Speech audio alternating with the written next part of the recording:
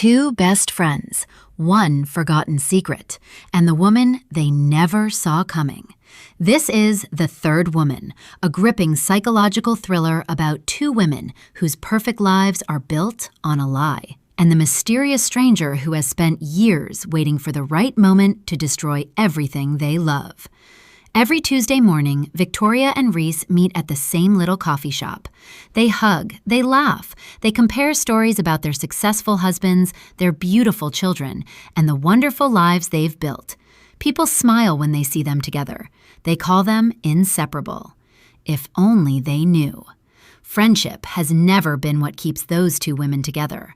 Fear does. Every conversation is carefully rehearsed. Every smile hides suspicion. Every compliment masks a silent warning. They stay close because neither of them can risk the other telling the truth. From across the street, I raise my camera. Another photograph. Another reminder that they have no idea I'm here. They never notice me. Not when I follow them. Not when I watch them through cafe windows. Not when I add another picture to the hundreds I've already collected. They think the past disappeared years ago. They think whatever happened back then belongs to someone else now. They're wrong.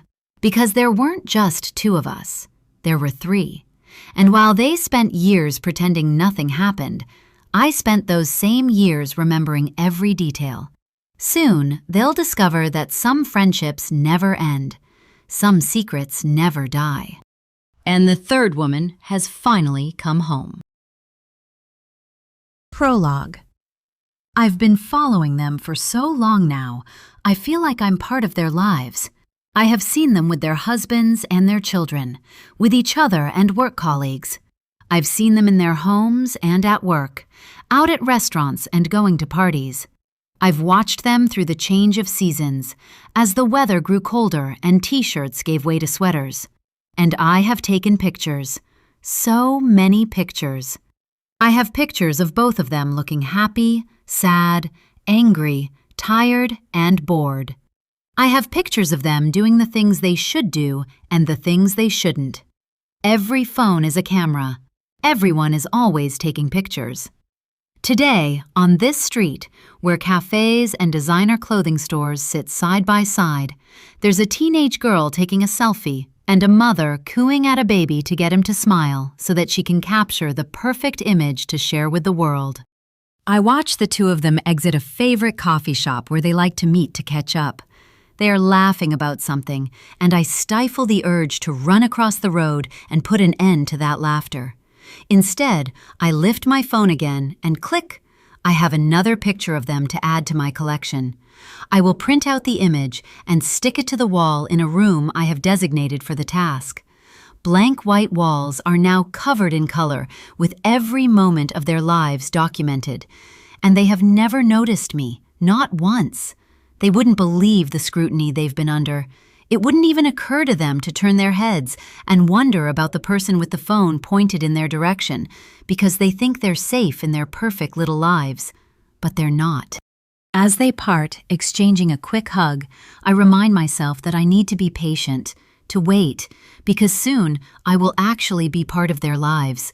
It's nearly time to send them my message, to let them know I've been watching them, and they're not going to get away with the things they did.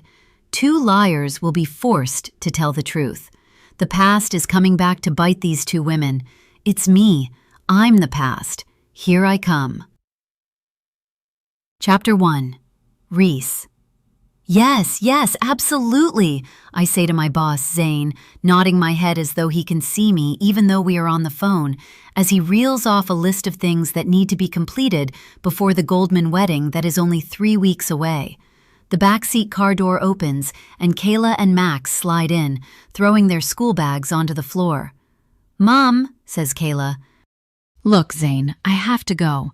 I promise you I'm on top of the flower delivery and everything will be perfect. I won't let you down." Without waiting for his reply, I hang up. Zane knows he can trust me to get this right, but he's an absolute perfectionist, and I understand that he needs to check and recheck that I have everything under control. He's probably tapping away at his computer right now with his neatly manicured fingers, sending me reminders for everything he's just said. A ping on my phone alerts me to a message, and I see it's from my cleaner, Mary, who, with her husband, has worked for me for years.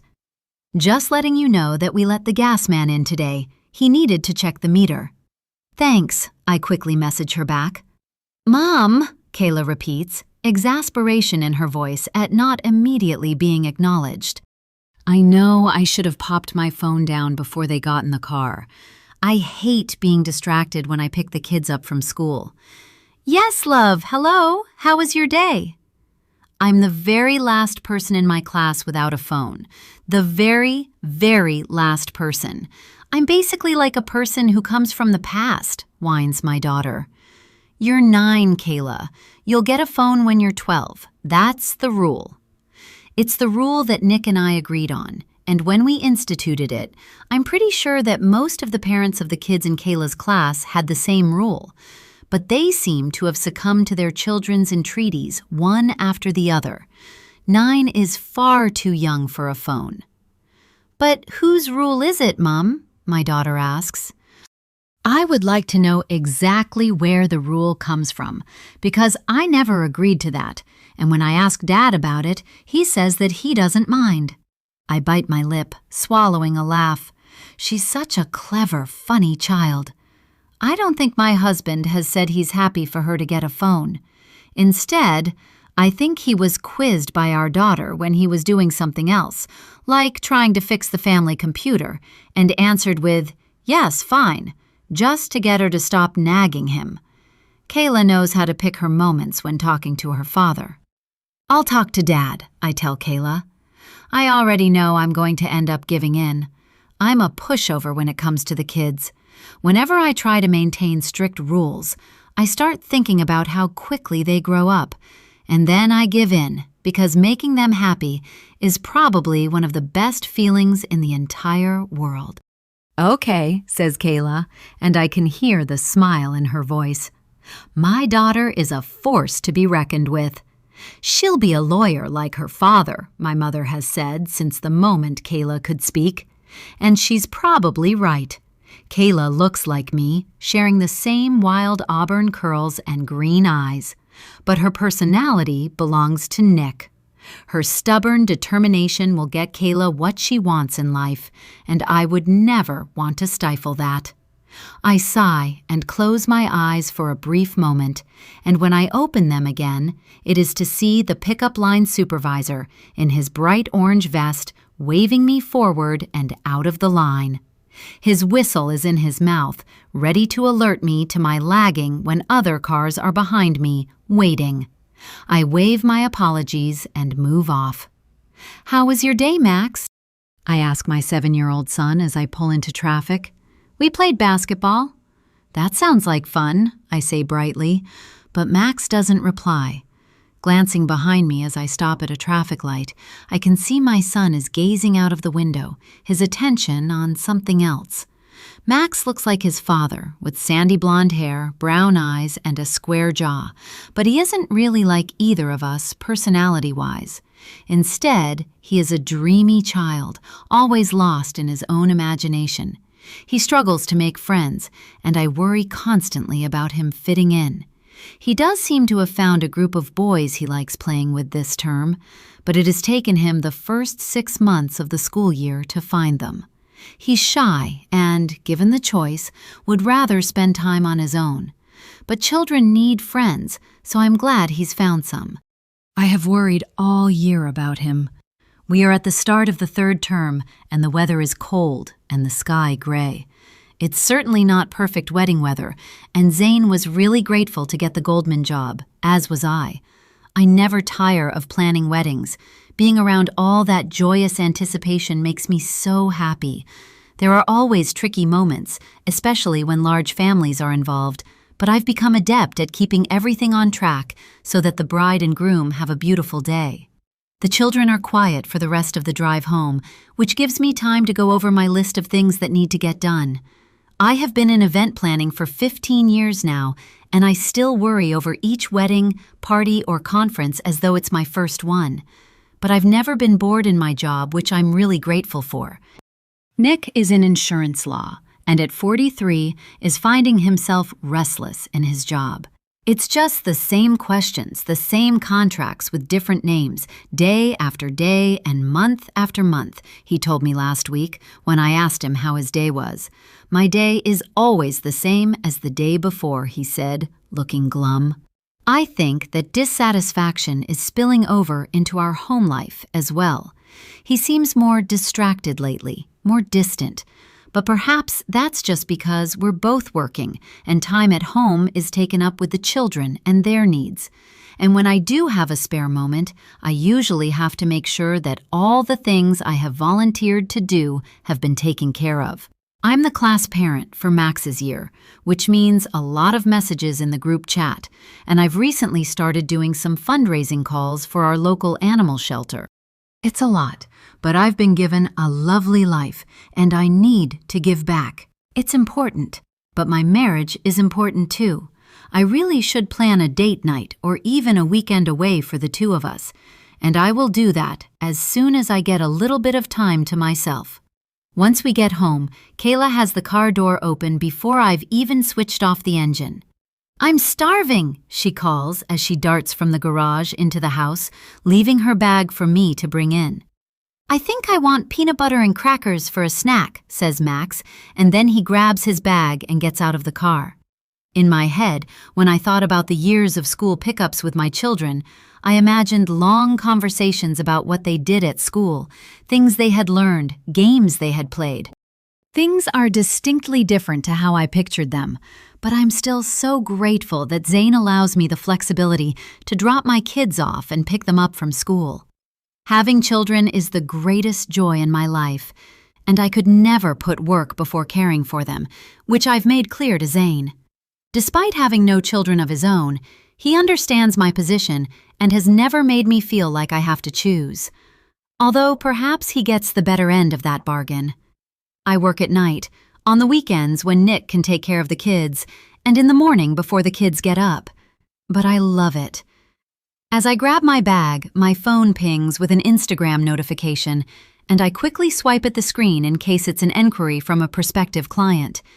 In addition to everything else, I am in charge of the Instagram page for Zane's business. But the message is on my personal Instagram, and it's a request from an account I don't follow. I have a lot of pictures of the events I do on my personal page as well. Pictures of me with brides in front of lavish wedding cakes, and pictures of venues dressed up for a party. I've gotten more than one client from my personal Instagram page, so I always make sure to check each message. I feel a smile on my face in anticipation of a question about an event as I access messages, but as I read the words, my body goes still and I feel my mouth drop. I am frozen in place, even as my heart races. The truth about your life is that it's built on a lie. It's been a long time, Reese, and I'm finally ready to talk. You had better be ready to listen. Camilla. I suck in some air, feeling my stomach twist. It's been 16 years. Why now? Sitting alone in my car, I feel a rising panic that threatens to overwhelm me. There's only one person I can talk to about this. I read the message again, and then I open my phone and tap Victoria's name, my best friend. The phone rings, and I bite down on my lip. Come on, come on, come on, I mutter, unwilling to move until the call is answered, despite knowing that she's at work and could be in the middle of a meeting. Hey, I finally hear. I assume you're calling about the message? Did you get one too?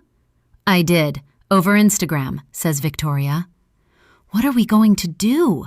I ask, and I can hear the edge of hysteria that has crept into my voice. I can tell you what we're definitely not going to do, Victoria says, her voice low and certain. We're not going to let that bitch ruin anything else. Chapter 2. Victoria. Read me your message, I tell Reese as I stand in the work bathroom, watching the door in case someone comes in. Listening, I am shocked to find it's exactly the same as mine. The truth about your life is that it's built on a lie. It's been a long time, Victoria, and I'm finally ready to talk. You had better be ready to listen. Camilla. Reese and I have different perspectives on what happened. We both played very different parts in how things went down, and yet the threat is the same to both of us. I can hear the panic in Reese's voice because she always panics first and thinks later. Reese would stand in front of a burning building shouting, "Fire! Fire!" with a hose in her hands without thinking of turning it on. I have been her metaphorical firefighter for a long time, advising her to keep calm, telling her what I think she should do, and generally keeping her from spiraling. But right now, all I can offer Reese is my certainty that I will not let Camilla ruin our lives again. I have to go. Don't reply to her until we've had a chance to speak, I tell her as the bathroom door swings open. I'll call you when I'm home. Glancing at the time on my phone as I leave the bathroom, I can see that I still have at least a couple of hours until I'm free to think about what to do. At my desk, I will the time to pass as Camilla's threatening message circles in my head. How dare she tell me my life is built on a lie? Bitch! Who does she think she is? I don't want to have to stay late, but I don't think I've ever gotten out of the office before 6 p.m.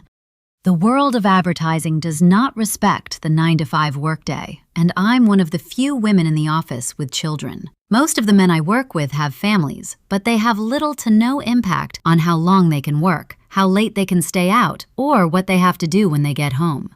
It's not fair. It will never be fair. And perhaps I would be happier if I just accepted that, rather than allowing the unfairness of it all to drive me insane. Do you have time to have a chat about the new organic soap account? Gloria, who is 28 and single, asks me as I am finally walking out at 6:01 p.m., and instead of stopping to speak to her, I hold up my hand and shake my head. I want to be on the train, sitting in silence and going over the message. But once I'm settled in my seat, instead of silence, I get a barrage of emails that need to be dealt with immediately, lest the whole world stop spinning. I am exhausted when I open my front door to see my son Cash, who starts talking the minute he sees me. Mom, Dylan fell over and he hurt his knee and there was blood whooshing everywhere, and Dad said that he might throw up because it was so gross, and I helped because I got the Band-Aid, and Dad said that one day I can be a doctor. And I think that would be cool because doctors get to see gross stuff all the time, like every day. My 5-year-old is literally jumping up and down with excitement as he talks. I am still holding my computer bag, and I haven't even closed the front door. All I want to be able to do is to sit quietly and figure out a way to play this, to deal with this awful new development of contact from someone I never wanted to see again. But there's no way there will be the time and space for that for hours.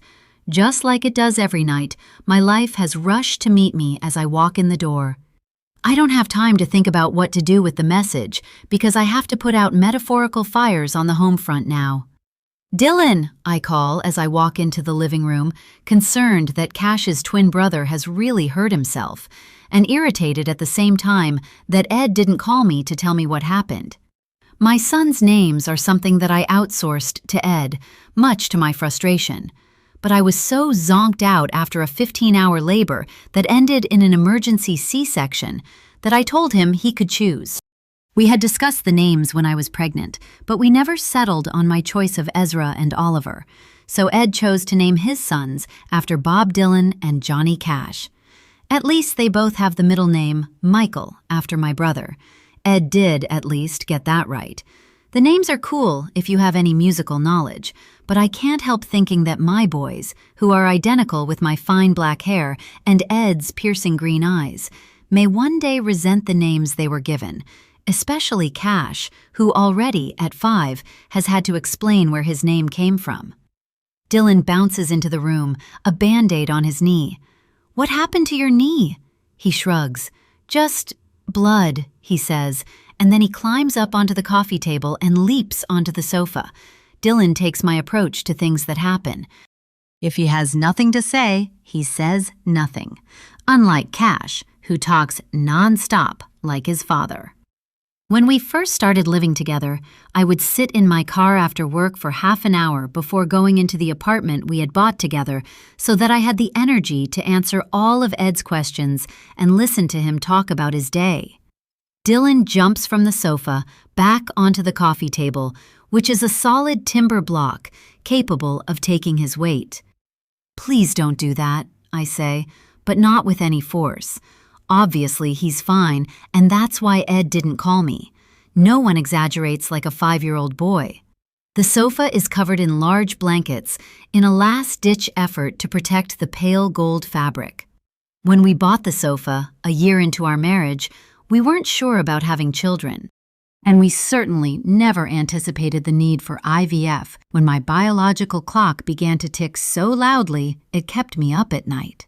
And despite knowing that twins were possible, I never expected that either. I prefer my life to be neat, orderly, no surprises. But you can't have that all the time. I feel like I have dealt with the curveballs I've been thrown, but this strange message is more than just a curveball. Camilla is still angry, and that is very bad for me and for my friendship with Reese. Camilla was a hard person who did awful things 16 years ago. I shudder to think what 16 years of nursing a grudge has turned her into and what she might mean to do because of that. She can only be intent on doing damage. I don't want her anywhere near me, my family, or my best friend. There are too many things Reese doesn't know, too many things I never wanted her to know. "Let's play Star Wars," shouts Cash as Dylan bounces back onto the sofa. Yes, where's my lightsaber?" "I'll get it, Dylan, I'll get it," says Cash, always willing to do what it takes so that his brother wants to play a game with him. I'll have to watch that as they get older. It's bath time, but I need 5 minutes before I deal with that. Both boys leave the living room, and I survey the chaos of spilled Lego, jackets that should have been hung up, shoes that should be on the shoe rack, a pile of books that could be readers from school, and a myriad of other things. I move automatically, bending down to start cleaning up. Camilla had a difficult life before she ever met me and Reese because she came from a very dysfunctional home life. She was, and obviously still is, a very damaged person. You had better be ready to listen. That's a disturbing sentence. What if I'm not ready to listen? What if I have no interest in hearing from her at all? What is she going to do then? How does she intend to make me listen, and is that something I should be worried about? Chapter 3, 20 Years Ago, Camilla. I don't know anyone at this chaotic birthday party, and I am really sorry that I came. There must be at least 60 people crammed into this stuffy room, and the music is so loud it's making my teeth rattle. I should have just stayed in my room, and I would have done that if my stepfather, aka the arsehole, had not pounded on my bedroom door and demanded that I either help my mother prepare for her stupid book club meeting by setting up chairs and making snacks, or get out of the house. "I'm tired," I tried. "Get your ugly arse up and help," he thundered. Solid gold step-parenting. He had no interest in lending a hand because he was watching some football match on television. In between forcing me to take part in domestic tasks and insulting me, he likes to lecture me on everything I am doing wrong, from what I'm studying to the way I dress to how I speak to my mother. I was going to push back and accept the thunderous argument that would be the result, but then I remembered this party. "Sorry, have to go," I said, leaving him to deal with my mother and 10 of her friends. Gemma, who is in my history tutorial, mentioned her party last week. She didn't invite me specifically, but she was talking to the whole group, and she did share the details, so here I am. Gemma is petite and pretty, and also, it must be said, pretty stupid. I have no idea how she managed to claw herself into university, but then I feel like that about a lot of the people I share classes with. I've been standing here for 5 minutes, looking around the room, hoping that I would see someone worth talking to, but no luck so far. I hate that I have to leave the house to get any peace, but at 20 years old, I'm still stupid enough to be living at home while I finish my degree, so I guess I deserve what I get. I could have just told Bert to leave me alone, but he doesn't accept that. You live under my roof, and so you follow my rules. Feel free to leave if you don't like it. That's good old stepdad's favorite phrase. He's been using it since I turned 18, every time I even contemplate disagreeing with him. He and my mother have been married for 10 years, and every year he takes being an arsehole one step further. He is now the king of all arseholes, and all I want to do is get out of the house where all the rules are his rules, even though the house actually belongs to my mother. Occasionally, I try and talk to my mother about this, hoping for some support over how he treats me, but I know by now that none is available. Maybe she simply got tired of raising me at some point, but it seems to me that we speak less and less. You have a sharp tongue, Camilla, she told me the other day when I asked her why she didn't even ask me how my day was when I got home from writing my final exam for the semester. I never know what's going to upset you. Well, you're the mother, I told her. Isn't it your job to find that out? She didn't reply, of course, just slunk away to her bedroom, clutching her cup of herbal tea like it was a shield. Screw her. I have finished this year at the top of my class again, and next year I'll begin applying for places on a master's degree. My dream is to do that at Cambridge in the UK, and once I get in there, I am never coming back. I would leave now if I could, but I have no money because I have to pay for everything myself, and even with government help, I just don't have enough. If I had to add rent and food on top of what I already pay for, I would be screwed. So I have to tolerate his bullshit. He's a swim coach at a high school, and I've never met a man so dedicated to being in control of everything. He doesn't like me to call him anything except coach. The kids he coaches, the other teachers at school, and the parents all think he's just fabulous. They see him as a teacher with endless reserves of patience for his swimmers. But at home, all that niceness, that patience and good humor disappear, leaving my mother and me with a great hulking bully who seems to enjoy grinding my mother down more every day. She used to be kind of curvy, but now she's a tiny, skinny woman because he has a lot of opinions on the kind of food she should be eating. He does not apply those opinions to himself. If I didn't know better, I would say my mother was shrinking in every direction. She seems shorter than she was a year ago, but perhaps that's just my perception. He's erasing her, and he wants to erase me, but I'm not going to let that happen. Pushing away thoughts of the man I have to live with, I spot a table covered in bottles of alcohol and make my way over. I should have brought something to contribute, but why spend the money? I knew there would be plenty for everyone. Pouring myself a large glass full of some pink-tinted gin, I look around for someone to talk to. I began my final school year with 3 good friends, and I ended it with no one. It wasn't my fault. People are overly sensitive. The girls I had been friends with basically kicked me out of the friendship group over some stuff I said. Bullshit, if you ask me. I set my sights on making friends at university, but somehow, arseholes are everywhere. As I scan the room, I'm pushed from behind, and I lurch forward, my drink spilling on the carpet. "Hey!" I say, turning quickly to confront the person who pushed me. I assume it's a man because men are arseholes, but it's not. Instead, it's a girl about my age. "Oh my God," she gushes. "I am so sorry. I was trying to get away from—" She turns her head to indicate a large guy standing 2 feet away from her, 2 drinks in his hand. He's nice-looking in a "I work out every second of the day" way, but she seems eager to be away from him. "Your boyfriend?" I ask, as I brush some alcohol off my stretchy black top, grateful for the dark color.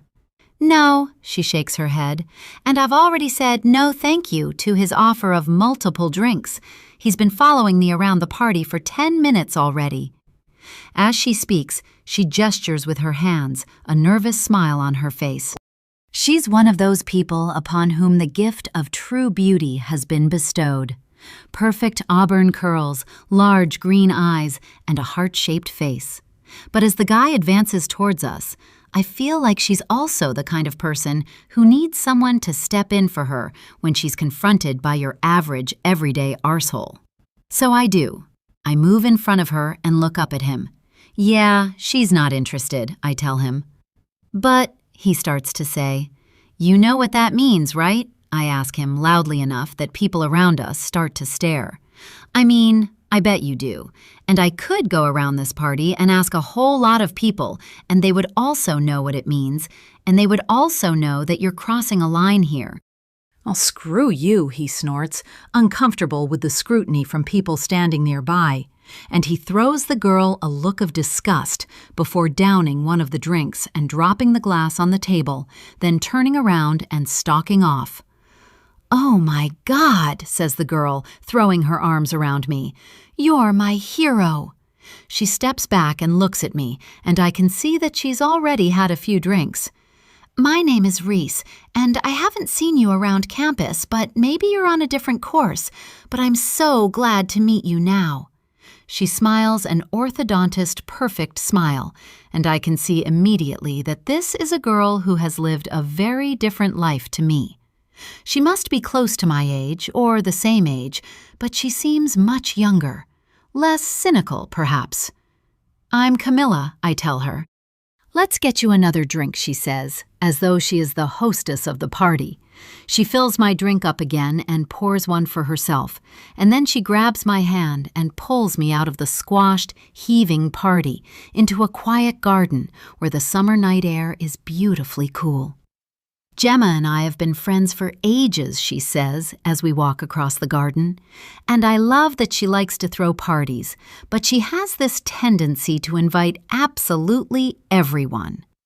I don't say anything because I'm pretty sure I fall into the absolutely everyone category, and I'm not even sure I was actually invited. I haven't said more than 2 words to Gemma about anything except the topic of each tutorial. "Here," says Reese, stopping by a garden swing with a plump gray cushion. "This is the best place to enjoy a drink, away from all that nonsense." She sits down and I join her. "So, Camilla," she says after a sip of her drink, "tell me all about you." I wonder if Reese has ever been rejected by anyone at all, man or woman. She looks like someone who glides through life, getting everything she wants. But she wants to talk to me, so I down half my drink and tell her that I'm studying history with a focus on ancient civilizations. I'm studying English and communications because I might go into media, or I might become a teacher, or I have no idea. But I'm young. I'll figure it out, she says with a laugh. I've always known exactly what I wanted to do, I say. I want to be a professor of ancient history, and I want to live in the UK. Wow, smart cookie, she smiles. Reese pushes the swing with her legs, and we rock back and forth gently as I look up at the stars. Is this a private party, or can anyone join? Someone says. Reese stops rocking the swing. Of course anyone can join, unless you're won't take no for an answer, Brian. A girl sits down next to me, and I have to shuffle along to make room for her. Is that the big guy? She asks. Indeed, says Reese. I'm Reese, and this is Camilla, and we have just met because she saved me from Brian. Victoria, says the newcomer. She is holding a cigarette, and she takes a deep drag and blows smoke into the air. I only smoke when I drink too much, says Victoria, who has long dark hair and almond-shaped brown eyes. It's really not good for you, says Reese earnestly, as though Victoria has never heard this. I know, says Victoria. We sit in silence for a few minutes, all pushing the swing gently back and forth, until Reese says, Let's play a game. A game? I ask, wondering if this is my cue to get up and walk away. I've just met her, and perhaps it's time to leave and go and find someone less enthusiastic to talk to. A game, says Victoria. Yeah, why not? We don't want to go back in there, do we? No, agrees Reese. Sure, I say, because I am actually quite comfortable and I've had just enough alcohol to relax. Let's play 2 truths and a lie, says Victoria, and she leans forward, dropping the cigarette on the floor and grinding it out with her heel. There is a moment of silence as we both watch her, and I wonder if Reese is waiting for the same thing I am. What is she going to do with that cigarette butt? Just leave it or pick it up? Victoria picks it up and holds it in her hand. Let's do 1 truth, 1 lie, says Reese. I always think people run out of stuff to say if it's 2 truths and a lie. Okay, agrees Victoria, so I nod as well. But we can't talk about stupid stuff, says Reese. It has to be real and important. Aye, aye, Captain, says Victoria, eliciting another laugh from Reese. Before we play, I say, we need more alcohol. I get off the swing and go back to the house, where the music seems even louder than it was. I have to push past a whole lot of drunk people before I get to the table where all the alcohol is. And then I just grab a bottle of vodka before anyone can say anything, turning and leaving as I snag an unopened bag of chips on the way out to the garden. For a moment, I think that I will get back to the swing and find no one there, and that wouldn't surprise me at all. But when I get there, Reese and Victoria are waiting. Ooh, look at you, well done, says Reese, allowing me to fill her glass. Good move on the chips, I'm starving, says Victoria, and she opens the bag. Why don't you go first, Camilla, says Victoria, and I take a glug of my vodka, letting it burn into my throat and stomach. Sure, I say, preparing what I'm going to say. I got the highest mark for ancient history in the state when I was at high school, and I have topped my last 2 years at university as well. Last week I caught Coach, aka Bert, my stepfather, watching me undress through my bedroom window. Reese gasps, but Victoria smiles and grabs the bottle, sipping straight from it because she doesn't have a glass. I admire her level of confidence. Reese wrinkles her nose but doesn't say anything. So, I say, what's the truth and what's the lie? Who knew you were so clever, says Victoria with a small laugh, and I smile. Oh, thank God. Oh, I really thought the stepfather thing was true for a minute, but wow, the top mark in the whole state and still killing it? That's amazing. Well done, Camilla, says Reese. I'll go next. She takes a small sip of her vodka. I broke up with my boyfriend of 5 years last week. I was adopted. Victoria and I look at each other. Either one of those could actually be true.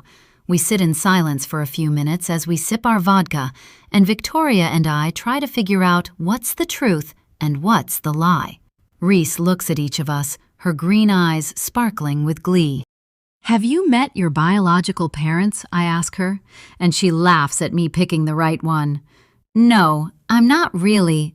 I mean, my parents are great, and my mother has always made it clear that I can if I want to, but I don't think I do.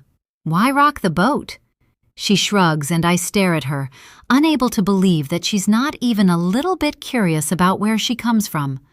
I think I would be delighted to know that I was adopted. My father and I do not speak since he left my mother and got himself a new wife, who had 2 young children he is raising as his own. Whatever. Okay, says Victoria, lifting the bottle for another healthy sip. My turn. My parents have been divorced for 2 years, but have recently started sleeping together again. I had a brother who died when I was 12. He was 2 years older than me, and he got leukemia. And just like that, it feels like we have crossed over into something, moved from this just being a game between 3 strangers to something more, because it's easy to tell which is the truth by the way Victoria's face changes when she mentions her brother. Oh, says Reese, that's so sad. I'm so sorry, Victoria. Victoria shrugs and takes another mouthful of vodka. My mother would be a lot happier if she and my father were doing it again, she says with a sigh. I want to say something comforting, but I can't think of anything that wouldn't sound cliched. And then we are quiet again, all three of us lost in our own thoughts. I'm so glad I met you guys. I wasn't going to come tonight, but look, now I'm here, and maybe this will be the start of a beautiful friendship, says Reese. Yeah, maybe, I say as I lean my head back, but I say it softly, so I don't know if either of them heard me. I could always use new friends, says Victoria, and she leans forward, filling my empty glass, and then Reese's half-full one. And then she tips her head back and takes a large slug of the vodka. My alcohol buzz becomes a warm sensation in my stomach, and I feel like I will know these girls forever. I've never begun a friendship with anyone where I instantly know so much about them. Surely that's a good thing. I smile as I imagine, years from now, this being a story we still remember. The story of how the three of us met and became best friends. And I think that would be really nice. Chapter 4. Now, Reese. I am distracted, listening for my phone, knowing that Victoria may call at any moment to discuss Camilla. It's hard not to regret ever meeting her. The three of us were once so close, but after everything that happened, I never expected to hear from Camilla again. The kids are in bed, and Nick is helping me clean the kitchen, stacking plates in the dishwasher with his usual precision. But my mind is on Victoria and Camilla, my thoughts whirling. How's the Goldman wedding shaping up? He asks. I try to snap my attention to the present. Zane is panicking, but I think everything is under control. The bride is fairly easygoing, and so is her mother. One thing I do need to check on is the cake. I know they wanted it to be gluten-free, and I'm not sure the baker has remembered. I'm talking to myself more than I am to him, but I appreciate how he keeps track of my events and the things that are concerning me. It's one of the things I love about him. He earns way more than I do, but he's never made me feel like my work is somehow less important because I work fewer hours and earn less. And he's an involved father when he's able to be. I probably need to do another hour of work, he says, as I wipe down the cream and gray marble kitchen countertop. You can leave this to me, I say. Go do your work. I don't ask him what he's working on, because I know he can't tell me. I'm looking forward to being alone anyway. The message from Camilla is all I can really think about. Thanks, babe, he says, and he comes over to me, wraps me in a quick hug. I'm reminded again of how lucky I am to have met him. I had almost given up hope of finding someone at 29. I wasn't old by anyone's standard, but I had struggled with relationships for years because trusting people was hard for me. But then, his firm was responsible for staging a conference on insurance law reform, and they hired Zane to put everything together. I prefer organizing weddings, and that's what I usually take care of for the epitome of perfection events. But Zane asked me to make sure the new caterer was a good choice, so I hung around for most of the Saturday, sampling the food. After the cocktail hour, I reported back to Zane that the caterer was a great fit for our company and went to grab my things. You don't look like an insurance lawyer, I heard, and I turned around to see a man with sandy blonde hair, brown eyes, and a smile that lit up his face. What does an insurance lawyer look like? I asked, smiling back. Instead of saying anything, he bowed to me, making me laugh, and we started talking. When everyone went off in different directions, we went out for a late-night drink. Nick proposed 3 times before I said yes. The first time was over that drink, in a small bar with low lighting and empty tables all around us, and I knew he was joking. The next time was 3 months later, and I wasn't ready, but 3 months after that, I was. I knew I could trust him. I never wondered where he was, or what he was doing, or if he was hiding something from me. I got pregnant on our wedding night, but that was the plan anyway, because I really wanted children, and he was ready for a baby as well. As I finish up in the kitchen, I feel a twinge of guilt as I remember the message. The truth about your life is that it's built on a lie. I want to dismiss the words, but I can't, because there are things I haven't shared with Nick, things that I never thought I would have to share. I have definitely not shared the message from Camilla, and I hope I never have to do that. I know Victoria will call me later, and that she doesn't want me to reply to the message. She wants to strategize so that both of us give Camilla the same answer. But I need to know why she contacted me, us. I leave the kitchen and go to the living room. It's not often I come in here. We have a separate playroom where we have the family television, and that's where we sit at night after dinner. The children are not allowed in the living room, so it remains a sanctuary of peace and curated neatness.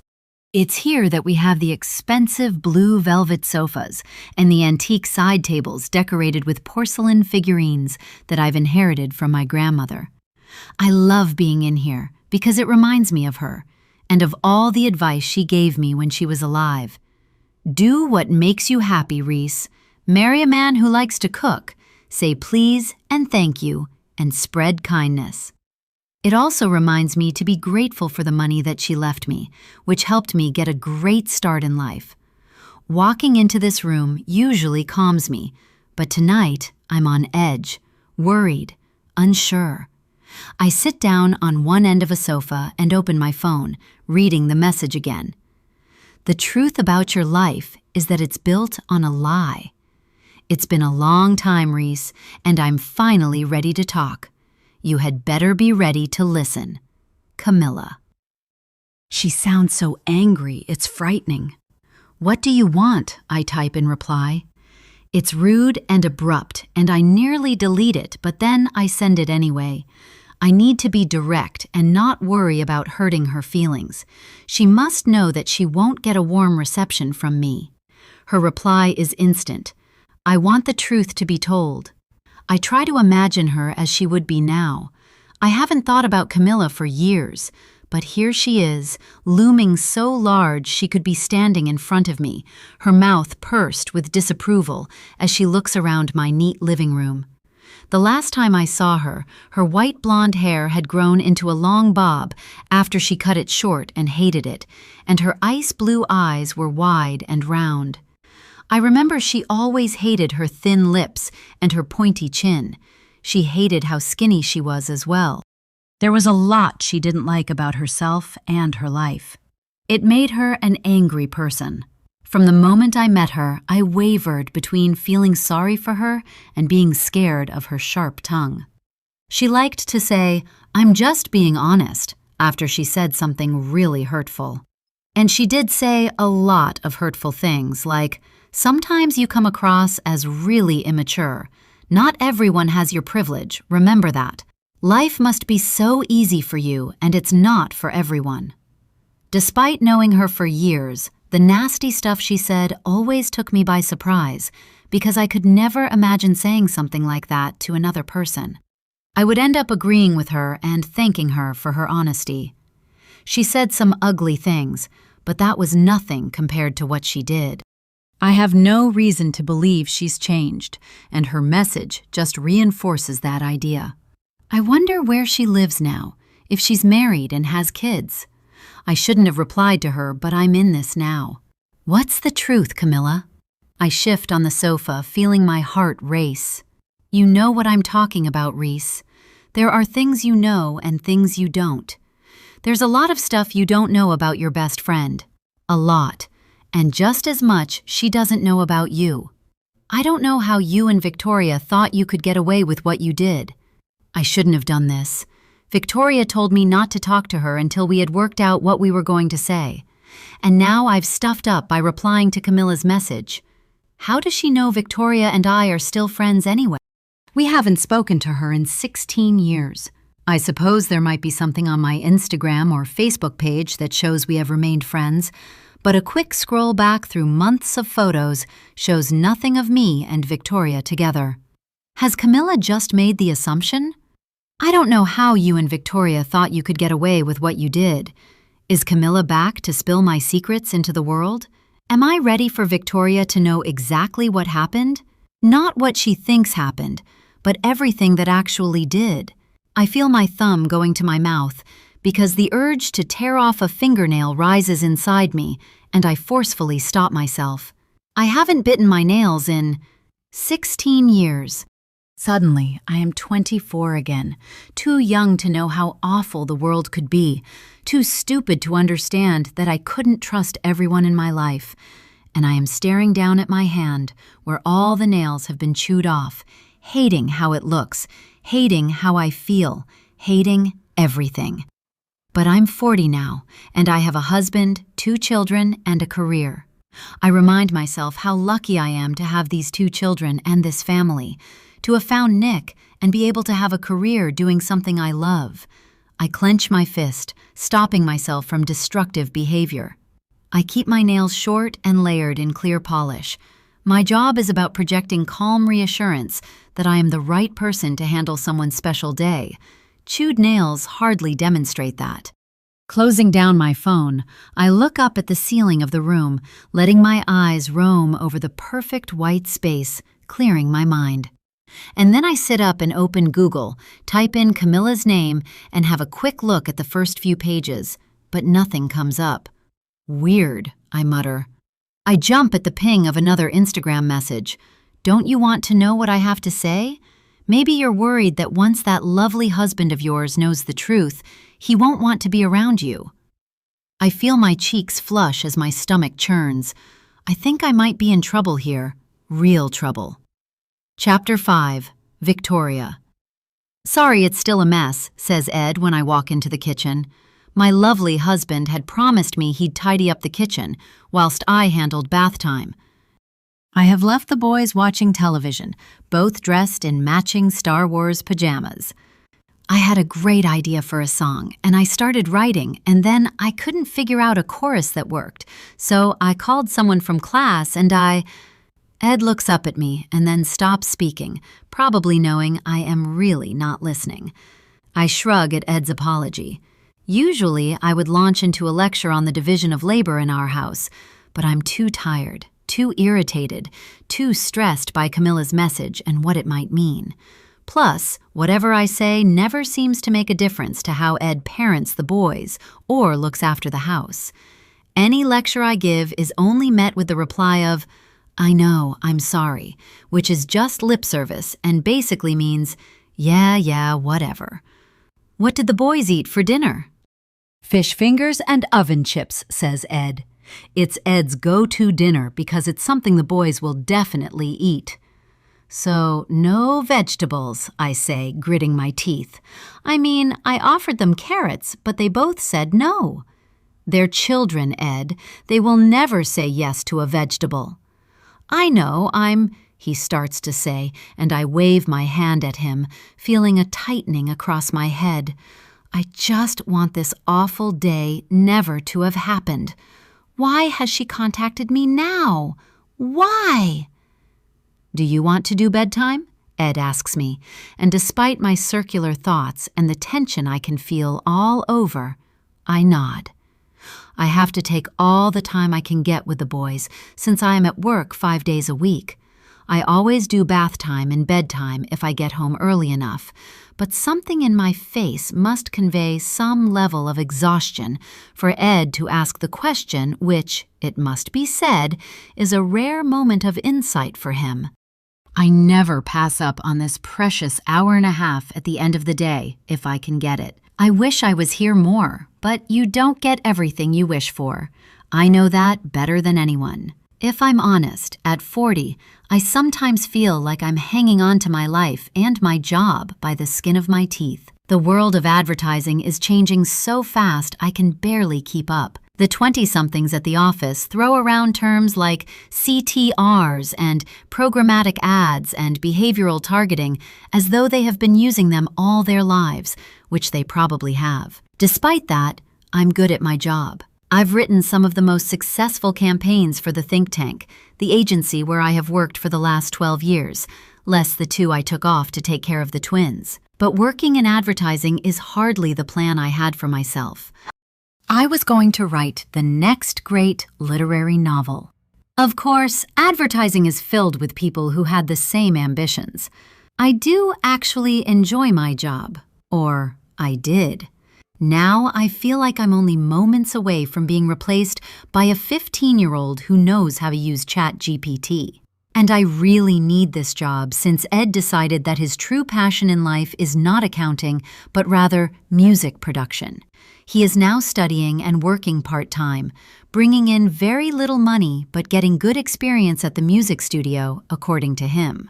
We used to have a nanny, a sweet young girl named Marissa, who worked 5 afternoons a week, picking up the boys from school and then cleaning up the house and preparing dinner for them. I used to come home from work to a neat house and children who had been fed a nutritious meal. But then came Ed's big, fabulous announcement, and now home feels like chaos because Ed told me he would take on the role of after-school babysitter. I didn't even ask him if he understood the irony of calling himself a babysitter instead of a father. On days when I walked through the door and everything looked perfect because Marissa had cleaned and done the washing, I felt like I was able to go on with being a working mother. My time with the boys was all about the pleasures of parenting. But now Ed is in charge, and he does, it must be said, very little. Very, very little. At work, because I took time off after I had my kids, a man who was my junior when I left, Blake, is now my boss, and he has an irritating habit of calling me Vicky, despite how many times I've told him not to. Mainly because of him, I dream of being able to walk out of the door of my office building one afternoon and never return. But that's impossible. It takes me longer than usual to calm the boys down and get them into bed with brushed teeth. Then I have to read stories and give cuddles, and despite how tired I am, I keep reminding myself that I should be grateful for every moment because I thought I would never get to have kids. It took 5 rounds of IVF, but they're here. "Do you want some dinner?" Ed asks when I come downstairs. I don't know what he thinks I will eat, since I'm pretty sure that he's had fish fingers and chips as well. Sometimes I hate feeling like the only grown-up in this house. "No," I say, because all I want is a long hot bath and to be alone and quiet and think. "I may get to bed early," he says. "I just need to finish cleaning the kitchen." "What have you been doing while I got the boys to bed?" A question that does not bear asking. "I'll do it," I tell him, because at least that will mean I'm alone and that it will be done properly. Things are not easy between us right now. I don't think he should have given up his job when the kids are so young. I don't think it's fair that the financial burden is now on me, and he's not exactly a domestic god. But I also don't have the energy for the same argument again. So I turn away from him and begin stacking dishes in the dishwasher. I keep going while he makes himself a cup of herbal tea and leaves, waiting until I'm sure he won't come back, and then I cut myself some sharp cheddar cheese and grab a handful of date and seed crackers to eat it with. I'm actually starving, so I shove the food in my mouth too quickly as I open my Instagram and reread the message from Camilla. "The truth about your life is that it's built on a lie. It's been a long time, Victoria, and I'm finally ready to talk. You had better be ready to listen. Camilla." "What do you want?" I send her because once I know that, I can figure out what to do. I told Reese not to speak to her until we were together, but I'm stronger than Reese is, less open to Camilla's tricks. Honestly, I'm not as kind-hearted. It seems to me that life has rewarded Reese for her beautiful heart and her giving spirit with a wonderful man who is making lots of money, a job she loves but doesn't even need, easy pregnancies, and basically everything that is good. But she's my best friend, and she's lovely, so I try really hard to control my jealousy. Our friendship has lasted through 20 years of ups and downs, and she has always been there for me as I have for her, especially after what happened with Camilla. 16 years ago, I was very worried for my friend. I don't want to ever see her that lost and sad again. It's best that I suss out Camilla's plans before she gets a chance to start manipulating Reese. I need to know what this woman wants before I talk to Reese again. Camilla has replied, "I want to set the record straight. Reese needs to know what you did. And maybe there are some things you don't know as well. I protected my friend. What things? Unease swirls in my stomach, the cheese and crackers mixing with my anxiety. I get up and find the antacids and pop one in my mouth while I wait for her reply. Maybe you see it that way. Maybe you're just so used to lying about your whole life that you don't even know how to start telling the truth. But I've been watching you, Victoria. I know a lot more about you than you can imagine. And I think it's time for everyone to know the truth. I am surrounded by a white static noise as my stomach cramps. Is this a joke? A scam? Just bullshit meant to intimidate me? Or does she actually know something? There is so much I've kept to myself, so much I am keeping to myself. And all along, I've been aware that it's possible that it could blow up in my face. Is that what's going to happen? I used to know Camilla pretty well. I knew how to deal with her when she said shitty things or did shitty things. I knew to keep a wall around myself so that I wouldn't get hurt when she asked me why I was wearing an unflattering dress or why I was dating a man she considered beneath me. My tactic was to laugh her criticism off, make her feel stupid. But Reese was never able to do that, and she got really, really hurt. I decide that the best way to play this is to go in hard. The best form of defense is a good offense. Camilla needs to know I'm not falling for her crap. Why don't you tell me exactly what the hell you want, Camilla? I want you to suffer, just like I did, and I'm going to make sure that happens. I recognize bullshit when I read it. I'm not engaging in this crap, Camilla. Please don't contact me again. When I speak to Reese, I'll tell her to block this crazy woman. We have enough to deal with in our lives without inviting this kind of trouble back in. I stare down at my phone screen, waiting for a reply, but Camilla is smart enough to know when to go silent. Opening Google, I type in her name and scroll through 3 pages, but there's nothing. She's probably got a different surname now. I check out her profile on Instagram, but it's very generic, just pictures of food and flowers. Maybe it's too generic. I click on each photo, seeing if there are any comments, but no one seems to appreciate her pictures. Is this Camilla, or is this someone using her name? Or has she set up this basic profile to harass Reese and me? That's probably right. Social media wasn't the frenzy it is now when Camilla and I last spoke, but I can imagine that she's the perfect troll, hating on everyone and everything. Standing, I finish cleaning the kitchen before checking on the boys, who are both deeply asleep. They sleep like they play, with fierce intensity. Grateful for the silence in the house, I go to the bathroom, empty the bath of toys, and turn the taps on. When I'm in the warm water, I close my eyes and take a deep breath, remembering Camilla as she was. I thought she was quite pretty, but she never saw herself that way. She was smart, and that's what she took pride in, her intelligence. But she's not smarter than I am, and I'm not going to let her into my life so she can upend things. We were friends for 4 years, sharing our secrets as we shared restaurant meals, holidays, and long nights together, always beginning with one truth and one lie, until it all fell apart because of what she did. She doesn't get to do that again. She just doesn't. Chapter 6. 19 years ago. Camilla. I'm late getting to the restaurant, my whole body covered in sweat because of the scorching day, and when I peek through the window to see if Reese and Victoria have arrived, I spot them at a table, their heads close together as Reese talks. They are my best friends. I think they are my best friends. Perhaps, if I'm truthful, they are my only friends. At the party we met at, we exchanged numbers, but I prepared myself to never hear from either of them again. I thought it was just one of those drunken evenings that I would one day think back on and wonder what happened to the 2 girls I played one truth, one lie with. No one was more surprised than me when the next day Reese called and thanked me again for saving her from Brian. "Do you want to meet for coffee?" she asked. "I'll call Victoria and invite her as well." Coffee turned into dinner, and things just grew from there. I went from friendless to having my own little group.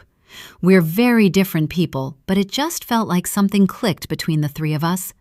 Telling each other one truth and one lie on that first night turned us from strangers into friends almost instantly. We seem to have kept that level of honesty with each other as time has gone on.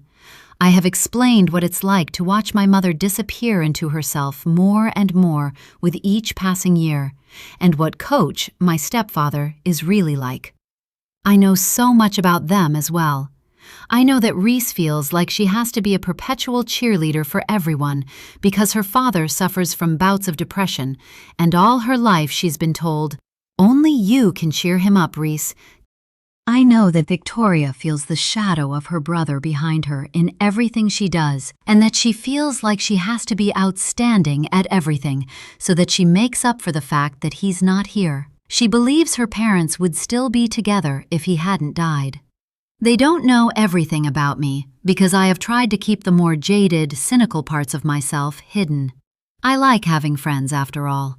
We've been meeting once or twice a month for over a year now. I speak to Reese more than I speak to Victoria because when Victoria and I do speak on the phone, I always get the feeling that she is distracted and thinking about something else. She never seems overly happy to hear from me, but Reese always greets me with a cheery, "Hi, I was just thinking about you." But now, as I stand in the blazing sun, I wonder how often they speak to each other without me. A friendship group of 3 is hard to navigate. We're 21, and I think we've figured it out. But as I watch Reese throw her head back and laugh along with Victoria, I wonder about that. Are they meeting without me? You're being silly and jealous, I tell myself, as I push the door to the restaurant open and walk inside, the sweat immediately drying on my body as the air-conditioned air wraps itself around me. Each time we meet at a restaurant, we take turns choosing the place. Today, it's been Victoria's turn, and she has, predictably, chosen an Italian restaurant.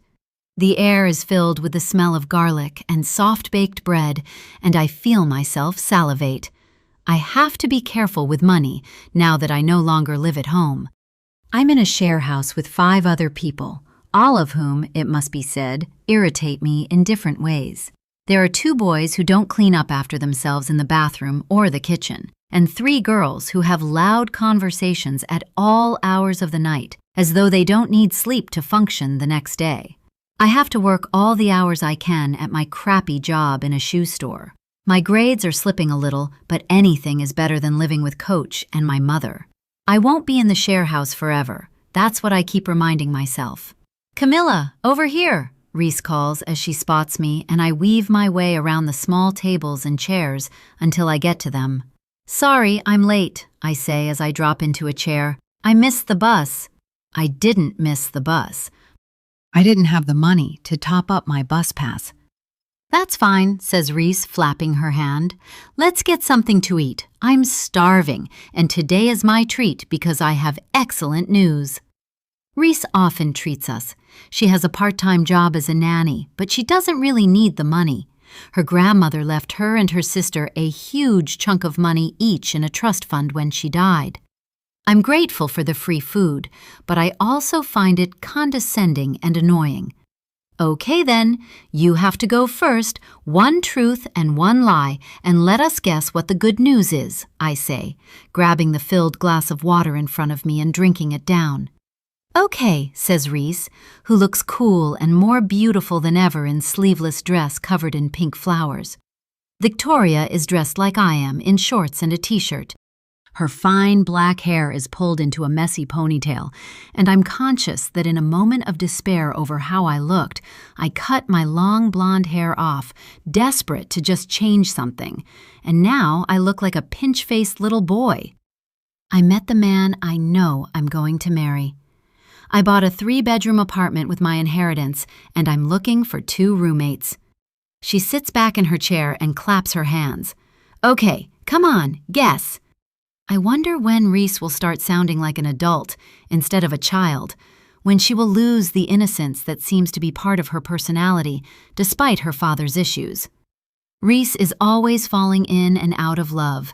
She has declared she's found the man she's going to marry 3 times already since I've known her, and they've never worked out. She's desperate to get married and create a family. In a few frank conversations I've had with Victoria, we've agreed that even though she says she has no interest in her biological family, Reese feels like something is missing. Her parents adore her, but I think she wants to start her own family so that she gets to leave any questions she has over adoption behind her. If she had actually found the man she was going to marry, she wouldn't just state it so simply. She would be gushing and glowing. I instantly know what the truth is. As it happens, I say, I really hate my roommates. Yes, yes, Reese laughs because I've correctly guessed that she has bought herself an apartment at the tender age of 21.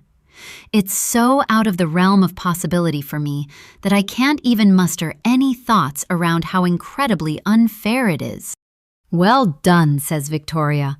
A property owner at 21, that's incredible. But she doesn't sound enthused.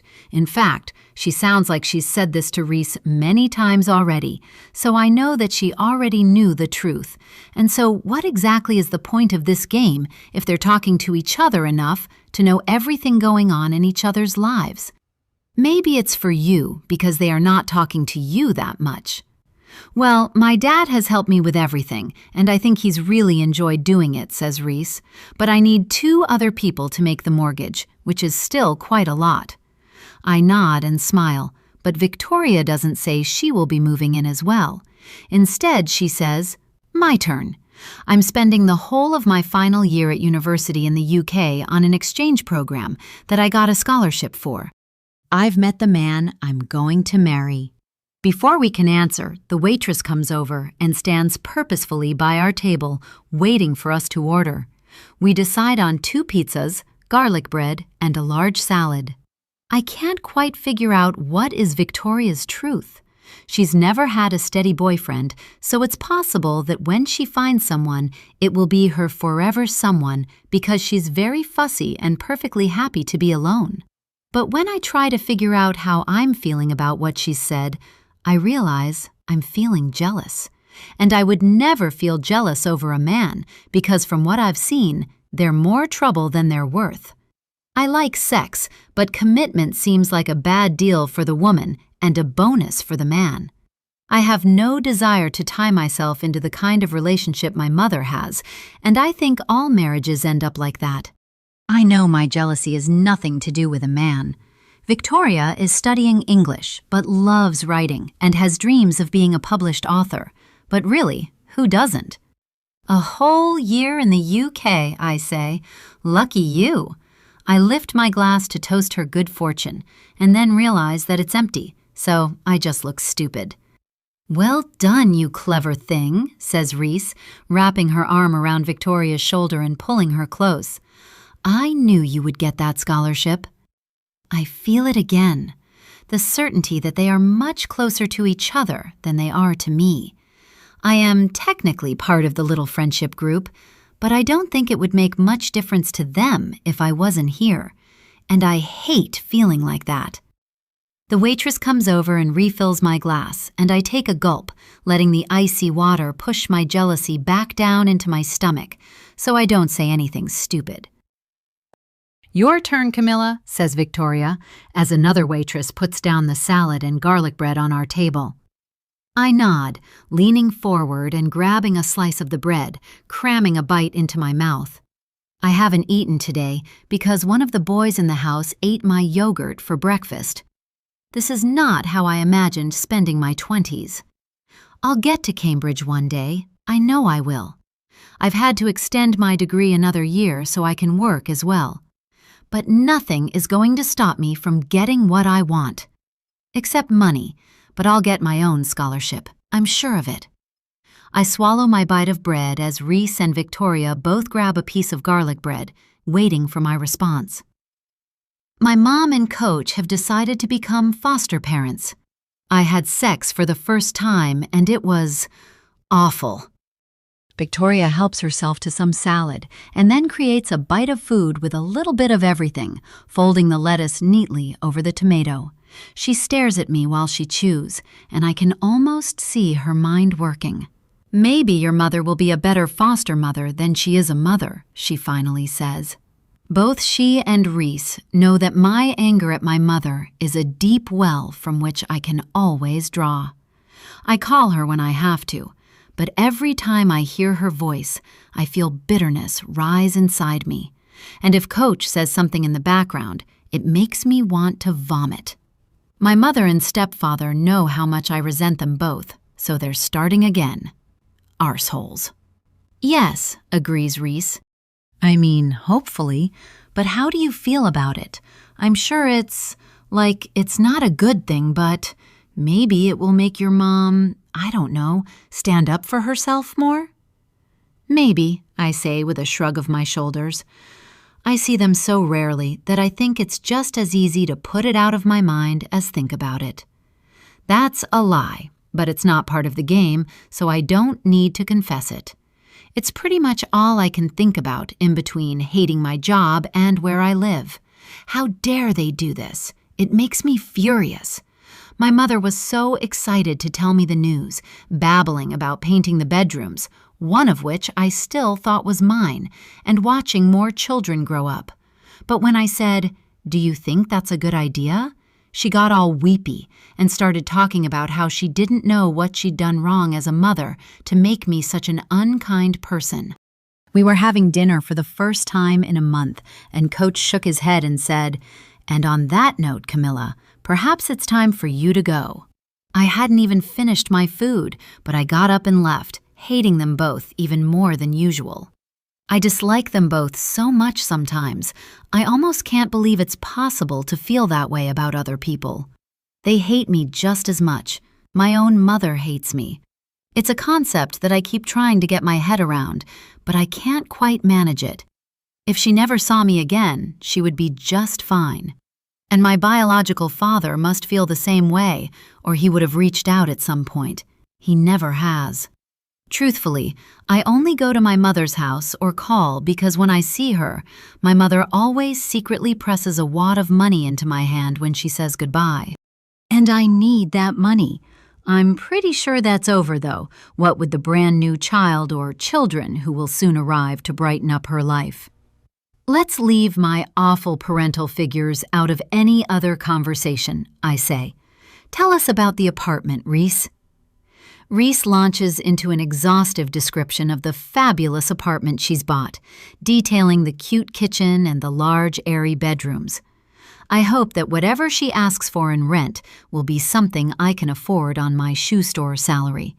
And I also hope that if I do get to live with her, some of her sunny disposition and belief that life is incredibly fabulous will rub off on me. I concentrate on that as I eat enough pizza to keep me full until tomorrow. By the end of the lunch, I'm feeling a lot better and more hopeful for the future, and I'm really glad I have these two people in my life. Things are only going to get better for me. That's what I keep telling myself. Chapter 7. Now, Reese. I spend the rest of the evening wrapped up in memories of Camilla, waiting for Victoria to call me as I recall the day Camilla moved into my apartment. I remember that I was so pleased to be able to offer her the room because I knew she was unhappy in her shared house and that she didn't have a lot of money. I thought it would be so nice to live with a good friend. I could never have imagined what would happen, and I don't understand why she has contacted me again. It's after 11 p.m. when I finally hear from Victoria, and then it's a text message. I'm in bed already, trying and failing to concentrate on my novel about a woman who thinks she's losing her mind. Sorry, kids were nuts, and I've only just managed to sit down for 5 minutes after having to clean the kitchen and do the laundry. What should we do? Nick is still working, not all that unusual for him, but it is very late. Still, I'm glad that he's not here. I find it difficult to hide things from him. The secrets I have kept are from a long time ago and have nothing to do with our lives now. That's what I keep telling myself. When I read Victoria's text, I immediately feel horribly dishonest because I've already replied to Camilla, but I can't tell her that. But then, I know Victoria is being dishonest as well. This is not the first minute she's had to message me. She will have thought through all the angles, probably while she was in the bath, and she will want to tell me what we're going to do. She's only asking me because she wants me to feel like I'm part of the decision, but she has also assumed that I will do whatever she tells me to do. I'm usually fine with that. I have always deferred to Victoria on things. She's stronger and tougher than I am, and I love that in her. When we went to Europe at 26, she chose the tour and the days we were going to leave and where we were going to go, and I just transferred her the money when she said to. We wanted to visit as many places as we could, but we only had a couple of months, so some places had to be left out. I wanted to see Croatia, and she wanted to see Paris, so we went to Paris. While there, I wanted to get to bed early enough to be up for a full day of touring, and she wanted to go clubbing, so we went clubbing. I wanted to catch a taxi home from the club because it felt like we were in a sketchy area, and she wanted to walk, so we walked. And when we were confronted by a man with a knife, I froze and she screamed and kicked out at him, so he ran. When Victoria asks me what I think we should do about something, it's because she's decided what to do and needs me to comply. And I really don't mind doing that most of the time. I have enough things to manage. It's nice to have someone else take a bit of the mental load. But I'm not sure about letting her take the lead here. I really don't know. Her message was quite threatening. What does she want? How did she think we would respond to that? And what does she mean about building our lives on a lie? She was the one who lied. Even as I type the words, I can feel my grandmother shaking her head at me. She hated liars, calling them the very worst kind of people. But I'm sure that even my grandmother understood that some lies need to be told. I don't know, and I really don't care. She was an angry bitch then, and she obviously hasn't changed. I think we should just delete the message and block her. She can crawl back into whatever hole she crawled out of. Screw her for contacting us now with vague threats. And now I feel even worse because I've opened up a discussion with Camilla. Victoria is one of my oldest friends, and if I was the kind of friend I should be, I would just delete the messages now. But I can't help wondering exactly what Camilla is going to say and why she is saying that there's stuff I don't know about Victoria. And I can't risk her telling Victoria anything. I guess it's a combination of morbid curiosity and fear. "If you don't put down your phone, you won't sleep," says Nick as he walks into our bedroom. "Let's speak tomorrow," I quickly text Victoria, who responds with a thumbs-up emoji. You're right, I agree with my husband as I make sure my phone is on silent and pick up my Kindle so I can read. "Do you think we can have my folks over for lunch on Sunday?" Nick asks, and I nod because even though I do all the calling for the animal shelter on a Sunday, I really like his parents, Abby and Jeff. They've always been very kind to me. Nick is 3 years older than me, and when I met his mother for the first time, she told me, when we were alone in her spacious kitchen loading the dishwasher after a delicious tea, we were worried that he'd never find the right one. I wasn't sure how to reply to that, since Nick and I had only been going out for a few months. "Oh," said Abby, blushing as I handed her the next plate to load. I really wasn't supposed to say that, and then she laughed, and I had to laugh with her. I was glad to know Nick felt that way about me. I was in love with him, just not quite ready for the marriage commitment. They've been really supportive grandparents, helping me out whenever I need it, and I have my mother as well. The kids are really lucky to have such wonderful grandparents. "I can make roast chicken. Your dad likes that." "Perfect," he says as he starts undressing. He's in great shape because the building that houses his office has a gym downstairs and he works out at lunch, claiming it helps him process cases. "Did you get everything done?" "Yep, things are a lot easier since the new graduate joined the firm." "That's good." "Yeah, she's really onto everything, and even though she still makes some mistakes, she's always so willing to listen. I think she's going to make an excellent lawyer." I say as he makes his way to our ensuite bathroom for a shower. "Is she pretty?" I ask the question as a joke because I've never doubted Nick. His distance of late is probably more in my head than in reality. "Oh," he says, flushing slightly, Well, I haven't thought about that. He goes into the bathroom and closes the door, and I try to go back to my Kindle, but there is a twist of unease inside me. Does he think the new graduate is pretty? Why would he lie to me if he did? He never has before. I know that men look at women, and I've never resented it when his head is turned by someone beautiful. Giving up concentrating on my book, I switch off my light and squish my pillow until I get comfortable. This morning, all I really had to worry about was the Goldman wedding. Now there's been a message from my past. I've lied to my best friend, and I think my husband is attracted to a young woman at work.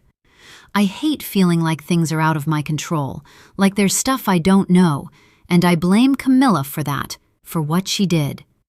I worked so hard to overcome the damage she inflicted on my life. Everything I have tucked away in some part of my mind is coming back now, and I have to wonder if I should be blaming my best friend for what happened as well. That's what Camilla wants me to do.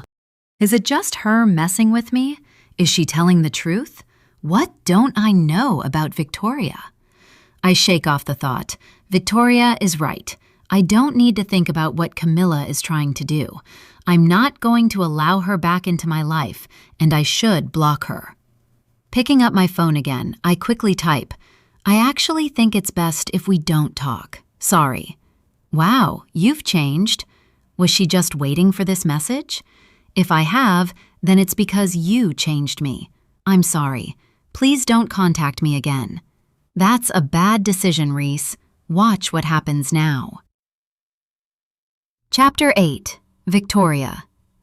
It's after midnight, and Ed is already fast asleep beside me. As usual, his snoring is driving me crazy. I don't think I would have been able to sleep anyway, but the snoring makes it worse. Grabbing my phone from the bedside table, I throw a hoodie over my pajamas because the winter nights are freezing, and we don't run the heater overnight. Moving quietly, I tiptoe down the stairs to the living room, where everything is clean and organized, the blanket-covered sofas free of toys. I hate mess and chaos. It makes me feel claustrophobic and unmoored at the same time, which sounds insane, but I cannot think how else to describe the feeling of being hemmed in, but unable to settle.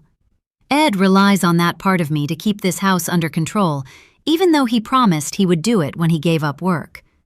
Sometimes he just shakes his head when I start cleaning and tidying after a long day at work because he can't understand it.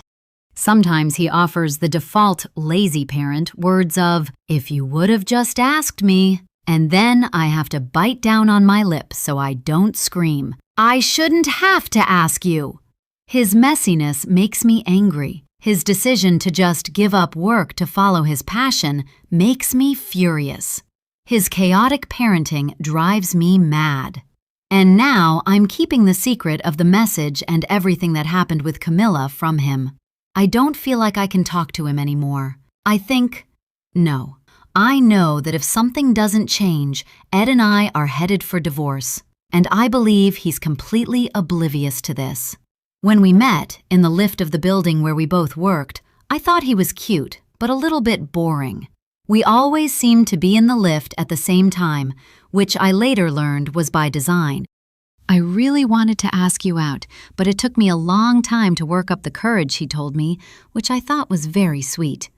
It could easily have been creepy in another man, but Ed just seemed so nice, so earnest. I always noticed him because of his ties. He always wore a classic tailored suit in navy or black to work with a crisp white business shirt, but his ties were always kooky. Depending on the season, they were covered in little round suns or snowflakes, Christmas trees or Easter eggs, his favorite football team, or cartoon characters. He wore wire-rimmed glasses that couldn't hide the deep green of his eyes, and he was tall and thin. I was waiting for him to ask me out. I could have asked him, but I had recently been through 2 relationships where I felt like I was driving the bus, and I was tired of doing that. I wanted a man to pursue me for a change. Each time he was in the lift with me, I offered a smile or a nod, but I did nothing else. And then one day, he was wearing a tie with pickles on it, and I started laughing, and then he laughed, and then he asked me out. I thought I was getting a straight-laced accountant with a quirky sense of humor. Instead, I am married to a man who was pushed into accounting by his parents and has decided that, at 40 with twin sons, it is now time to pursue his passion. It's a level of selfishness that I can't fathom, and to make matters worse, he didn't even discuss it with me, just announced it one day as a fait accompli, and then looked hurt that I wasn't as excited about his midlife career change as he was. "I thought you would be happy for me," he said. "We can manage on the money you make, and you'll get promoted, and then we'll be okay until I start earning properly." "But what if I don't get promoted, and what if I wanted to take time off to be with the kids more?" I said, frustrated. "But you had 2 years," he yelled. And while that's the truth, 2 years was not enough. I want to be with the boys more, and when I am with them, I want to be really present, but I feel like I'm permanently exhausted. When I'm at work, I worry about the boys and all the shit I'll have to do when I get home. When I'm at home, I worry about deadlines and projects that I haven't given my all to. And now I have Camilla to deal with. I feel guilty about not telling Reese that I replied to Camilla. She was the one who was the most hurt after all. But Camilla is dangerous for me, for our friendship, for my life. I need to neutralize this threat before Reese gets involved. But I've been watching you, Victoria. I know a lot more about you than you can imagine, and I think it's time for everyone to know the truth. That message tells me that Camilla is a threat. I don't know if she will just slink away after we block her, but I had to tell Reese that so she wouldn't go into full-on panic mode. Camilla hasn't replied to my last message, but I keep Instagram open so that I'm ready if something does come in. I Google Camilla again, hoping that even though I may not have her new married surname, if she is married, I can still find her. I've always wondered, after everything, what happened to her, but it has also always felt like Googling her, thinking about her, trying to find her, would be like summoning her back into our lives. I couldn't let that happen. I tried to simply put her out of my mind and pretend I had never met her. As they did the first time I typed Camilla Struthers into Google, thousands of entries pop up, but despite scrolling through 10 pages, I can't find Camilla Struthers. I find lots of Camillas and lots of people with the surname Struthers, but no Camilla. Surely she would exist somewhere under her maiden name? It's now 1 a.m., and I know with certainty that I'm going to be an absolute wreck in the morning, but I need some information on this woman. I close my eyes and picture Coach, her stepfather, who she hated. His name was Bob or Bill. No, Bert something. Shit, I mutter as I struggle to find his surname. Frustrated, I type in Bert, swim coach, 2006. And just like that, the internet gives me his name in the form of an old picture of him and his team at a national swimming championship. I click on the picture of the coach and enlarge it so that I'm sure I have the right one. It's definitely him. While we were never formally introduced to him, I do remember being out with Camilla once and her suddenly turning pale and slouching in her seat. We were in a coffee shop at the time. The three of us had just ordered and sat down to wait for our names to be called when Camilla muttered, "Shit." "What's wrong?" Reese asked. Camilla gestured towards a couple standing at the counter. "That's my mother and the arsehole," she said. Her mother was a thin, small woman, but her stepfather looked like he could take anyone in a fight. "What do you want to do?" whispered Reese, and Camilla just shook her head. "They won't say anything to us, don't worry." I found that really weird. If I was out and saw my mother or she saw me, I would immediately go over to her to say hello. I knew that Camilla didn't like her mother and stepfather, but until that moment, I had really just thought it was a kind of a leftover teenage rage thing. I assumed that, like most people, she would eventually find a way to get along with her parents. She didn't get up and go over to them, instead just kept staring down at her bag. And what was even stranger was that they saw her. I know they did because Coach, as she always called him when she wasn't calling him the arsehole, looked over at us and then said something to Camilla's mother, who turned to look at us as well. And then both of them just left. "Are you okay?" Reese asked after they were gone, and Camilla snapped at her, "I'm fine." Our names were called, and we went to get our coffees, and then we just pretended we hadn't seen them. But I remember exactly what he looked like. Bert Upton is a burly man with large shoulders and a rounded stomach in the photo. His team came third in the competition. There are no other pictures of him and his team after that, although there are mentions of him in old articles from his school's magazine. The most recent entry is a death notice. I study the words as I think about my mother and father, who are in their late 60s. Bert Upton died peacefully after a long battle with cancer. He was surrounded by his family, including his wife, Jean, and 2 children, Sophie and Leah. Bert's funeral will take place on Wednesday, the 16th of September at Louisville Park Cemetery. Sophie and Leah are the girls that Camilla's parents fostered and later adopted. I remember that now. Camilla is not mentioned, which I find really odd, although she did hate him with a passion. Perhaps she stopped speaking to her parents entirely. I remember she was barely seeing them the last time I spoke to her, although she had established some kind of a relationship with Sophie and Leah, something I found strange because she essentially believed they had replaced her. Frustrated, I tip my head back on the sofa and close my eyes. I can feel myself drifting into sleep when I hear the ping of an incoming message and I grab my phone. I'm suddenly wide awake when I see it's from Camilla. "Remember what you did to me? Remember the things you said? Watch what happens now." "Shit, shit, shit," I mutter, knowing there's no way I'm getting to sleep now. This is not good, really not good. 18 years ago, Camilla.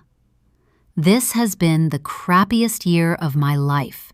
It was supposed to be fabulous, easy. One of my best friends said I could live with her. She said it would be fun being together all the time, that it would be a blast. I was supposed to be living with Reese in a nice apartment and topping every single course I'm taking. When Reese told me the rent she wanted, I had to control myself to keep still because I wanted to jump for joy. It was such a nominal amount that I was able to cut down my hours at the crappy shoe store to just the weekends, meaning I had lots more time to study. As I moved my stuff into the beautiful large bedroom in her apartment, with new carpet on the floor and fresh white paint on the walls, I kept thinking, this is going to be my year. Instead, I am up at 9 a.m. on a Thursday morning, packing my shit into garbage bags and the one suitcase I own. I thought it would all be roses and sunshine, but Reese failed to mention she's an uptight control freak. I have lived with her for the past 10 months, and I feel like I have been nagged nearly to death about my cleaning habits, my noise level, the men I bring home, the friends I have over, and the money I don't manage to pay. She doesn't even fucking need it. Last Sunday, 5 days ago, she knocked on my bedroom door at 8 a.m. And when I ignored her because I was hungover and exhausted, she opened the door and said, "You haven't paid rent for 2 months, and last night you dropped red wine on the sofa, and that vase you broke was a precious heirloom. And I'm sorry, Camilla, but this is not working for me. You need to leave." I heard her voice tremble when she finished her speech, and I just knew she had spent an hour psyching herself up in the mirror so she could say what she wanted to say. I wanted to congratulate her on getting the words out, but then she said, "I mean it, Camilla," and I thought, screw you. I kept my head under the covers until she left, slamming the door behind her. It was a shitty way to wake a person, and a shitty thing to do. I've seen a not very nice side to bouncy, happy Reese since I've been living with her. And Ben, our other roommate, agrees with me. She acts like she's 500 years old, always cleaning and tidying. She has this obsession with knowing when I'll be back and who I'm bringing over. She's absolutely out of control, and I'm glad to be leaving. I don't know if Ben will stay or not, but I really don't care. I think she has a major crush on him, but then, so do I. He's nice-looking with shaggy blonde surfer boy hair and blue eyes, and I can see Reese mooning over him whenever they're in a room together. Now I have to figure out somewhere else to live. I contacted my mother and asked if I could stay at home for a few days, and she said, "Oh, well, let me check," which I knew was code for no, so I just hung up without even waiting for her answer. They don't have room for me anyway. When they told me they had decided to become foster parents, I thought it would be months before anything happened. But they had obviously started the process a long time before they mentioned it to me, because the very next week, a couple of sisters named Sophie and Leah arrived. They are 13 and 11. Their mother died in a car accident, and their father is nowhere to be found. They have a grandmother, but she can't care for them. Bert and I agreed to take both of them because they're sisters, so they can't be separated, and they're just the sweetest girls, my mother babbled, speaking quickly so that I didn't interrupt her to tell her that I didn't care or want to know. I only answered her call because I thought she was calling to apologize for letting Coach kick me out of her house the week before.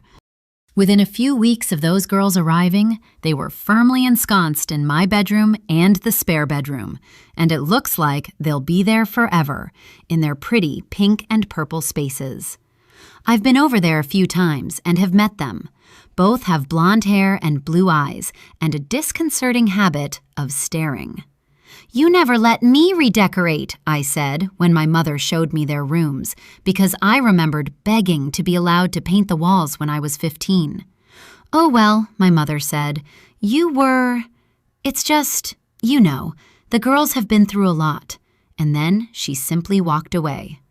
And now, after only 10 months of knowing these kids, my mother and Coach have decided to adopt them. From what I gather, Sophie and Leah are compliant and sweet, willing to follow rules, and grateful for everything my mother and Coach do for them. They are perfect children. Coach and my mom just started over. Boom. So I actually have nowhere to go tonight, and only $200 in my bank account because I lost my job at the shoe store after I yelled at some woman who insisted her feet were a size smaller than they were. "They won't fit, you're just too big," are the words I snapped, and I was fired about 17 seconds later. In my defense, I was only rude because I was so stressed over all Reese's rules. No job, and now nowhere to live. Life just keeps handing me crap. "Screw this," I mutter, as I shove the last of my things into a garbage bag. I get down on my knees to check under the bed and locate a lost sock and a dirty plate with mold growing on it, but this dirty plate is officially no longer my problem. There's a knock at the door, and I don't reply. It's not like she won't just come in. It's hot outside, and today she's dressed in a sleeveless jumpsuit, her hair tied back and her skin free of makeup.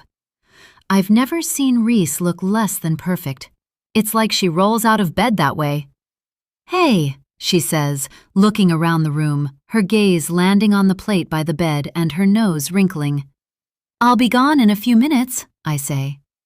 "Look," she replies, sitting down on the bare mattress. "I want to say that I'm sorry this didn't work out. I really hoped it would, and I know I know I can be hard to live with, but I don't want to be angry at you anymore." I snort. "So you thought kicking me out was the best way to achieve that?" "No, Victoria said, please don't quote Victoria at me. She's in the UK living her best life, and we're here. We could have sorted this out, Reese, if you'd just been a little more open to compromise. You're too tightly wound, and you drive people mad, and I'm only telling you that because I'm being honest with you." Reese stands and smooths back her hair where artful little curls have popped out of her ponytail. "I think it's best if we don't talk about this now. I'm sorry about this, and I wanted to." She reaches into her pocket and pulls out an envelope. "Just give you this to help, because I know rent is hard, and..." She holds it out to me. I want to tell her to shove it, I really do, but I don't have that luxury, so I grab it from her, and then I push past her with my garbage bag in my hand. It only takes a few minutes for me to get everything out of the apartment, and when I have closed the door behind me, after dropping my keys on the coffee table, I look in the envelope. She's given me $1,000, and I hate her generosity with every fiber of my being. But I have no choice. My whole life feels like I have no choices, no control, no agency. I decide that I will stay at a cheap motel tonight and then figure stuff out tomorrow. I have too much stuff to lug on the bus, so I catch a cab and end up at some place near the airport, which is only $80 a night if I stay for 7 nights, which I immediately sign up for. Once I've settled in, I check my phone credit and then lie on the bed.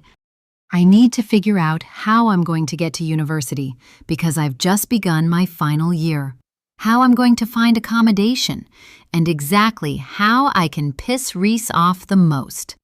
I can't believe that a 3-year friendship has ended just like that. I blame Victoria. She's been meddling from afar, probably telling Reese that she needs to tell me exactly how to behave in her apartment. Screw both of them. I was trying really hard to be a good person, too. I even held off making a move on Ben because I know how much Reese likes him, and I shouldn't have. I should have jumped into bed with him the first time he smiled at me. That will teach me for trying to do the decent thing. My friendship with Reese may be over, and by extension, my friendship with Victoria as well. But tonight, I'm not going to think about that. I get off the bed and open one of the bags, grabbing a little black dress and my makeup. I'll go to a bar tonight, pick up a nice boy, and have some fun. Tomorrow, I will start picking up the pieces of my life, and I'll make sure that I get everything I've ever wanted. Screw both those bitches. Chapter 10. Now, Reese. Time for a coffee before work? I send the text to Victoria at 6 a.m. after a sleepless night. She's going to be angry with me because I responded to Camilla, but I really need to ask her what she thinks of the last message I got. That's a bad decision, Reese. Watch what happens now. What will happen now? What did Camilla mean? I need to find out if Camilla has said anything to Victoria, too. Yes, meet at the usual place? See you there. Victoria works in the city. I go in once a week to touch base with Zane, but I also work from home a lot when I'm not out at a venue. Today is not my usual day to go into our small office, but I really need to see Victoria, so I'll get on the train early and meet her at a coffee shop near her work. Can you drop the kids at school for me? I ask Nick as soon as he opens his eyes, and he shifts in bed, yawns. But today isn't your day to go in. I was going to meet Jack for a squash game. I immediately feel guilty. Zane needs to see me, I tell him, hating that I am lying to him and messing up his schedule because I know he really dislikes that. Okay, sure, he says, and he lifts his phone to cancel squash. I'll make it up to you, I tell him with a quick kiss on the cheek. Hopefully I can go and see Zane afterwards so Nick can make up his squash game tomorrow. Breakfast makes me completely frazzled. The kids always seem to know when I'm rushing them and will act out. Nick will only drop them off if all he has to do is get them in the car and drive them to school. He has no interest in the breakfast rush, which I understand, although sometimes it would be nice to have extra help. Usually, he does sit at the kitchen table while the kids have breakfast, but lately, he hasn't done that. As I'm packing lunches and making toast and telling Max to put on his shoes, I wonder when my husband stopped having breakfast with his family. And I also wonder how it is that I hadn't actually noticed. Maybe I'm not being the best wife at the moment. I remind myself again to book a weekend away for the two of us, just as soon as I can schedule it. There is a fierce winter wind today, scattering the brown leaves and biting at my cheeks, and I'm grateful to get a seat in the warm train carriage, although, in my jeans and jumper, I am immediately too hot because the air is overly heated. The carriage is filled with the morning smells of coffee and deodorant, and the sounds of phone calls being made and jarring music from TikTok videos. When I'm not running late, I make sure to pick a quiet carriage so I can enjoy my ride into the city in silence. Taking a deep breath, I open my phone, looking for some mindless videos of my own to scroll as I distract myself from where I am and from Camilla's threats. When I see a message notification pop up on Instagram, I am instantly filled with anxiety. I can see it's from her. I don't want to click on it. I shouldn't click on it, but I do. I was supposed to block her, but I just haven't. It's a picture, and for a moment, I have no idea what I'm looking at. But then I enlarge it and realize it's two people hugging, a man and a woman, Nick and Victoria, my husband and my best friend. They're standing outside a sandwich shop in the city that I know Nick likes. He goes there at least 3 times a week for a quick, healthy lunch. I also know it's near to the building where Victoria works. The logical explanation is that they ran into each other over lunch, had a chat, and hugged goodbye. They've known each other for 11 years. We're all good friends, and we socialize often as couples and families. I shouldn't reply, but I get irritated. Gosh, thanks for that. Not sure why you bothered. It's your husband and your best friend. I thought you might want to know what they get up to while you're at home minding the children. The hand holding the phone trembles as I wonder how she knows about my children. But then I realize that she's obviously been looking at my Instagram. I don't have many pictures of the kids on there because I mostly have pictures of my work.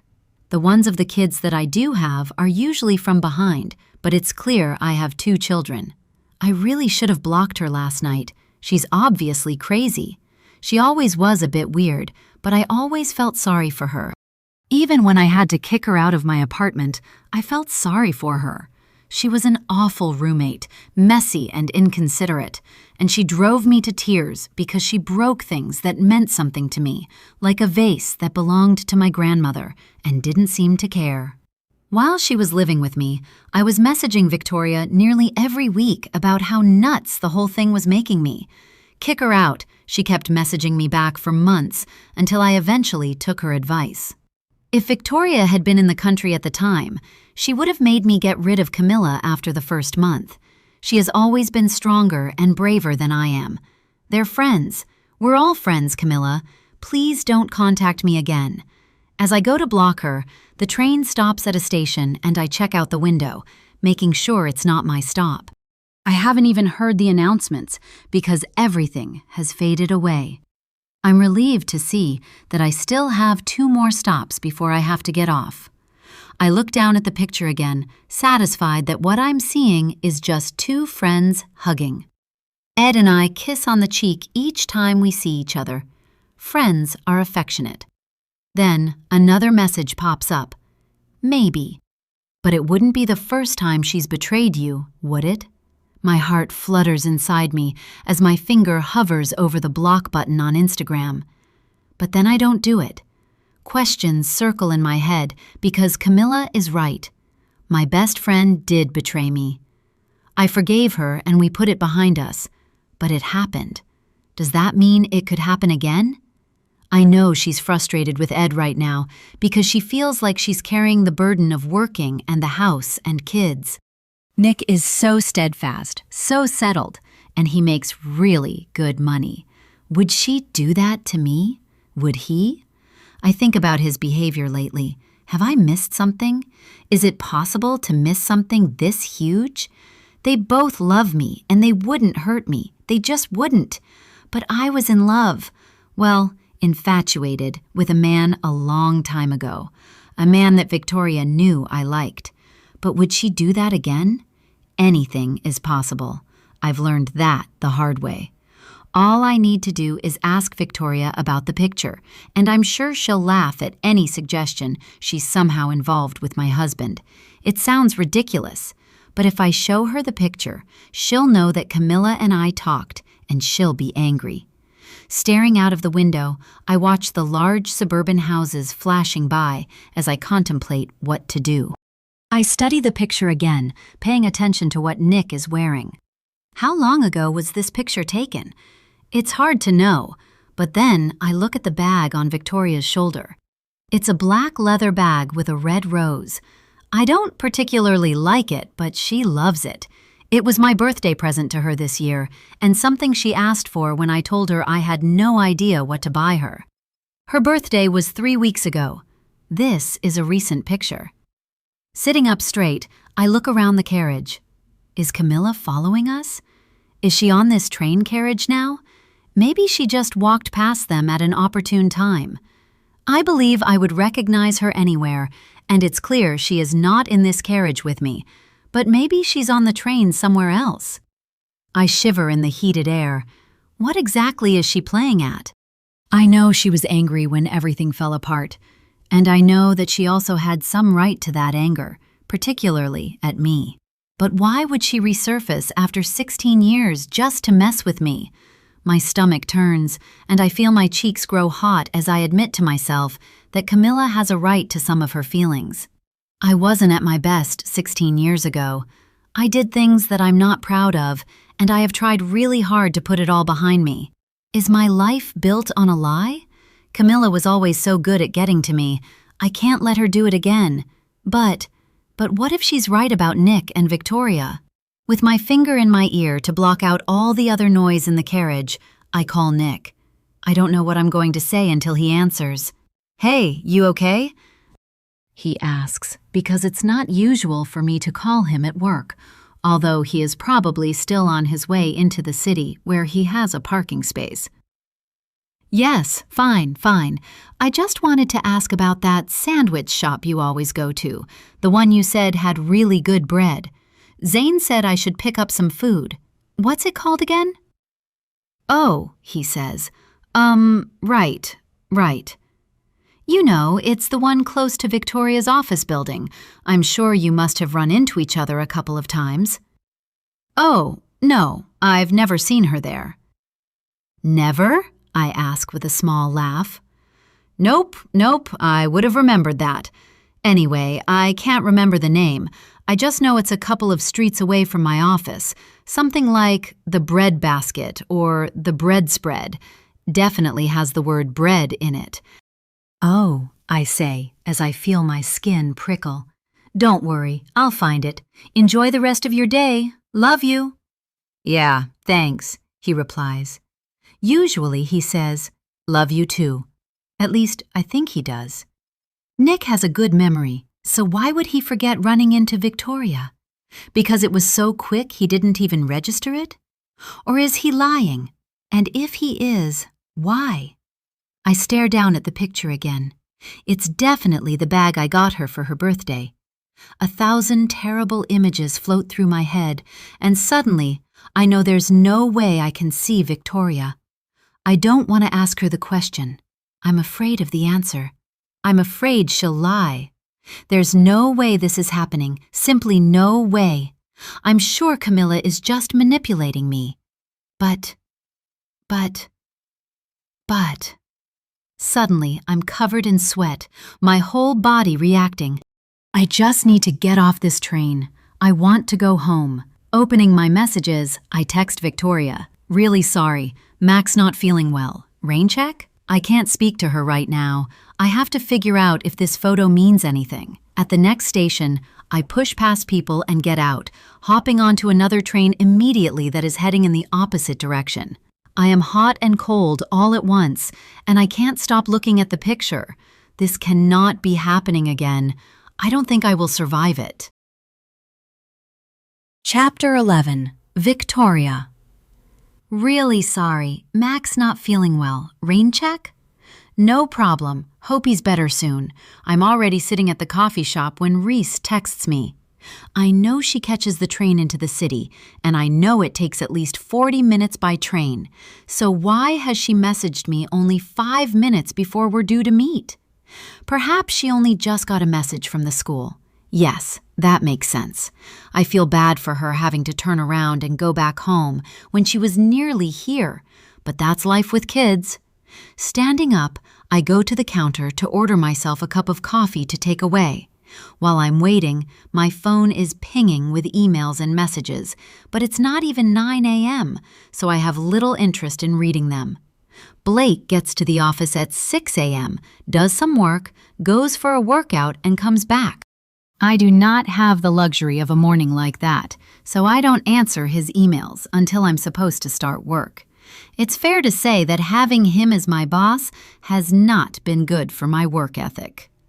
Coffee in hand, I walk to the office as my phone vibrates in my bag. "Vicky," I hear as soon as the elevator doors open onto the floor of the building where my office is. Blake is standing outside the elevator, waiting for me. Actually waiting for me. He looms over me, smelling strongly of recently applied deodorant. "Morning, Blake. I will get to everything in a moment, and don't worry, I've come up with some great ideas for the organic soap account that I think the clients are going to love," I say breezily as I move around him and towards my cubicle. I'm lying, but I'm sure when I can stop thinking about the bizarre concept of Camilla contacting Reese and me out of the blue after 16 years, I'll come up with something. "Just stop right there," commands Blake, and I'm so shocked that I do stop and look at him. He is dressed, as usual, in chinos and a button-down shirt, and he has light stubble over his face. He shaves his head because he started going bald and hated waiting for the inevitable. I'm sure he thinks he looks quite suave, but when he scowls as he is doing now, he actually looks quite threatening. "What's wrong?" I say, noting that his cheeks are red. "You've been talking to Eagle," he says.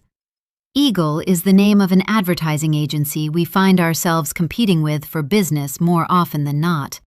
They're called Eagle because their slogan is that they make your product soar with their advertising and marketing strategies. What? I got an anonymous message, an email that I wasn't going to read, but it had the word treason in the subject line. Someone emailed me to tell me that you've been slipping our ideas to Eagle.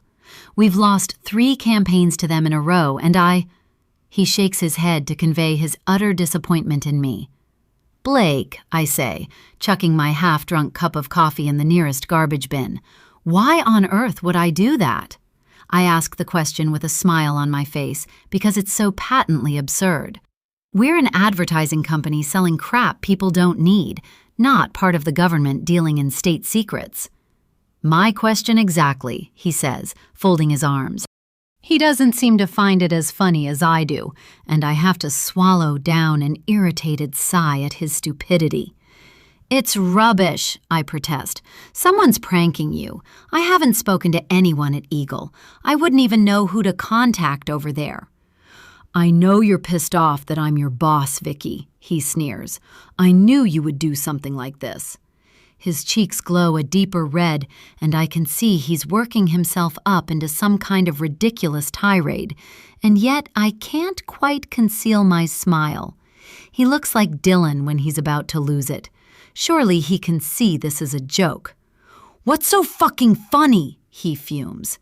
The accusation is one thing, but his tone and attitude are another thing entirely. Blake has no idea what I'm dealing with at home. No idea that some little bitch I thought was out of my life forever has reappeared. No idea that I am exhausted and stressed and really not in the mood for bullshit. Irritation bubbles inside me. "So let me get this straight," I say, walking right up to him. "You read some email from who knows and decided to believe it? Are you really that stupid? You haven't asked to see my computer to verify this nonsense, or even asked me if it's true. You've just believed it." I can feel my own face getting hot, and I clench my fists so I won't shove him hard, which is what I really want to do. Blake steps back, away from my ire, holds up his hands as though scared that I'm going to attack him. "Yeah, I think you need to take the day off until I can sort this out." And now I'm not just irritated, I'm angry. I have a lot of work to do, Blake. I'm not taking the day off. Someone sent you a silly email, and because you're worried about turnover, you've decided to believe them. "I have decided to act in the best interests of the company, Vicky," says Blake. "You need to go home until I can trace where this email is from. I don't want you in any meetings today." My anger morphs into something hot and black, and even though some part of me is prodding me to keep quiet, I don't listen to that part. My son Dylan gets his temper from me. I have spent a lot of my life learning how to control myself so that I don't do or say something stupid. It means I come across as aloof, but in reality, it's me keeping myself in check. But sometimes control is impossible, simply impossible. You are being absolutely ridiculous, I say, the words filled with venom. I really hate this man, who should be my underling and not my boss. It's impossible to be a woman today. I am doing absolutely everything, and now I have to deal with this idiotic man.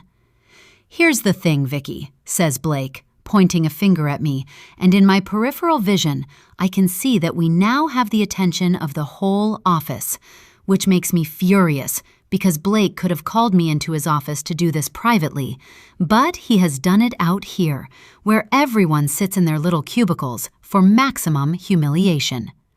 I'm your boss, and you don't have a choice. Go home until I tell you to come back. You shouldn't be my boss, I yell. The anger is getting hotter and hotter, and I almost can't control what I say next. And you know what? Screw you, Blake. I quit. Blake's mouth opens and closes, and I hear a ripple of audible gasps around the office as I turn and walk towards my cubicle, grabbing the few things that mean anything to me, like the mug the boys bought for me last Mother's Day, with the words, "Best Mom" on the front. I have to stuff everything in a plastic bag, and the whole time I am shoving things in, I am aware that everyone is watching me. I wish briefly for a sinkhole to appear to swallow me up. When I have everything, I go to the door that leads to the stairs. We are 12 flights up, but I don't care. Absolute rage carries me down those stairs at a quick pace, and it's only when I get to the bottom, panting and sweating, that I realize I have probably made a terrible mistake. The fury has worn off now, sweated out of my body as I stamped down 12 flights of stairs in my heavy winter coat, carrying my pathetic plastic bag. And now I just feel ridiculous. What have I done? Ed is bringing in a very small amount of money from his part-time job in the music studio, and now I'm unemployed, and the way I've left things means that Blake will not be providing me with a reference. I've really screwed up. I have no idea where I will find the energy to look for another job anyway. I'm so tired. Between my worries over the kids and the house and money, and now what Camilla means to do, I am running on virtually no sleep. I should just go back up and apologize. That's what I need to do, but I can't seem to make myself do that. He didn't even ask me. He just accused me. Maybe he's been waiting for a way to get rid of me. Maybe he made up all of the stuff about contacting Eagle. Why did I react so quickly? I should have just asked to see the email, and then I could have proved it was crap. In the stairwell, I sink down onto the last stair and drop my head in my hands for a moment. I'm such an idiot. I should call Ed and tell him, but I can't face that now. Instead, I text Reese. Just screwed up at work, had a temper tantrum, and quit. I stare down at my phone for a minute, knowing that Reese will immediately respond. But she doesn't. Maybe Max is really sick. I wait another few minutes, but there's nothing from her, and I know that I can't sit in the filthy stairwell any longer. Shit, I mutter as I stand and pull open the door that leads to the lobby and leave the building, grateful for the wind that blows the sweat on my body dry. Shit, I continue to mutter as I make my way to the train station, pulling open my coat so that I can get more air on my skin, the plastic bag in my hand. On the train, I stare out of the window, unable to process what I've just done and how it's going to affect my life. Ed is going to be furious, but I've been furious with him for months. How dare he quit his job and put us in this precarious position? Could really use a debrief. Okay if I come over? I message Reese, even though she still hasn't replied to my first message about quitting. I need to talk to someone about what I've just done. I stare at the screen, and then look away when there's no reply from her. A ping of a message on my phone makes my heart lift a little, because maybe it's her, or maybe it's Blake, texting to apologize for his ridiculous accusation. I'm the best copywriter at the agency, even though the business is changing. You can't AI creativity, not yet at least. But it's not Reese or Blake. Instead, it's an Instagram message from Camilla. Her last message told me to watch what happens. Could she be behind the message to Blake? Absolutely. I feel myself flush as I realize that all I had to do was explain to Blake that a nefarious acquaintance from my past is threatening me for some bizarre reason, and he would have listened. My fuse is so short these days. Ed's fault. Camilla's fault. The truth about your life is that it's built on a lie. That's what keeps running through my head. Is she right? And if she is right, do I deserve whatever she is going to do or has done? I groan as I understand that tonight I will have to compose a groveling email to Blake, and tomorrow I will have to turn up with wine and chocolates and prostrate myself at his feet to get my job back. What a shitty, shitty day. If Reese had met me for coffee, I would have been in a more zen mood because we would have debriefed over the Camilla thing and worked out what to do. Sighing, I open the message from Camilla, dreading what she's going to say. You left work early, didn't you? And you're so nicely dressed in that blue top. Did something happen? Be a shame if it did. For the first time in my life, I understand the phrase, to feel my heart in my throat, because my throat is suddenly clogged. I look down to check that I am, in fact, wearing my blue silk top, even though I know I am, and then I leap up and look around. Where is she? How long has she been watching me? Is she following me? People on the train look up from their phones as I search the carriage, but then the train stops at a station, and everyone moves or they go back to their screens. I stalk up and down the carriage looking for her, but I don't recognize anyone. And then I see a woman in a cap at the back, long white blonde hair over her shoulders and her head down as she stares at her phone. I stamp up to her. Listen, I say, and she looks up. Oh, I'm so... I begin to apologize because the woman is actually a teenage girl who smiles at me uncertainly, braces on her teeth. I don't bother with the rest of my apology. Instead, I move to the next carriage and slide into an empty seat, my cheeks flushing with embarrassment. This suddenly got very serious. She went after my job? What else will she go after? Do I need to go to the police? I can show them the messages. Will they try and trace the email? Maybe, but they're just as likely to dismiss me. My behavior in the office today would make anyone think I was a bit nuts. I'm going to report you to the police for stalking, I message her, my fingers trembling as I type the threatening words. She responds with 3 laughing emojis. And then I would love to tell the police what you did. Chapter 12. Reese. I know there is an appropriate way to respond to Victoria's message telling me she just quit her job. I know I should ask her exactly what happened and if she can fix it or if she has another job lined up. Telling her to meet me so that I can console her and agree she made the right decision would usually be exactly what I would do. And that's what I should do. I know that. She needs me, and I need to be a good friend. But then I start to wonder why she has done something so stupid when she is currently the breadwinner of her family. My mind goes back to the photo and Nick lying about having seen her, and I can't help but think that maybe she felt she could quit her job because she had a backup plan, and her backup plan is my husband. Don't panic first and think later, I hear her saying. That's a phrase I have heard regularly from her for the last 20 years, whenever I did allow myself to spiral into worry. But what if this time I really do need to panic? What if Camilla saying that the truth about my life is that it's built on a lie is her referring to my life now rather than what happened 16 years ago? This thought makes me feel sick, and I know that no matter how much I want to be supportive, I just can't do that right now. Really need a debrief. Okay if I come over? She messages, and I realize she thinks I'm home with Max. It is not okay. I don't want to see her. So, after some time, instead of expressing sympathy or responding to her and inviting her over, I send a different message to Victoria. Remember Ben? Of course she remembers Ben. He nearly ended our friendship. It's a stupid question, a stupid message that immediately makes me feel guilty, but I just couldn't help myself. Once I get off the train at my station, I decide to treat myself to some time in my local coffee shop. I usually pick up a coffee before I get on the train, but today I go into the cafe to sit down. It's mostly empty because the parents who come in after school drop-off are gone, and it's too early for the lunchtime crowd.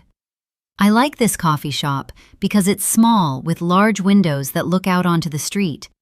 I order myself an iced mocha with extra cream because why not? And then I grab a table by the window, enjoying the weak winter light from the morning sun and the quiet of the suburban street. While I wait for my drink, I take a minute to really hate myself for sending that message to Victoria. It was unkind, and I try so hard to be kind, and then I hate myself for feeling guilty, but then I feel guilty about everything all the time. It's why I let people push me around and always have done. At 40, I know this about myself. I came from privilege and I was gifted with good looks and an easy life, and it has made me feel like I owe the world. The fact that I was adopted has never bothered me. My parents always told me the truth, and they always told me that they chose me and that I am deeply loved and wanted. After my sister was born, they suffered from secondary infertility, and doctors could not figure out why. After 6 years of trying, which made my dad more depressed than ever because he blamed himself, even as my mother was blaming herself, they gave up and adopted me. And I had the best childhood, despite my father's dark moods and, sometimes, days in bed. My sister and I have always been close, and although I hate the fact that she lives in another state, we talk all the time. I think for a moment about messaging Jordan and telling her what's happening, but I don't know how to explain it all to her. She's 10 years older than I am, and when everything happened with Camilla, she was already living in another state. She's a no-nonsense sort of person, and she would never believe the things I did 16 years ago. I don't want her to think badly of me. I hate it when anyone thinks badly of me. I should be doing good things in the world, making a difference in a good way. I've always felt like I won the lottery in terms of a childhood, and that makes me feel sorry for everyone else. I lost my father when I was only 24, and that has been a pain I will never forget. But my mother is strong and fierce and has loved me and her grandchildren enough for 10 people. Sometimes I do wonder if my constant giving in and giving up on things that are important to me makes me a worse person rather than a better person, because I resent it a lot of the time. That's a secret I only admit to myself. Nick is a great husband, but he's also someone who likes to run his life according to his plan, and if me or the kids interfere with that, he gets upset. Not in any major way, but I still find myself apologizing, like this morning when I asked him to give up his squash game. But I needed to see Victoria, and that should have been enough, even if I didn't explain that to him. My own life matters too. Now, I'm not sure if I ever want to see Victoria again. What happened between Victoria and Ben was 17 years ago. She apologized and we sorted it all out, but that picture of her hugging my husband has brought it all back. Can I trust Victoria? Can I trust Nick? I'm startled out of my thoughts when the waitress puts my drink down in front of me. "Thank you so much," I say, far too enthusiastically, and she gives me a look like I'm strange. The drink is delicious, creamy and sweet. I never allow myself treats like this because I work hard to keep in shape, to stay looking like I did at 29, before children, before marriage. But what good has it done if my husband is sleeping with my best friend? A shiver of disgust runs through me as I picture them together. It can't be true. I can't bear for it to be true. I can ask Victoria or Nick, but would either of them tell me the truth? My mind circles back to Ben, who was gorgeous with shaggy blonde hair and blue eyes and wide shoulders. When Victoria spent a year in the UK, I would email her every week, long, rambling emails about my life and what was happening. She always replied, but her replies were shorter and mostly filled with advice for me. Most of the emails I sent contained two themes: how much I hated Camilla living with me, and how in love I was with Ben, my other roommate. Victoria's advice was always the same: kick out Camilla and tell Ben how you feel. Jump his bones. The man probably likes you just as much. It took me months to get rid of Camilla, and I never found the courage to tell Ben how I felt, although I showed him. I cooked for him and did his laundry and let him borrow my car. Doormat, I mutter out loud, and then look around, glad the cafe is empty except for an elderly couple and me. Asking Camilla to leave was one of the hardest things I have ever done. It took me weeks to get up the courage once I made the decision, and I remember writing down what I was going to say to her and then editing it and memorizing it. And then, in one awful night, she brought a man home, spilled wine on my sofa, and broke my grandmother's vase before having loud sex in her bedroom, and then showing him out at 3 a.m., slamming the door behind him. All my neatly rehearsed words went out the window, and only hours later, I just told her to leave. I was nauseous for days after she left, and guilty. Guilty, guilty, guilty. Look at you with your steady diet of feeling bad. By the time Victoria came back from the UK, I was just glad it was over and that she was moving in with me and Ben. And everything was great at first. The three of us got along really well, and Victoria was an easy roommate because she did mostly clean up after herself, and if I asked her to do something, she usually did. But then, I take another sip of my drink as I remember the Sunday night I returned from a weekend away with a friend from my course. I walked in loaded with delicious delicacies to share with Victoria and Ben because we stayed in a little country town and went to the local food markets. "You won't believe the things I found," I said, unloading bags onto the kitchen counter. "There's a beautiful ricotta cheese for you, Victoria, and some homemade honey from a guy who has 10 beehives on his property, and handmade chocolates for you, Ben," I gushed as I looked at them, delighted to share my treats with them. They had both stood up as I walked in, and I assumed that was to greet me, but then Victoria sat down at the small kitchen counter and picked up the jar of golden brown honey. "This looks amazing," she said. "Doesn't it look good, Ben?" she asked him, showing him the jar, and I caught a look between the two of them, something deeply intimate, and I knew what had happened. You can tell when two people have had sex. There is something between them, an invisible tether, and I saw it and felt a pain in my chest, a hard squeezing of my heart. "Anyway, I'm exhausted and I need to lie down, so I'll see you two later," I hurriedly babbled, just needing to get away from them. I left everything on the counter and went to my bedroom. Victoria must have realized that I had understood what had happened because an hour later she knocked on my door. "Hey, just wanted to check on you," she called. "I've put everything away, thanks so much. It was all delicious." I couldn't answer her, so I just pretended to be asleep. I was heartbroken. I spent days pretending I didn't see it, didn't notice the little touches in the kitchen and the way they looked at each other, didn't hear the giggling at night and hear the opening and closing of bedroom doors as they snuck around. She knew it was wrong. They both did, or they would have just told me. I let it go on for a few days before I couldn't take it anymore. "You're sleeping with Ben," I said to Victoria. It was the following Sunday morning, and Ben had gone surfing. She and I were drinking coffee and eating the croissants I had gotten up early to get fresh from the bakery near my apartment. Despite the way I was feeling, I couldn't stop myself from doing nice things for Ben and Victoria. Victoria coughed as a bite of her croissant turned out to be more than she could swallow. She picked up her cup of coffee and took a sip, cleared her throat. "I never meant for it to happen. We were drunk, and then what?" I asked. I was angry, but mostly at myself for being upset. Was I in love with Ben? Probably not, but I was really infatuated with him, and that should have been enough for him to be off limits to Victoria. It just happened, and I told him it has to stop, and we don't even like each other as people, and it wasn't enough that I liked him, I remember saying as my eyes filled with tears.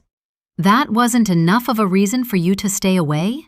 Victoria stood up and came over to me, enclosing me in a hug, even though I didn't want to be near her.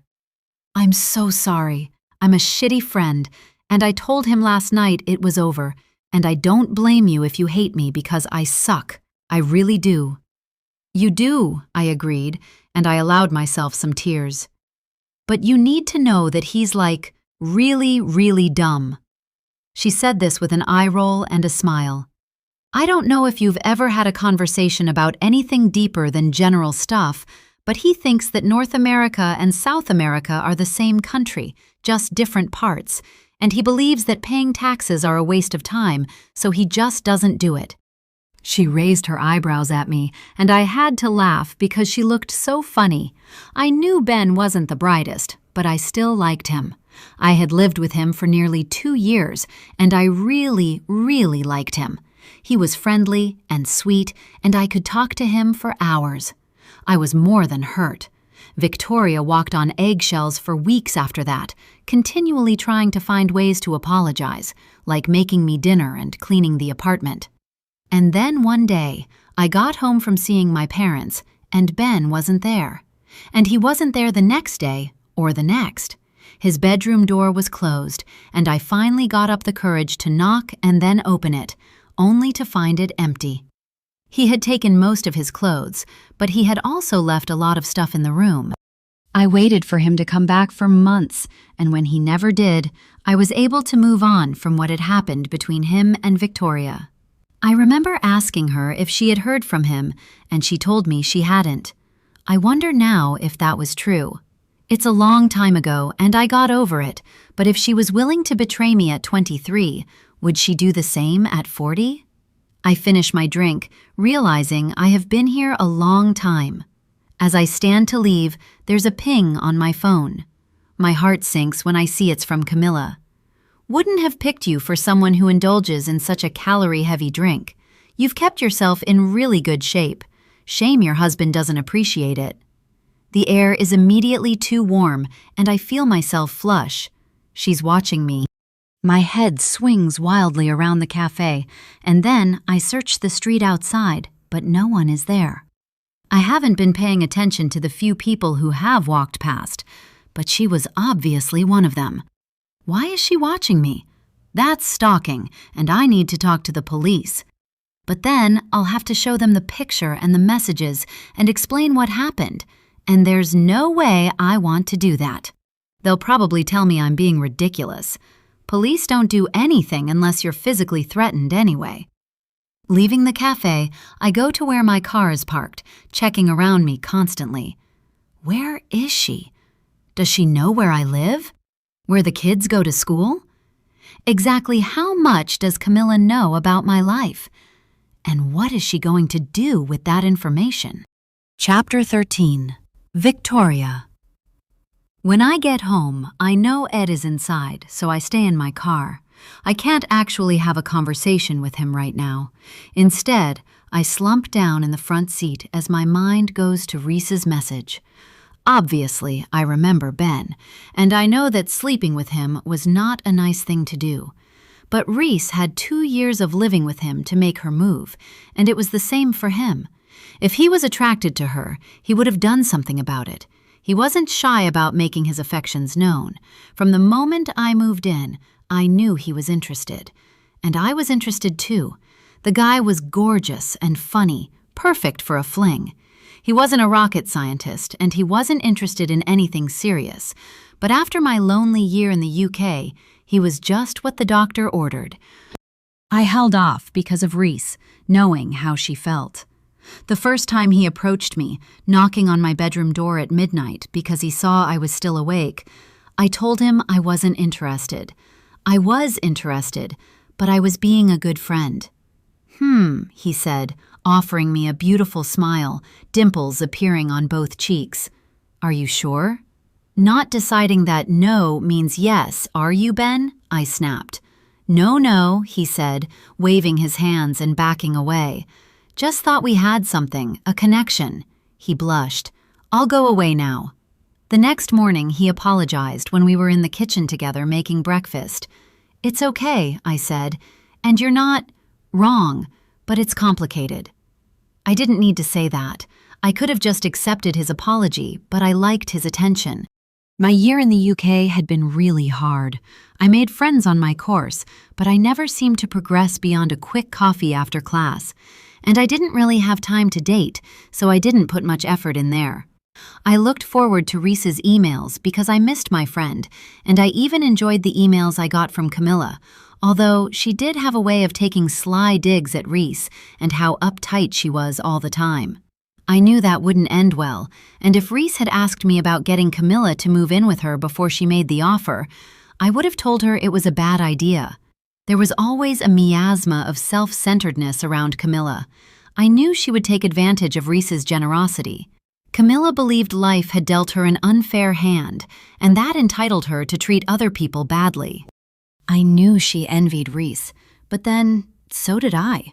Even though her father had issues, Reese was, and still is, someone who seems to sail through life, unhindered by the same shit the rest of us are dealing with. I know that's not the real truth, because I know everything about her life now, but it sometimes feels like that. I was glad when I got home that Reese had kicked Camilla out. It meant I had a place to live. I had no desire to go back home where my mother was still in mourning over her divorce from my father, despite how difficult their relationship became after my brother died. And I was too old to be living at home. I don't know if Reese ever felt the sexual tension between Ben and me when we were in a room together. Perhaps she was so focused on him that she never noticed it, or the little touches between us when I passed him a glass, or made him a coffee, or when he helped me with the groceries. I should have just told Ben no, and that I wasn't interested. But I was 23 and attracted to him, so things between us just simmered away, even as Reese cooked for us and did the laundry and basically stepped into a mothering role. And then she went away for a couple of days. "Split a pizza and some beers," Ben asked when we found ourselves in the apartment on Saturday night, and I agreed. We had a few beers, and then we opened a bottle of cheap vodka that Ben had bought, and then one thing led to another, as they say. I knew what I was doing, but I enjoyed it anyway, and I remember thinking at some point, probably when his hands were roaming my body, "Screw it, I'll deal with the consequences later." Reese knew the moment she came back, but she didn't say anything for days, just kept doing everything with a sad puppy dog look on her face that irritated the hell out of me. And I kept sleeping with Ben because he was fun and sexy and I enjoyed it. I knew it was upsetting her, but I was selfish, probably as selfish as Camilla was. I was having a good time. It's true to say that Ben became boring very quickly, and I told him I was done, which he seemed to accept. When Reese finally said something to me, I thought about lying, but then just told the truth and apologized, and then I made her laugh, and I thought it would be okay. But Reese didn't seem able to let go, no matter what I did. Reese thinks that if she's nice to everyone, everyone will be nice to her, but life doesn't work like that. And sometimes I feel like she wields her niceness like a sword, waving it in front of anyone who dares to behave badly. I told her the truth, and I apologized, but I was angry with her for, I don't know what, being such a doormat, I guess. I was grateful that she said she forgave me, and I wasn't ever going to do anything like that to her again. I promised myself that. I even uttered the words out loud in the shower. I promise I will never do anything to hurt my friend again. I have known Reese for 20 years, and in those years, I have told her to stand up for herself 1,000 times. She should have yelled at me when I told her the truth, kicked me out, kicked us both out. Even though she said she forgave me, I could feel her holding on to it as the weeks passed. It was frustrating because I just wanted to put it behind us. Reese was my closest friend and pretty much one of the only people I could confide in. I couldn't speak to my mother because she was mostly interested in her own distress, and I have never liked a large group of friends. It felt like I was losing Reese moment by moment, and I could see ahead to a time when we weren't friends anymore, and I hated that idea. I didn't want to have the same experience Camilla had. Unfortunately, things were made worse by the fact that Ben wasn't as accepting of the end of our little fling as I thought he would be. He began coming to my room at night, knocking on the door and waking me, asking me if I wasn't up for it again. It was hard to refuse him because the sex was so good, but I did. And then one night, I just said yes again. I'd had a bad day at work. I was working at a small marketing firm and I messed up by forwarding an email to a client that was supposed to be only for the agency. It was just a discussion on ways to move forward, but it did include a detail about the client not liking anything we pitched. It was sorted out quickly by my boss, but I was embarrassed about the mistake. So that night, when Ben knocked on my door, I let him in and I said yes. I felt horrible the next day, and I went to his room and told him that we could never be together again, and that we obviously could never tell Reese about what happened. You loved it, he said. I got so angry with him. Listen, you need to leave. Leave where? He asked, confused. You need to move out, I told him. I knew that I would keep giving in to him. I could see that he wasn't going to just back off, and I knew that my friendship with Reese was on a knife edge already. You need to leave, I said, but he shook his head. The rent here is low, and Reese does all my washing. Why would I leave? I got desperate then. Look, what would it take? I asked him. Just tell me how much money it would take for you to simply go. I could have just controlled myself, but I also understood that seeing Ben every day was getting in the way of Reese and me putting what I had done behind us. And I didn't want to leave the beautiful apartment where the rent was low and Reese was so good at filling the fridge. I didn't want to lose my best friend. Ha! You couldn't afford it, Ben laughed. Try me, I said. I want to go surfing in Costa Rica. I need a ticket and money for accommodation. He needed thousands, but I told him I would get it to him if he never came back. When Reese asked me if I had been in contact with Ben and if I knew where he was, I told her I hadn't and I didn't, but that was a lie. When I had to defer rent for a couple of months, I told her my mother needed money to get the house ready to sell, and that was a lie as well. My mother was selling the house, but she would never have asked me for money. The truth about your life is that it's built on a lie. Are those the lies Camilla is talking about? And how would she know unless she was still in contact with Ben? Or is it something else? Because when I start thinking back, there have been so many lies. But I don't regret paying Ben to disappear. When we realized he wasn't coming back, it allowed us to really talk about what had happened. And then we resolved to never let a man come between us again. The usual shit that close girlfriends do. Everything feels so simple when you're both young and single, as though there are definite red lines that it's easy to see so you don't cross them, or know when you do cross them. But the older you get, the more complicated things become. Why has she brought Ben up again? Has Camilla said something to her? I'm sure Camilla and Ben were friends of a sort after living together for nearly a year. Maybe they've been in contact all along. But why would Reese bring him up? And why has she said nothing at all about me quitting my job? If I had sent her that message a few days ago, she would have been at my house with wine and chocolate and have already looked up a whole host of new jobs for me. The change is drastic, and I have to wonder why. I told her we needed to strategize over what to say to Camilla, but I'm talking to Camilla myself directly. Reese, obviously, is doing the same thing. 5 seconds after Camilla is back in our lives, we're lying to each other. What does that say about this friendship and the two of us as people? Is it true that Max is sick, or is that a lie? If it had been up to me, we would never have spoken to Camilla again after Reese kicked her out of her apartment. But Reese is motivated by guilt. She felt bad for Camilla, knowing that she had such a difficult home life and no money. I know she gave her cash when she asked her to leave. When we saw Camilla again, we should have both ignored her, but Reese let her heart rule her head. Or she felt that she just had to be nice, to take pity on Camilla and show the whole world once again what a good person she was. I sigh and begin to gather my things to go inside. I hate thinking about Reese like this. She's my best friend, and I'm being really nasty, even if it's only in my head. This is probably exactly what Camilla wants. She hated the fact that we were closer from the beginning, and she tried to drive a wedge between us the whole time we were all friends. It wasn't just the emails she sent me when I was in the UK, filled with complaints and nasty remarks about Reese. It was even before that.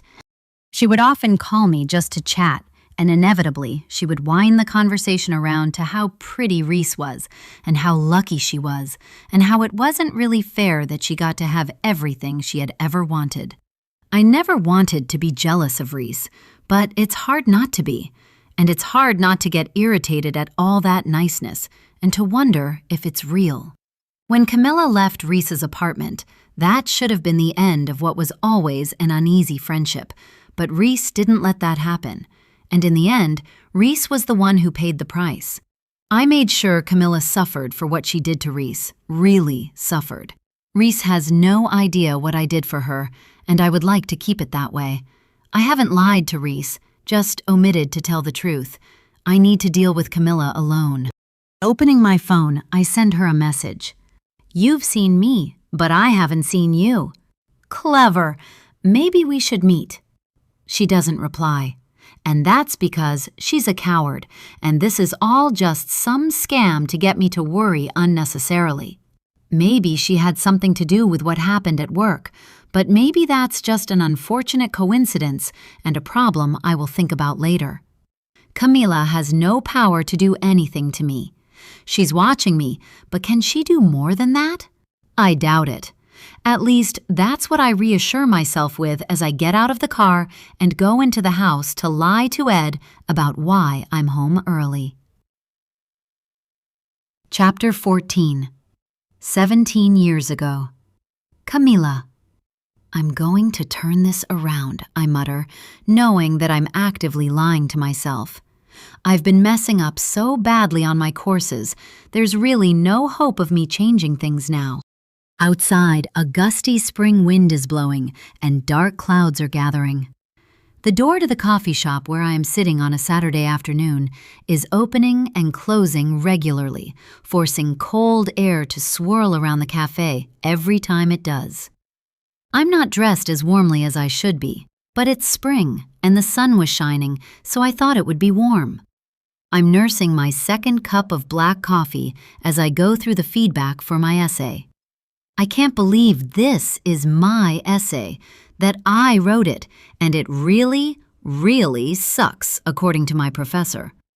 I hate that there is so much red pen, so many comments on it, such an awful grade scrawled at the top. I should be better than this. I am better than this. Or I was. At 23, I'm someone who was once at the top of every class, and is now struggling to pass. I should be in a prestigious master's program. I should be in the UK, at Cambridge. I should be anywhere but here, anyone but me.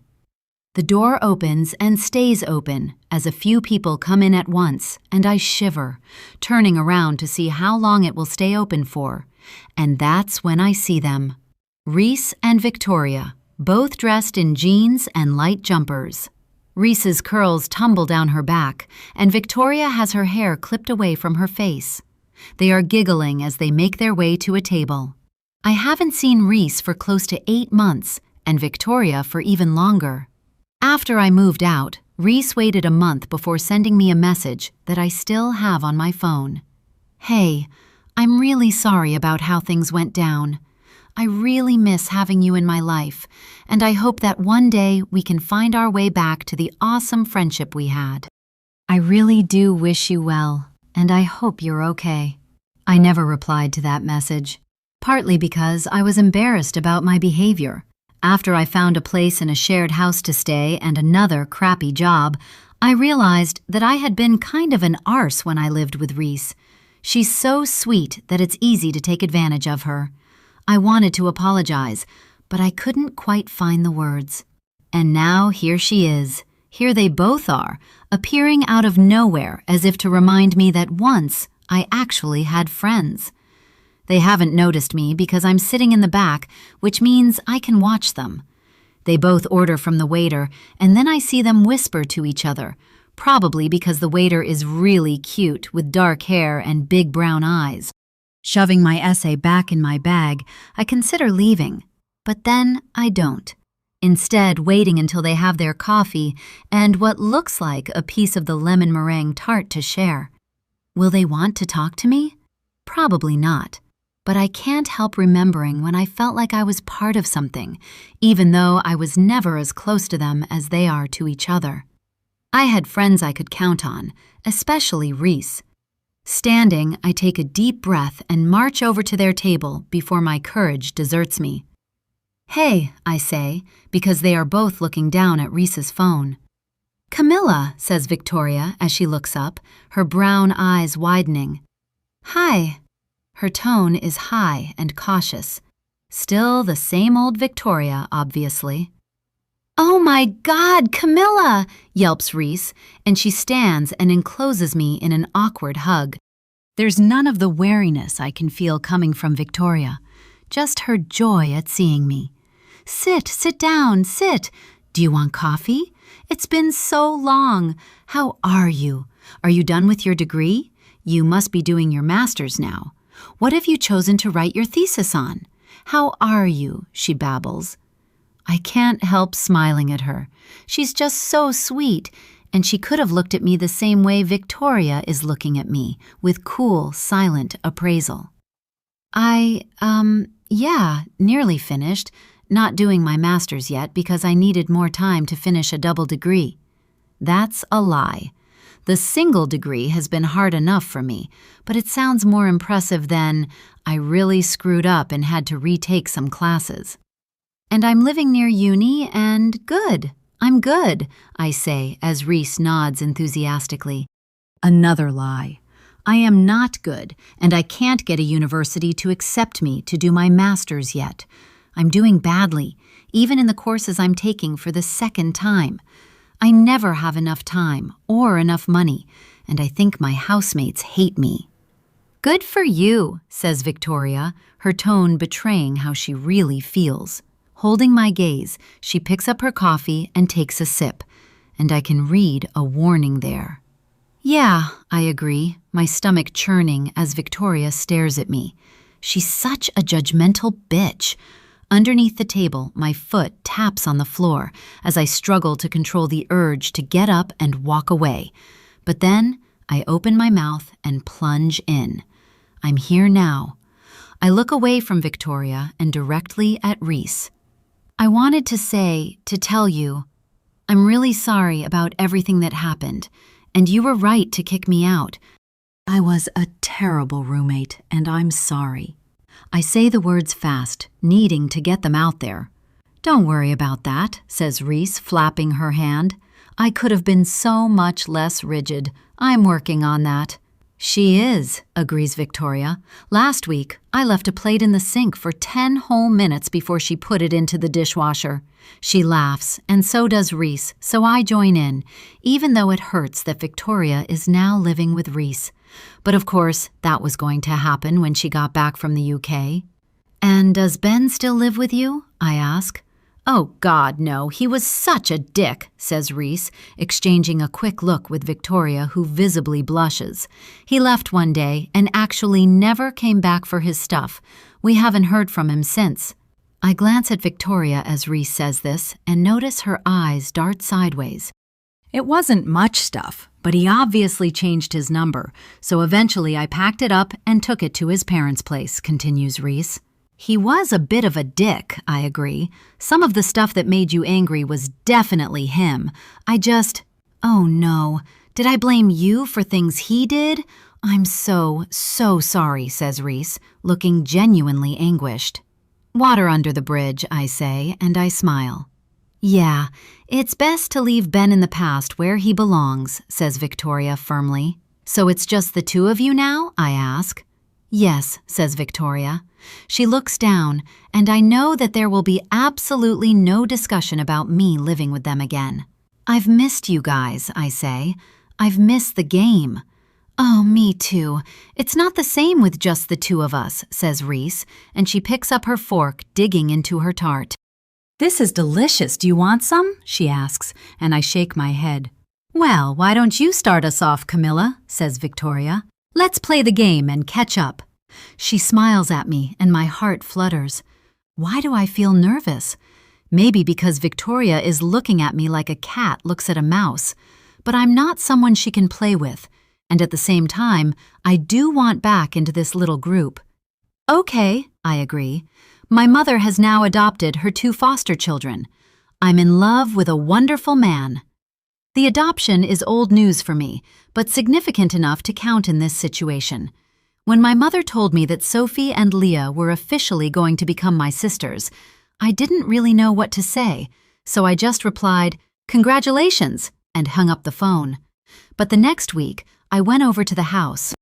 "Camilla," my mother said when she answered the door, as though she wasn't actually sure it was me. I told her that I wanted to get to know my new sisters, even as the words made my stomach churn. Truthfully, I was thinking about my inheritance, as small as it will be. One day, Coach and my mother will be gone, and their house will be worth something. I'm too young to be thinking like that, but thinking about money occupies a large part of my life. I need to stay in touch with my mother so that I get a piece of the inheritance pie. I talk to them once a month now. I have nothing in common with Leah, who is outgoing and bubbly once you get to know her.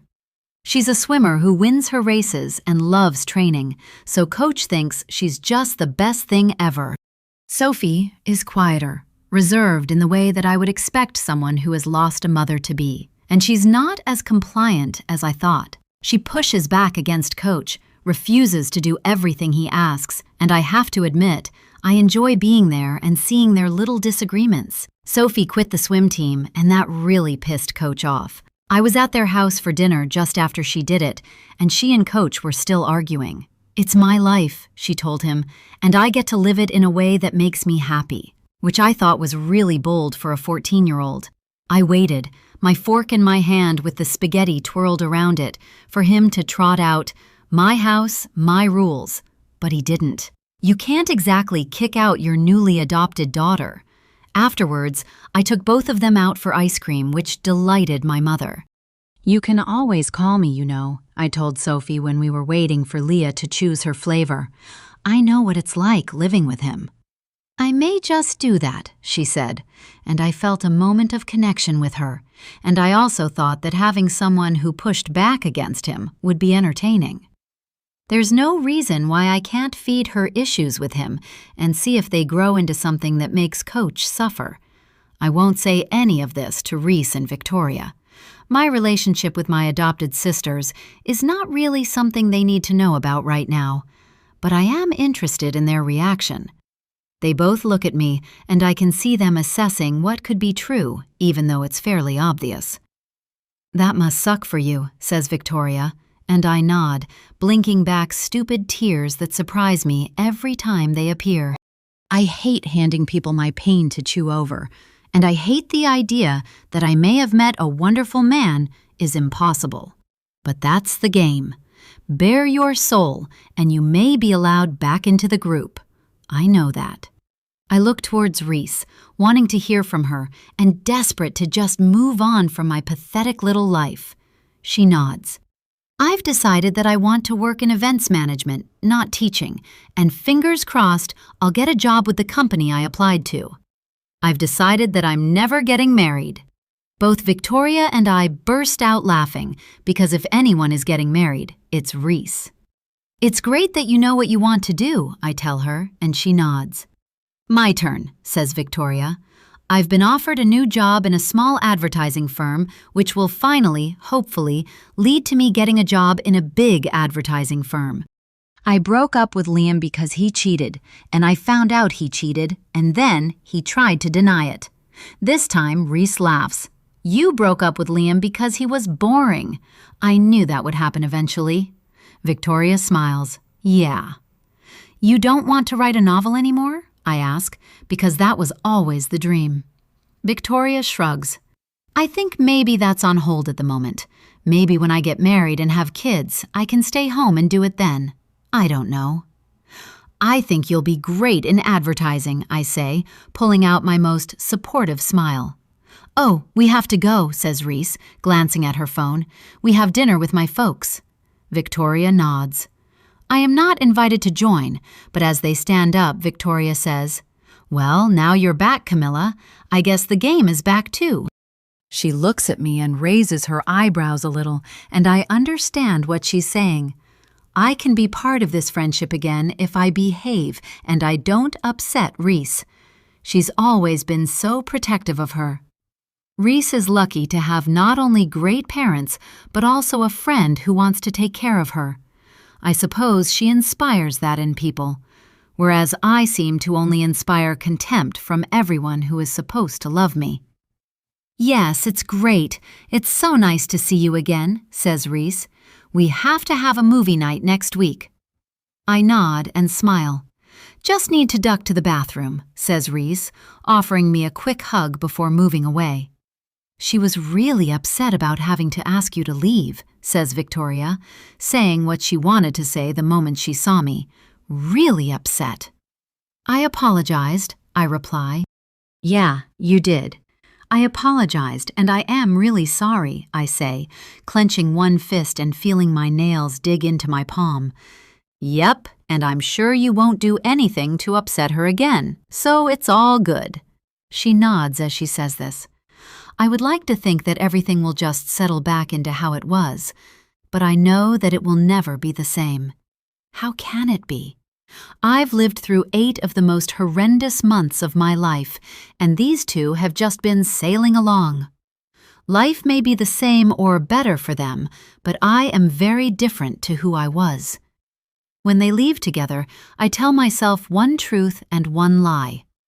They don't deserve what they have.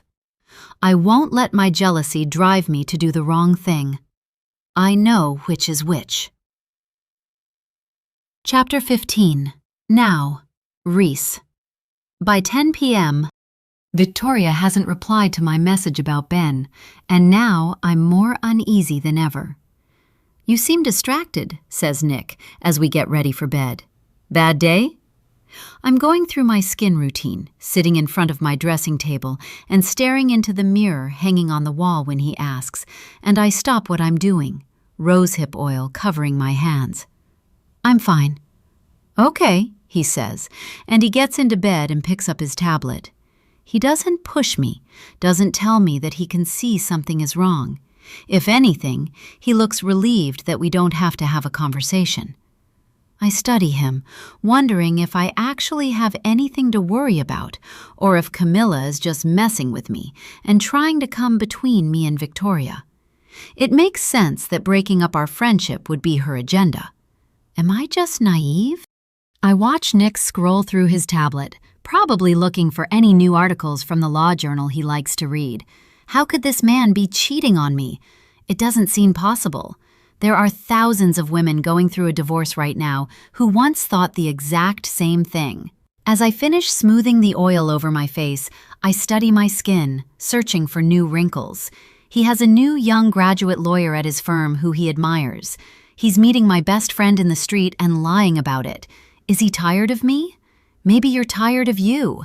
In bed, I open my Kindle and start reading, even as I listen for a message on my phone from Victoria. Why hasn't she replied? I contemplate messaging again, but then don't.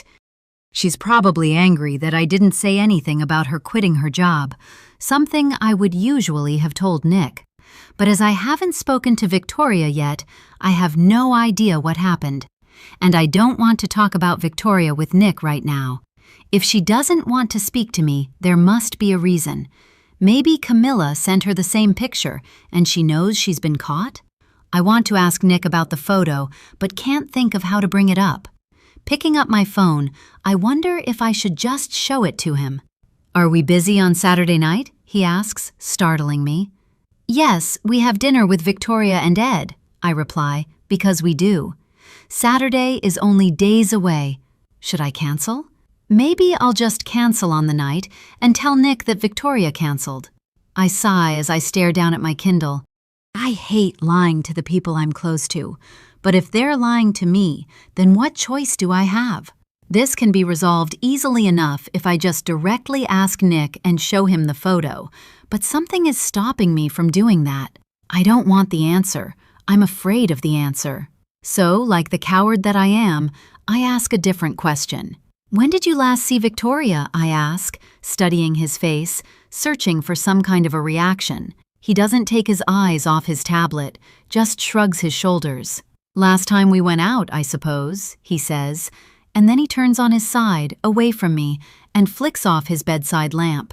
I'm beat, and I have to be up early tomorrow to meet Jake for squash, he says.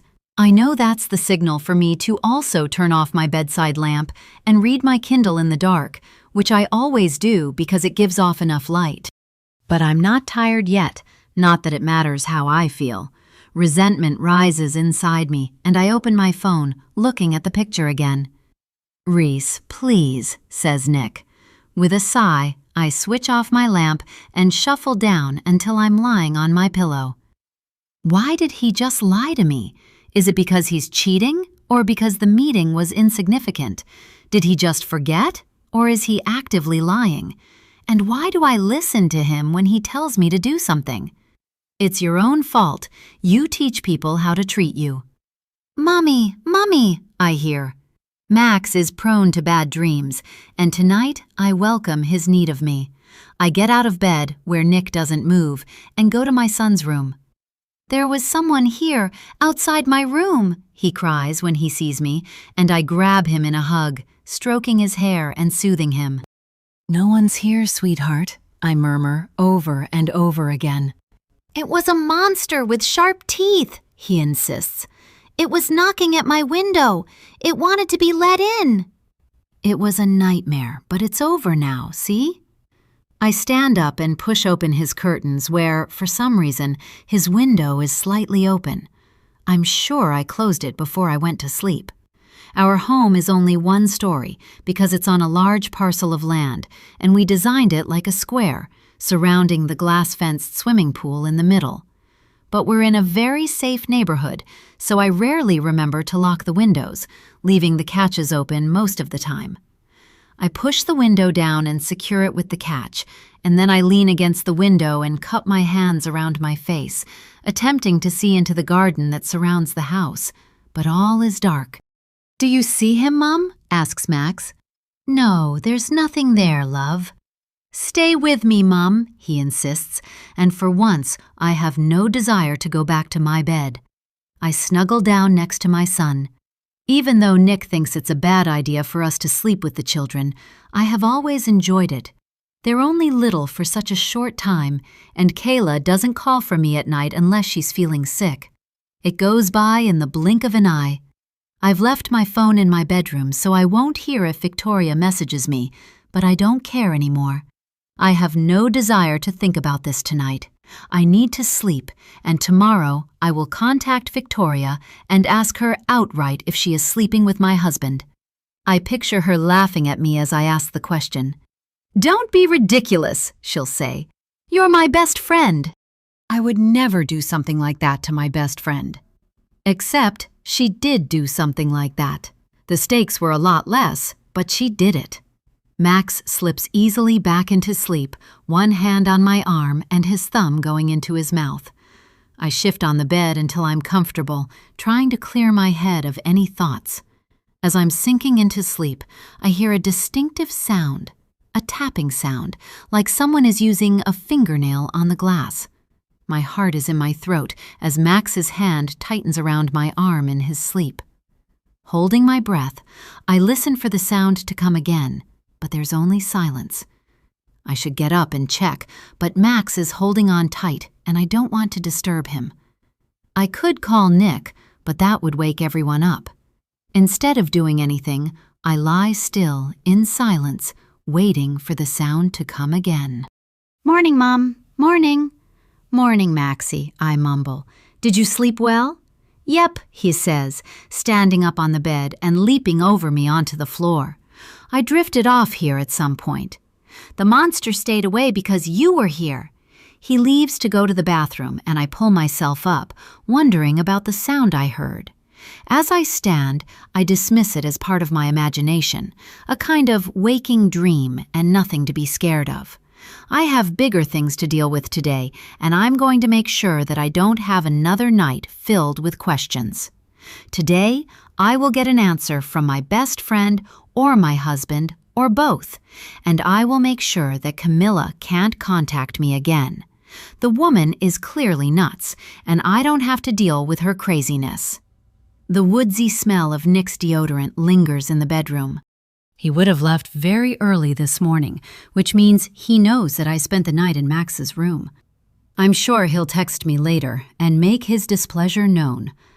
I grab my phone from my bedside table, taking a quick look at my emails, which have come in overnight, in case Zane needs me to deal with something today. I open Instagram next, something I do every morning, again looking for any contact from prospective clients, and my heart drops when I see another message from Camilla. I should have blocked her, but also, that picture of my husband and my best friend needs to be explained. I spy with my little eye something beginning with M. Irritated at the stupidity of the message, I type just one word. What? All kids are afraid of monsters, Reese. You know that. Bet Max has no idea that his mum is actually a monster. Imagine how terrified he would be. The tapping on the window last night. Max calling for me. She was here. She was watching me yesterday, and she was here last night. My house, my garden, near my children. I clutch my phone tightly, feeling my jaw clench as fury races through me, and only one phrase circles in my head. I don't stop myself from sending it, instead stabbing at my phone and hitting send so hard my finger hurts. I will kill you. A threat. How nice, how polite, how very unlike you. Chapter 16. Victoria. By the time I get to bed just after 1:30 a.m., I am exhausted beyond what I thought possible. I have not replied to Reese's message asking me if I remember Ben, because I know it's not just a question about our past. It is loaded with guilt and blame, and I'm not going to reply while I'm still trying to figure out exactly what Camilla has planned. Reese still hasn't asked me about what happened at work. I feel like we're both having our strings pulled by Camilla, letting her make us dance to her tune. The obvious solution is to talk to each other, but I'm not making the first move. I asked if I could come over, and she responded by asking me about Ben. I haven't told Ed what happened at work. I know he won't be filled with sympathy, but will rather take it as an opportunity to lecture me on my quick temper and my inability to think through consequences. Then the fight we have will be epic and probably marriage-ending, because I know myself well enough to know that I will tell him every single thing I have been thinking about him since he made the ridiculous decision to quit his job and go back to studying. Instead, when he asked me why I was home early, I told him that there was some kind of bug going around the office, and Blake told me I should work from home for the day. He didn't question me, but then he probably wasn't even listening to my explanation, because he was busy with his keyboard and computer at the time. In bed, I look over my groveling apology email one last time before I send it to Blake. Ed is snoring beside me, because he had a very hard day of doing whatever he wanted to. God, I'm so angry. I can feel the rage bubbling inside me, heating up my skin and burning in my throat. I shouldn't be in this position. 6 months ago, if I had quit my job, I would have been able to take the time to find a new one. Now the mortgage and the gas bill and our car payments have been circling in my head for hours. Dear Blake, I want to apologize for what happened today. I'm sorry I got so angry about your accusation. I should have reacted calmly and explained that I would never, ever do anything to jeopardize the company and the work that we are doing. I should have asked questions instead of reacting. I really don't want to leave this job, as I believe I have a great deal more to offer the company, and I hope you will accept my apology and allow me to start fresh tomorrow. I want to vomit at how kiss-arsey this is, how much I have humbled myself, and the fact that I am apologizing to someone who is clearly inferior to me, despite him being my boss. But still, I really need this job. I press send and then lie down in bed, wishing that I had taken a sleeping pill so that this whole day could be wiped out in a few hours of dreamless sleep. But it's too late to do that now, and I always worry I won't hear it if one of the twins wakes up and needs me. Closing my eyes, I breathe deeply when I hear a message come in on my phone, and I grab it eagerly, hoping it's from Blake to say we can just start again, although that's a ridiculous thought to have at nearly 2 a.m.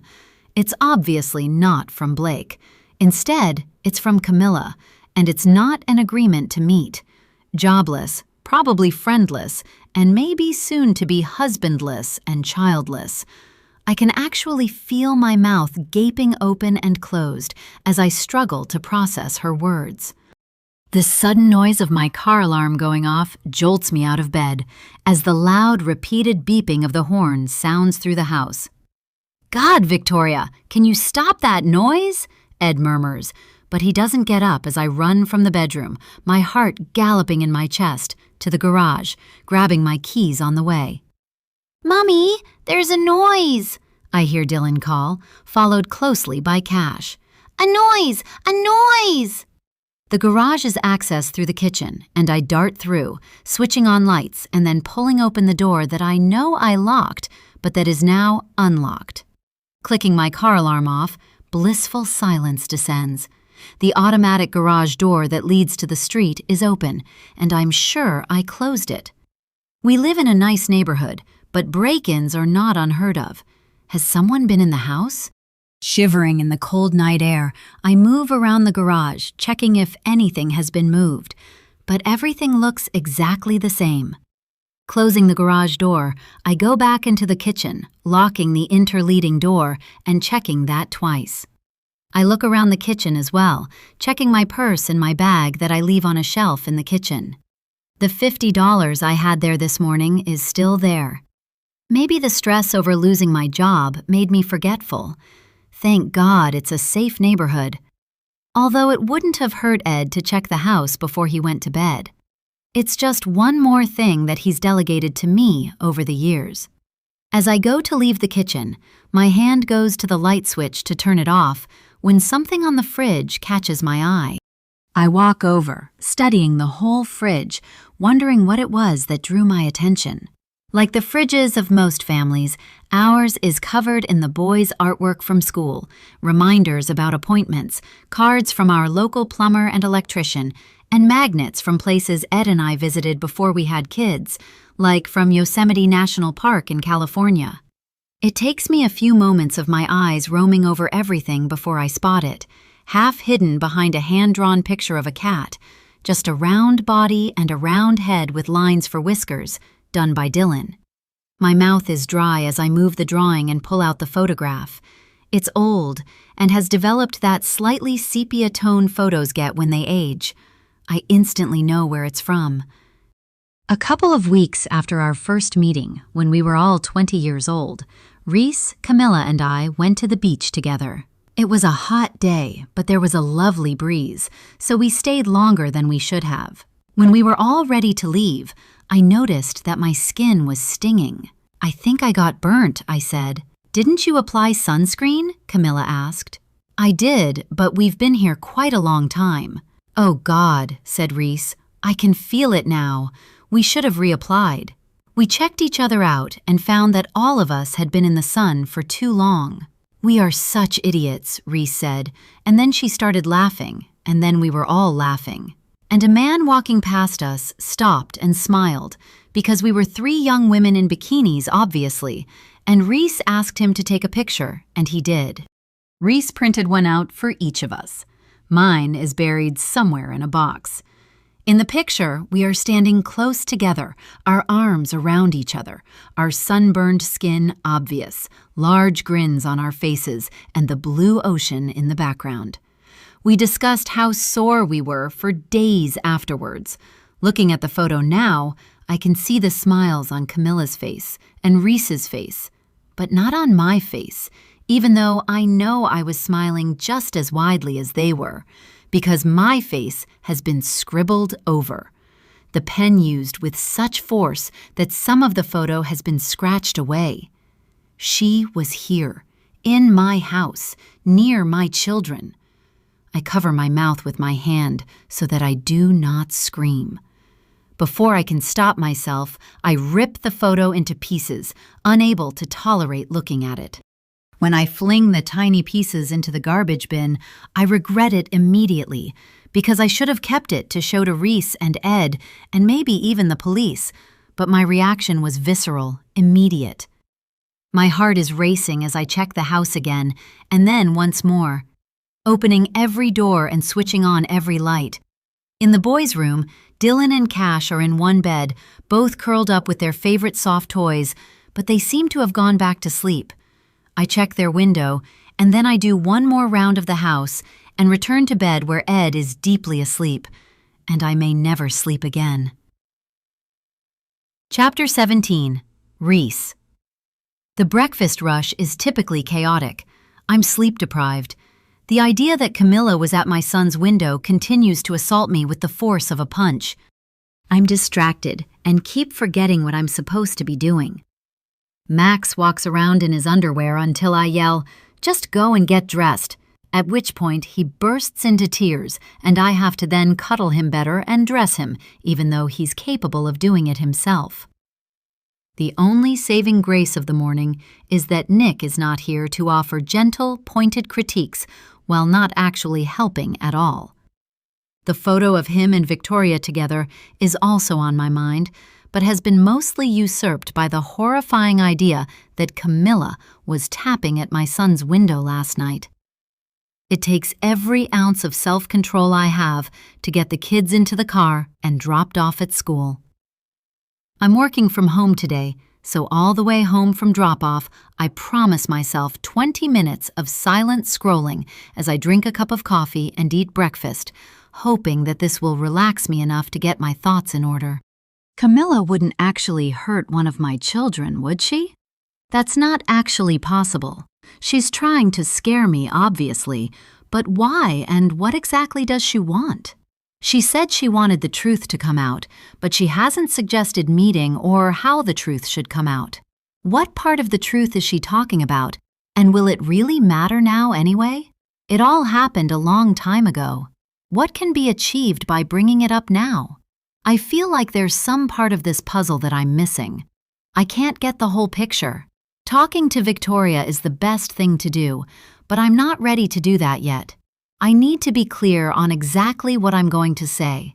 Any hope I had of some quiet time disappears as I pull into my garage and my phone pings with a message from Zane. Emily Goldman just canceled the wedding. I can read the sheer panic in his words. We have laid out a lot of money to our contractors in anticipation of the final payment from the Goldman family. Emily wouldn't be the first person to cancel her wedding only days before it's meant to go ahead, but it's rare that it actually happens. And if we have to cancel everything, we don't only risk losing money, but also looking unreliable to all our contractors. The wedding is only 12 days away. I call Zane.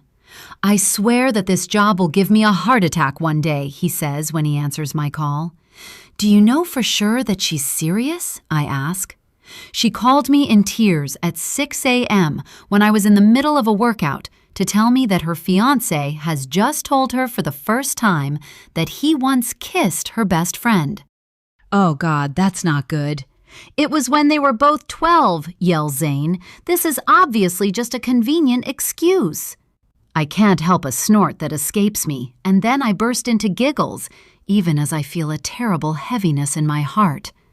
I am exhausted and scared, and my reaction is because of that, but Zane won't appreciate my behavior.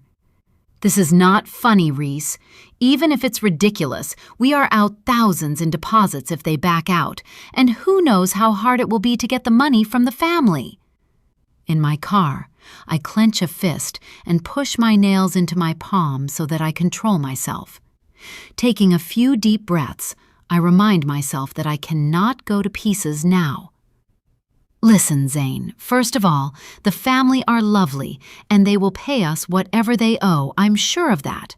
And secondly, Emily will have a chat with her mother, who is very wise and calm, and it will all be back on. As I say these words, I realize I am right.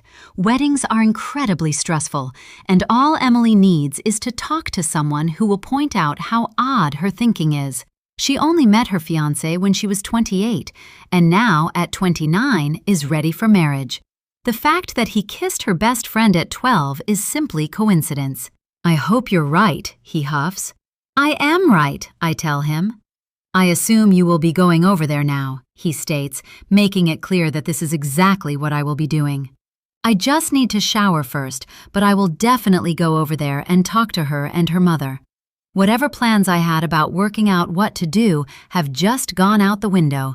I need to get this sorted, but I can't turn up looking flustered, so I need to shower and dress. Coffee, scrolling, and thinking will have to wait. It takes me half an hour to get to the Goldman house. The door is opened by Ethan Goldman, Emily's father, who smiles when he sees me and then gestures to the kitchen, shaking his head and shrugging his shoulders as if to say, "This has nothing to do with me."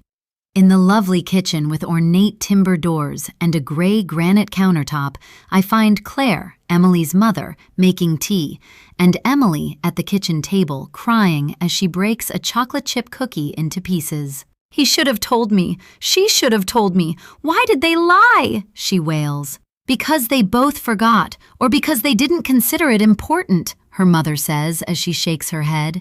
"Tea, Reese?" she asks, and I nod. An urge to discuss my own situation with Claire rises inside me.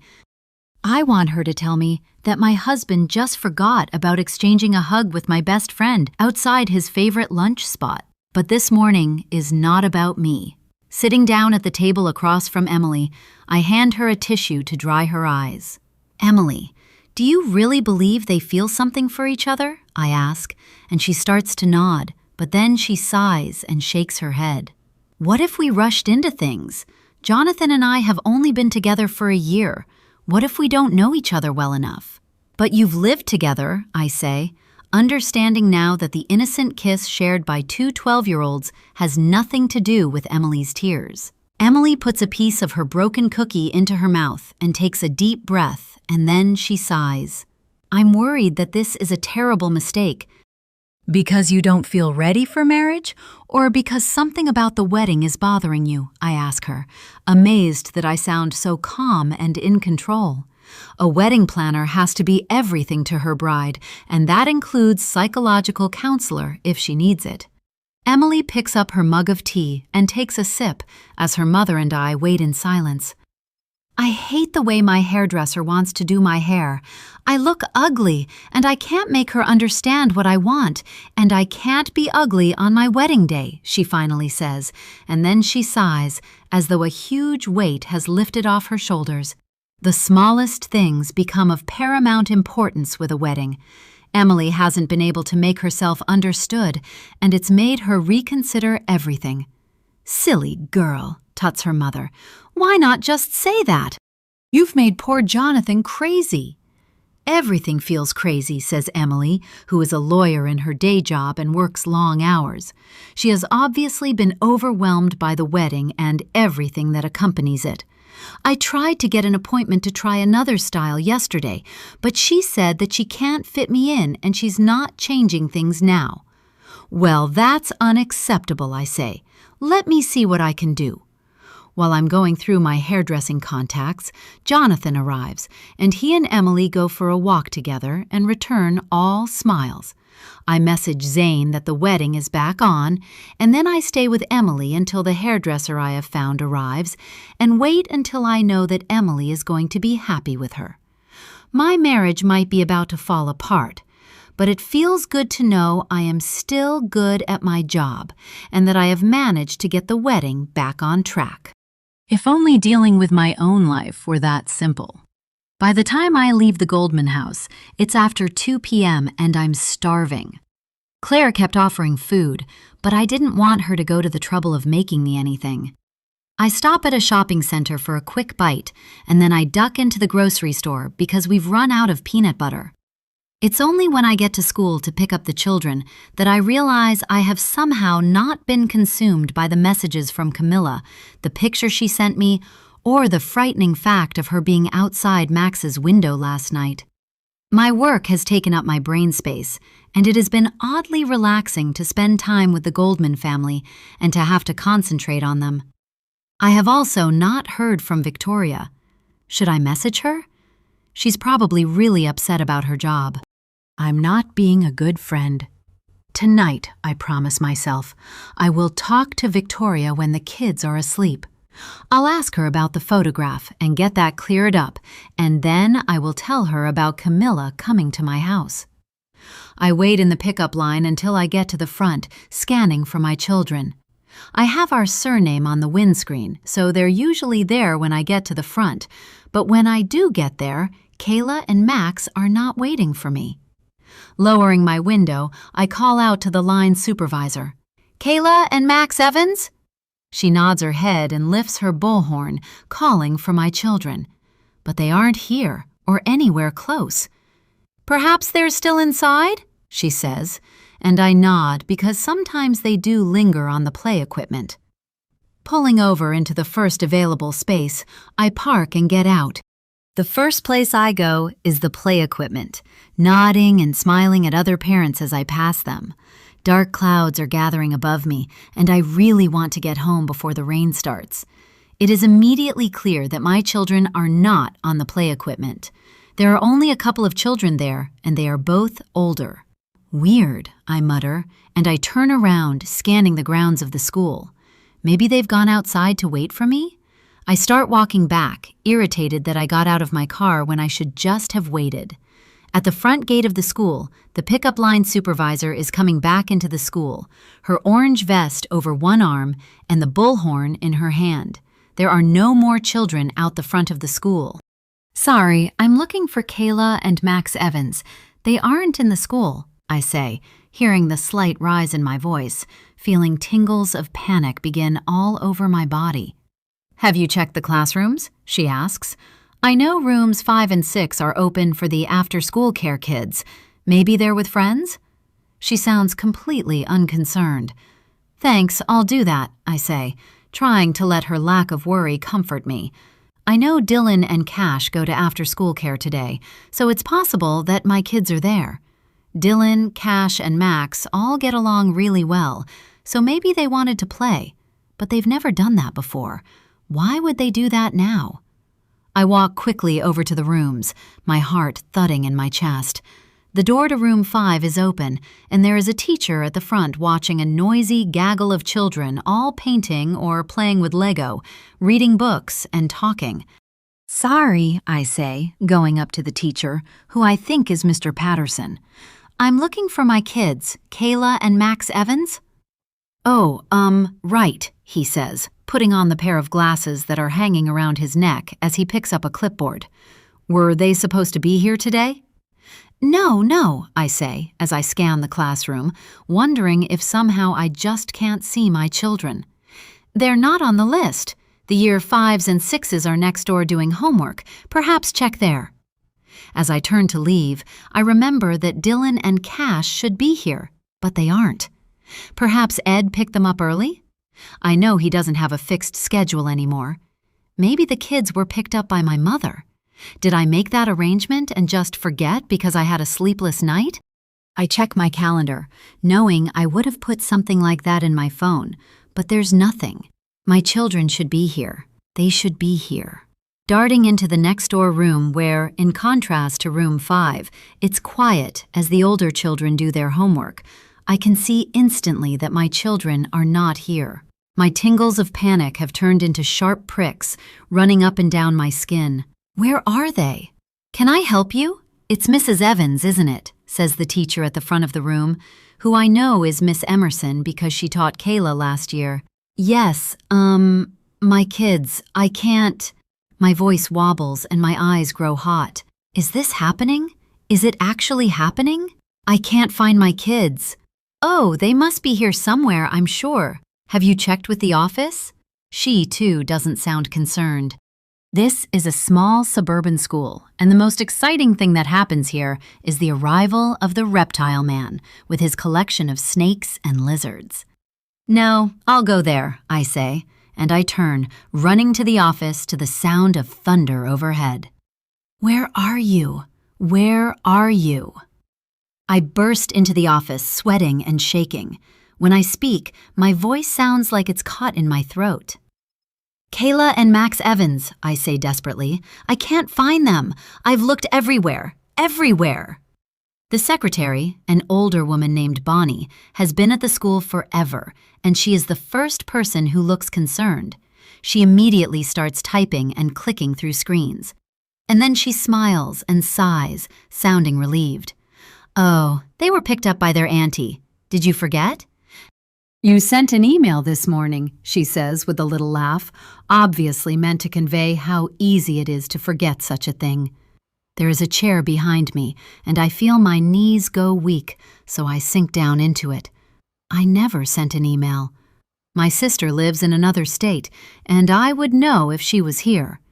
An overwhelming fear paralyzes me as I realize that I don't know where my children are. I don't know where they are. Chapter 18. Victoria. After a sleepless few hours, I got up at 5 a.m. and fished the pieces of the photograph out of the garbage bin. It took me nearly an hour to carefully tape all the pieces back together, and when I was finally done, my reaction was no less extreme as I looked at my scratched-out face. The urge to tear it up again rose inside me, but I shoved it into my handbag instead, somewhere that Ed and the boys never touch. And then I made myself the biggest, strongest cup of coffee I could. Sipping the bitter black liquid, I hope that it jumpstarts my fuzzy brain so that I can come up with some practical steps to take. Camilla was in my house last night. That means she broke in. That means that she's committed a crime and I can go to the police. But what will she tell the police about me? My other problem is my job. When the boys wake at 6 a.m., there's no reply from Blake, but it's still early, so I don't want to read anything into that. I can drop the boys off today, I tell Ed when he stumbles into the kitchen at 7:30, rubbing his eyes. Really? He asks because since he gave up work, he has taken over the drop-off and pick-up from school, something we used to share.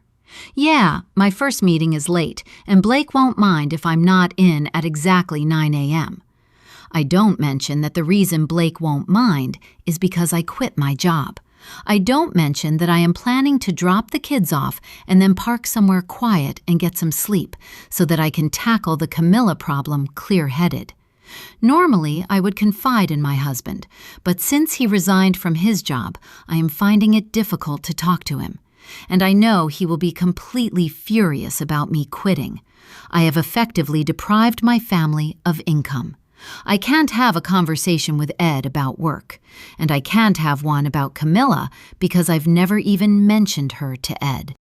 At some point, Reese and I decided that we never wanted to discuss Camilla again. We moved on, and we simply pretended she had never existed. I would usually call Reese, who I know would have some sympathy and advice, and a way to make me feel better over the job thing, and she would also understand why I'm so freaked out about the photograph, although perhaps anyone would understand that. She may not understand about my reluctance to call the police, but she doesn't know everything that I did. Was any of it illegal? Or was it just immoral? But I can't call her because I know she's going to want to talk about Ben, and I don't see the point in that discussion. I still can't figure out why she wants to have that discussion again. I thought we discussed it to death when it happened. The coffee is no help, and my brain feels like it's surrounded by cotton wool as I automatically make lunches and pack the boys' bags. In the car on the way to school, I am only dimly aware of them arguing about something because nothing feels quite real. "Are we staying at after-school care?" asks Dylan when I pull into the drop-off line. "Oh," I think hard. Yes, you are. Daddy works in the studio on Fridays." "I hate after-school care," whines Cash. Me too, agrees Dylan. Sorry, but Daddy has to work and I do too, I lie. And you never want to leave when I come and pick you up, so you can't hate it that much, I say with a sigh. I am so tired, I feel like I might cry. Out you get, I chirp, trying to sound enthusiastic. Have a lovely day at school. I'm grateful to move out of the drop-off line and drive through familiar streets in my silent car. I pull over in a quiet street and lower my seat. It pisses me off that I can't go home, but Ed only leaves for the studio at 11, so I have to stay out until then. Closing my eyes, I will sleep to come so that I can think straight. But my mind is whirling and will not rest. After an hour, I give up and find a coffee shop where I spend money I can ill afford on a piece of chocolate cake and another strong coffee. I keep checking my phone in case there is a reply from Blake, but there isn't one. And then I open Instagram messages and stare at the last message I sent to Camilla. Should I confront her? Do I threaten the police again? She'll just threaten me right back. This is such a mess. I know you were in my house last night, and now I'm going to take this photo that you so kindly left to the police. So thanks for that. I need to get aggressive with this woman. Are you sure you want to involve the police? She thinks she's got me. What I did 16 years ago wasn't illegal, not really, but breaking and entering is. Stalking is. Yep, going now. Unless you want to meet and tell me what the fuck this is all about, you took everything from me, Victoria. I stare down at the words. Is that true? Did I? I meant to punish her for what she did. She deserved to lose everything. Did she really lose everything? I don't care. I think she's actually insane, and what happened doesn't really matter at all. I don't reply to that message, but I do go home, and I can feel my muscles relax when I walk into the house to find it empty. Ed has, predictably, left the kitchen in a mess, so I clean up, and when I'm done, I feel like I can get some sleep. Lying down on the sofa because I don't want to struggle in the unmade bed, I fall into a deep sleep, and I'm only woken by a text message on my phone. Do you know where your kids are? Chapter 19. Reese. I didn't send an email, I managed to say to Bonnie on the school reception desk. I don't know where my kids are, and I cannot believe this is happening. Oh, well, oh dear, oh dear, oh dear, oh dear. It came from your email address, see? She says, pointing at her computer screen with one finger as she pats her chest with her other hand, trying to calm herself. I get up off the chair, thoughts clashing in my head, my whole body feeling wobbly, and walk around her desk. This is just to let you know, my sister, Camilla, will pick up the kids this afternoon. I peer at the computer. Oh God, it is from my email address. I've emailed about pickup changes before if I'm not able to call because I'm in a meeting with a client. And it's right there in black and white, my email address. She's hacked my email and taken my kids. She's taken my kids, my kids. Why did they go with her? We need to call, I start to say, because we need to call the police right now. My phone pings with a message and I grab it. It's on Instagram, and my fingers shake as I get the screen open while Bonnie watches me, concern on her face. Another message from Camilla. They're safe and sound at the park opposite the school. I need to go, I tell Bonnie. They're at the park. Oh, good. Oh, my goodness. I thought we had made a terrible mistake. So they're okay then. Your sister has them? I'm not sure how to reply because there is too much to explain, and I just need to see my children. Yes, it's fine, I say, because what else can I say? Is it fine? Are they okay? Please, please let them be okay. I dart out of the office and the school, and as I cross the road to get to the park, I send Victoria a message, because if Camilla has done this to me, has she done it to Victoria as well? Dylan and Cash were meant to be in after-school care, but I didn't see them, so where are they? Do you know where your kids are? As soon as I enter the park, I see the play equipment and immediately spot Max and then Kayla. My stomach twists, and I bite down on my lip as hot relief runs through my body. There they are. That's Max. That's Kayla. There they are. They're fine. They're fine. They're fine. "Hey, Mom," shouts Max when he sees me. He's standing at the top of the slide, and he sits and whizzes down. The clouds above are an ominous black. The rain will be here soon, but it feels like the sun is shining directly on my face because I can see them. I can see my children. I look around, trying to see where Camilla is. "Hi, Reese," I hear, and I turn to the slide to see Dylan sliding down, followed by Cash. My children are here, and Victoria's children are here. I look around the park, searching for Victoria. Would she have picked up my kids? Would she have sent an email and called herself Camilla? None of this makes sense. A message pops up on my phone from Victoria. "After school care? Why?"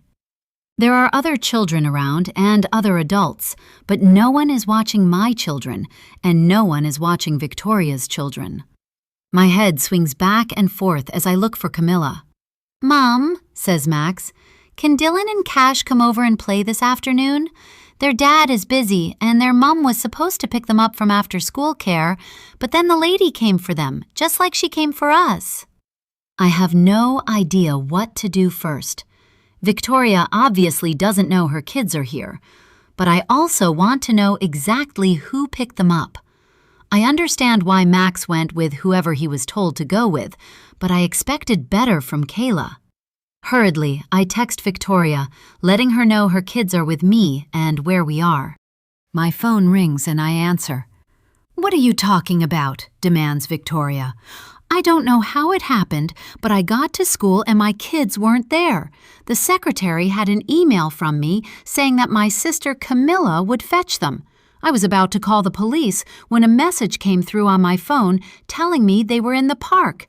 And when I got here, Dylan and Cash were here too. I don't know what's going on." Shit, spits Victoria. "I'm coming to get them. I'll be there in 10 minutes. "Okay," I reply. "Mom," says Kayla, walking over to me, "why did that woman fetch us from school and take us to the park? I didn't want to go with her, but the secretary said that you sent an email that your sister was coming, and I thought that was Auntie Jordan, but it wasn't.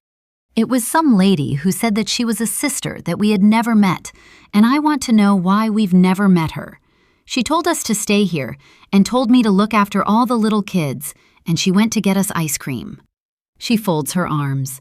No matter how sophisticated children are these days, no matter how much access they have to technology, they are still just children and unable to question a trusted adult.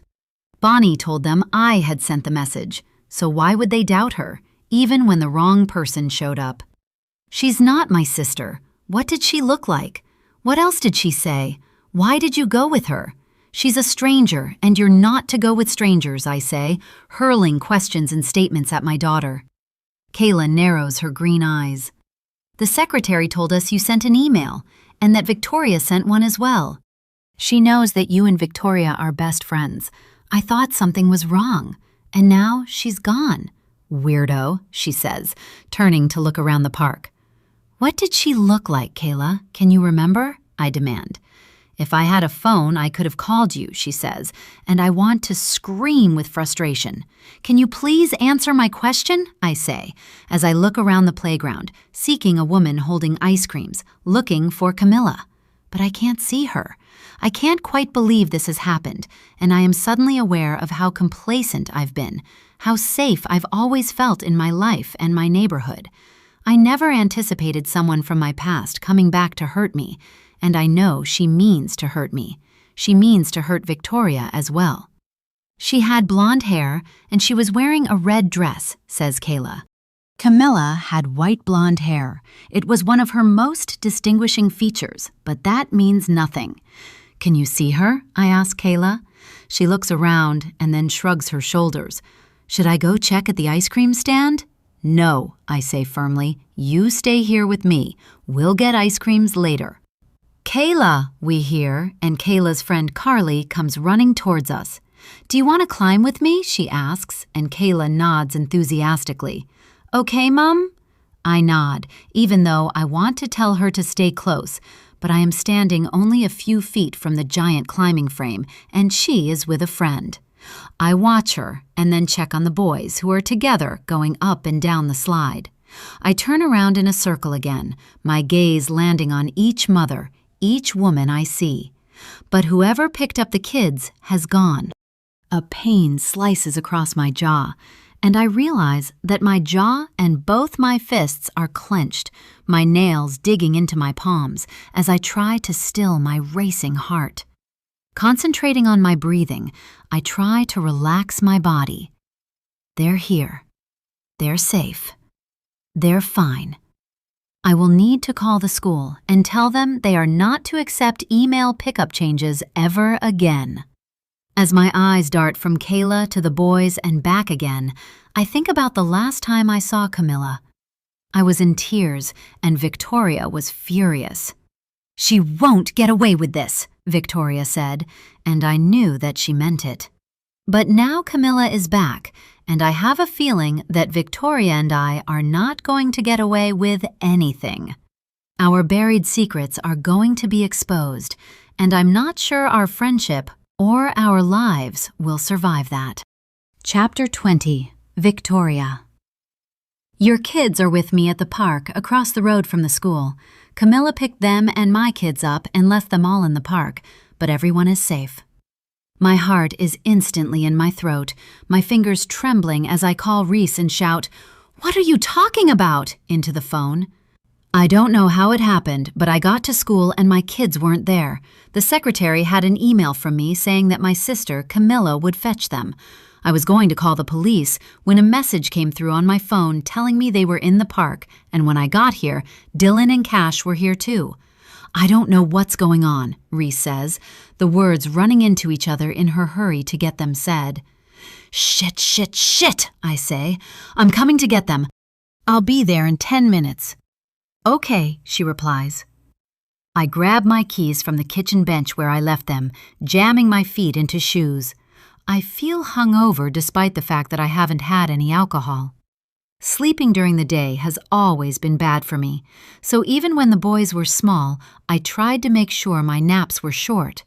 But I've been asleep for hours. Camilla has taken things too far now, and we need to go to the police. Every traffic light makes me feel sick. Every slow driver makes me furious. They're with Reese. They're fine. They're with Reese, I keep reminding myself. But I cannot get to the park quickly enough. They could have been taken, just disappeared, and I could never have seen them again. Would she have done that? What kind of a person is this? Who has she become? And how do we stop her? When I get to the park, it is to see my twin sons sitting on a bench, happily eating ice cream, despite the cold wind and the dark clouds overhead. Hello, boys, I say, covering their faces in kisses as they push me away. They have no idea what has just happened. Of the 4 children, only Kayla may vaguely understand. She's sitting at the top of the slide, also eating an ice cream. Thank you, I say to Reese, grabbing her in a quick, tight hug that she returns. You must have been utterly terrified. I was. It was just, says Reese, and she shakes her head as her eyes fill with tears. Hey, it's okay. They're okay, I say, stroking her shoulder. And now Kayla wants to know why I never mentioned another sister, Camilla, and I have to talk to the school, because obviously she's not on the pickup list, but the email came from my email address. And obviously there was an email from you as well, telling them to let your kids go with my kids. We might be in trouble here, Victoria. I think we have to go to the police. Absolutely, I agree, and I fill her in on the picture and the email that I am supposed to have sent to my competition, Eagle Advertising. The email that essentially got me to quit my job. The situation has gotten out of control, but at least Reese and I are speaking. At least we are in this together. Camilla was in my house, and then she somehow hacked the school email to make sure emails came from both Reese and me about picking up our kids. This is complete madness, and it cannot be allowed to go on. We should go, I say, looking up at the sky. But instead of leaving, she walks over to a bench where she sits down. I can see her gaze darting between her kids, who are happily oblivious as to what has happened, as are mine. "This is too much," says Reese. "How is she doing this, and why? She was the one who messed up my life." "I know," I reply, still keeping anything I may have done out of the conversation. "Is she like some kind of a hacker now?" asks Reese. "I don't know.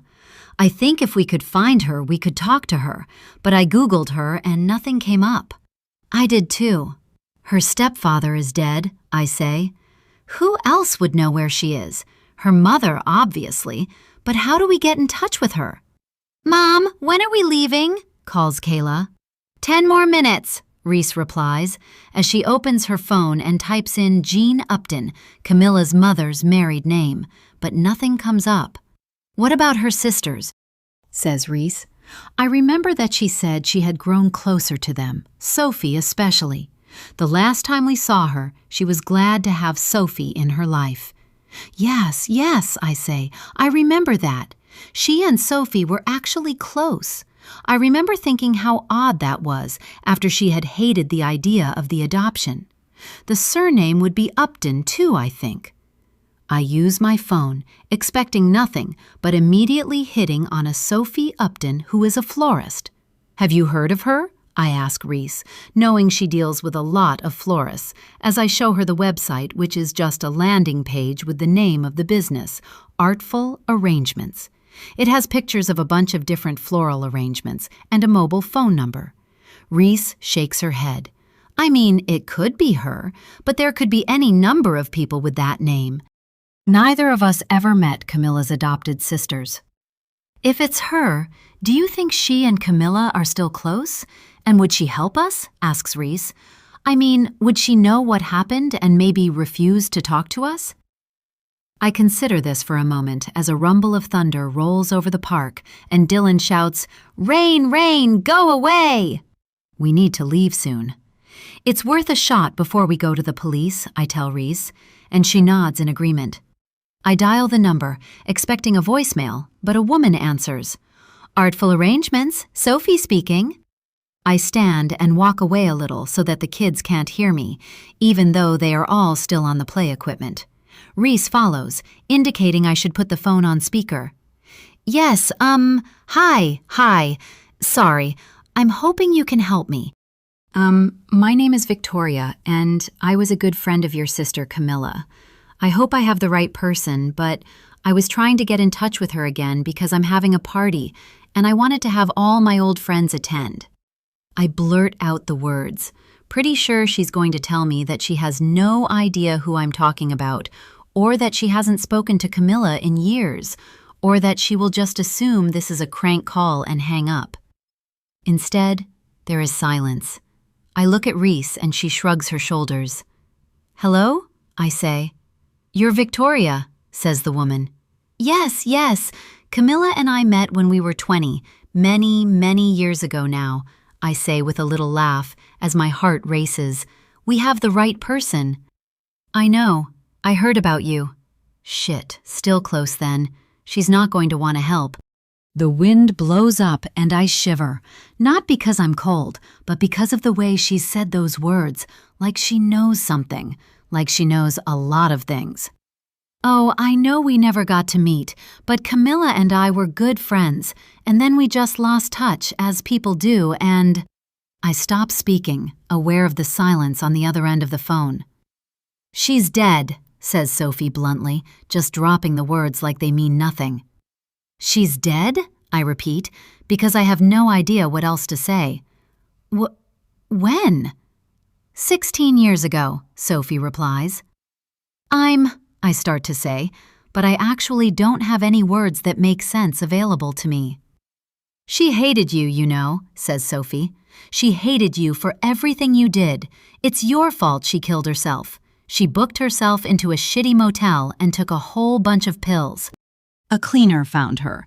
I'm sure this makes you very happy. So well done, Victoria. Well done. And then she hangs up. Chapter 21. Reese. I stare at Victoria, at my friend of 20 years. What's she talking about? What exactly did you do? I ask her. You know what I did. Her face is pale, and she looks around the park. Come on, boys, time to go, she calls to her children. Small, stinging drops of rain begin to fall, and there is a quick flash of lightning. But what does it matter now? She's gone, and someone else is messaging us, she says as a little girl squeals at the rain and other parents call for their kids. It's going to pour, Mom. Come on, shouts Kayla, running towards me with her school bag on her shoulder. Max is not far behind her. We need to talk about this, I tell Victoria, who just shakes her head. Dylan and Cash come barreling towards her, and she scoops them both up, much to their delight, and walks out of the park, weighed down by 2 heavy 5-year-olds and their backpacks, desperate to get away. My 2 children and I dash across the road towards our car as the rain gets heavier. Quick, unlock the doors, shouts Max, and we all tumble inside, wet and panting. The rain that was threatening only moments ago is now a heavy downpour. I start the car as my window mists up and pull carefully out into traffic. I'm soaking wet, says Kayla. We'll be home soon, I murmur, as what just happened runs through my thoughts. I always thought that I was the one keeping a secret from Victoria, but obviously, I wasn't the only one hiding something. Camilla is dead. She hated Victoria because of what she did. Is she dead because of Victoria? And if Camilla is dead, who is messaging us? Chapter 22. 16 years ago. Camilla. I stare at my phone, willing a message from Victoria or Reese to appear. I have been waiting in this bar, nursing a glass of acidic white wine for half an hour. At least 5 different groups of people have passed me and looked meaningfully at the table for 3 that I snagged as I got here. One girl even leaned down and said, you know there are single seats at the bar. I'm waiting for my friends, I hissed at her, and she offered me a small smile that conveyed she didn't believe me at all. Where are they? I have sent both of them a friendly, non-judgmental text message. Hey, just checking. We were meant to meet up at the Sailor tonight at 6? But neither of them has replied. Now I text Sophie. I've been waiting for half an hour and neither of those bitches has turned up. Leave! I chuckle at that reply. I knew she would say that. No one is more surprised than me at my friendship with my adopted sister. She's just turned 16 and is definitely an old soul. When I'm speaking to her, I don't feel like I'm talking to a child, but to another adult, one who is even older than I am. I'll give them 10 more minutes. Doormat! I laugh again as I imagine her in her bedroom, the bedroom that used to be mine. It has a pink princess canopy bed, which she loathes, but she is not allowed to say that. Mom looks so sad whenever I criticize anything, and then she says, I'm trying so hard to make you happy, and I feel like a piece of shit. The adopting of 2 new daughters to improve on her previous screw-up of a daughter is not without its issues for my mother, and I am glad to hear about them every time Sophie and I speak. Sophie also has strong opinions on my friendship with Reese and Victoria. You're hoping to get back to the glory days of when you first met them, and you think their fabulous lives will rub off on you, she said when I was explaining that whenever I go out with them, I leave feeling awful about myself, so I don't know why I keep doing it. She has been actively encouraging me to let go of Reese and Victoria. Move on, she keeps saying, but I don't want to. Not yet. You still alone? She messages a minute later. Yes, why? I have something to tell you, and you are going to be mad at me, I guess. You know that guy I was seeing, Chad? You mentioned him, yeah, but you said it was just a fling. I'm pregnant. I regret that reply as soon as I send it, because she doesn't need to cop shit from me. She must be freaking out. Sorry, but God, you must be... I'm totally screwed. If Coach and Mum find out, they will boot me out or they'll make me have the baby. I can't have a baby. Of course not. You can get it sorted. It's not illegal to have a termination. I know, but I'm on their Medicare card. I have to pay private fees so they can't be involved. Shit. I need close to $2,000. Do you have it? I'll pay you back out of my money from the ice cream store. I laugh out loud, leading to some strange looks from the guys sitting at the next table. Where am I going to get that kind of money? I have no money, like literally no money at all. She's come to me with this and she's trusted me, and I don't want her to feel alone and powerless. We'll figure it out. I'll get the money and come with you. Don't worry. I send the message and look up from my phone, panic at how I'm going to get the money already twisting inside me. And then Reese appears from behind a pillar. Sorry, she says as she throws herself down into a chair opposite me. I was talking to Lawrence and She flaps her hand and I nod, accepting her apology even though I'm irritated. Where's Victoria? I ask, and Reese shakes her head. She's not coming. Her mom is having some kind of procedure in the morning, and she has to take her to the hospital at 6 a.m. She didn't want to be out late. She could have just replied to my text message. Right. Is her mom okay? Yes, fine. Reese waves her hand. Let me get a drink. What do you want? Oh, vodka soda, I tell her, grateful that she's going to pay. I really can't afford to be out drinking. I actually can't afford to be out at all. But the three of us have made a lot of plans that have had to be canceled. Reese is always busy with her fiancé, Lawrence, and Victoria is working crazy hours in her job so that she can get the promotion she wants. I am also working all the time just so that I can cover my rent in the shitty house where I live with awful housemates. Every time I walk into a filthy bathroom or find that one of my housemates has eaten something I specifically made for myself and labeled, I think longingly of Reese's neat, clean apartment where I had peace and quiet. And then I kind of hate Reese and Victoria just a little more. I should stop seeing them. It's not good for me and it doesn't make me a better person. Every time I hear about something good happening in their lives, I feel a dark green snake of envy slither through my body. If I didn't see them, I wouldn't know. But somehow, I can't seem to just end the friendship. Reese returns quickly with our drinks because even though the bar is heaving with people, the barman probably spotted her in the crowd and immediately served her. Being in love, getting proposed to, and planning a wedding has only added to Reese's beauty. She seems to glide through a room filled with people, everyone parting to give her space and heads turning as she moves. Thanks, I say, taking my drink from her and setting it down on the timber table. I gulp down the last of my cheap white wine, feeling the acid hit my stomach as I swallow my ungenerous thoughts. So how are the wedding plans going? I ask Reese, because the wedding plans are all she wants to discuss. I have no idea why she wants to get married so young, but I guess that Lawrence Holmes III is a great catch. His family money means that he has never really had to work a day in his life, although he is finishing up a law degree after he spent a couple of years backpacking around the world, just, as he says, getting to experience different cultures. The entire trip was funded by his parents, who thought it was a really good idea for him to have some fun before he started studying law. So good, says Reese, as she takes a gulp of her glass of white wine, probably a glass of the most expensive stuff they have here.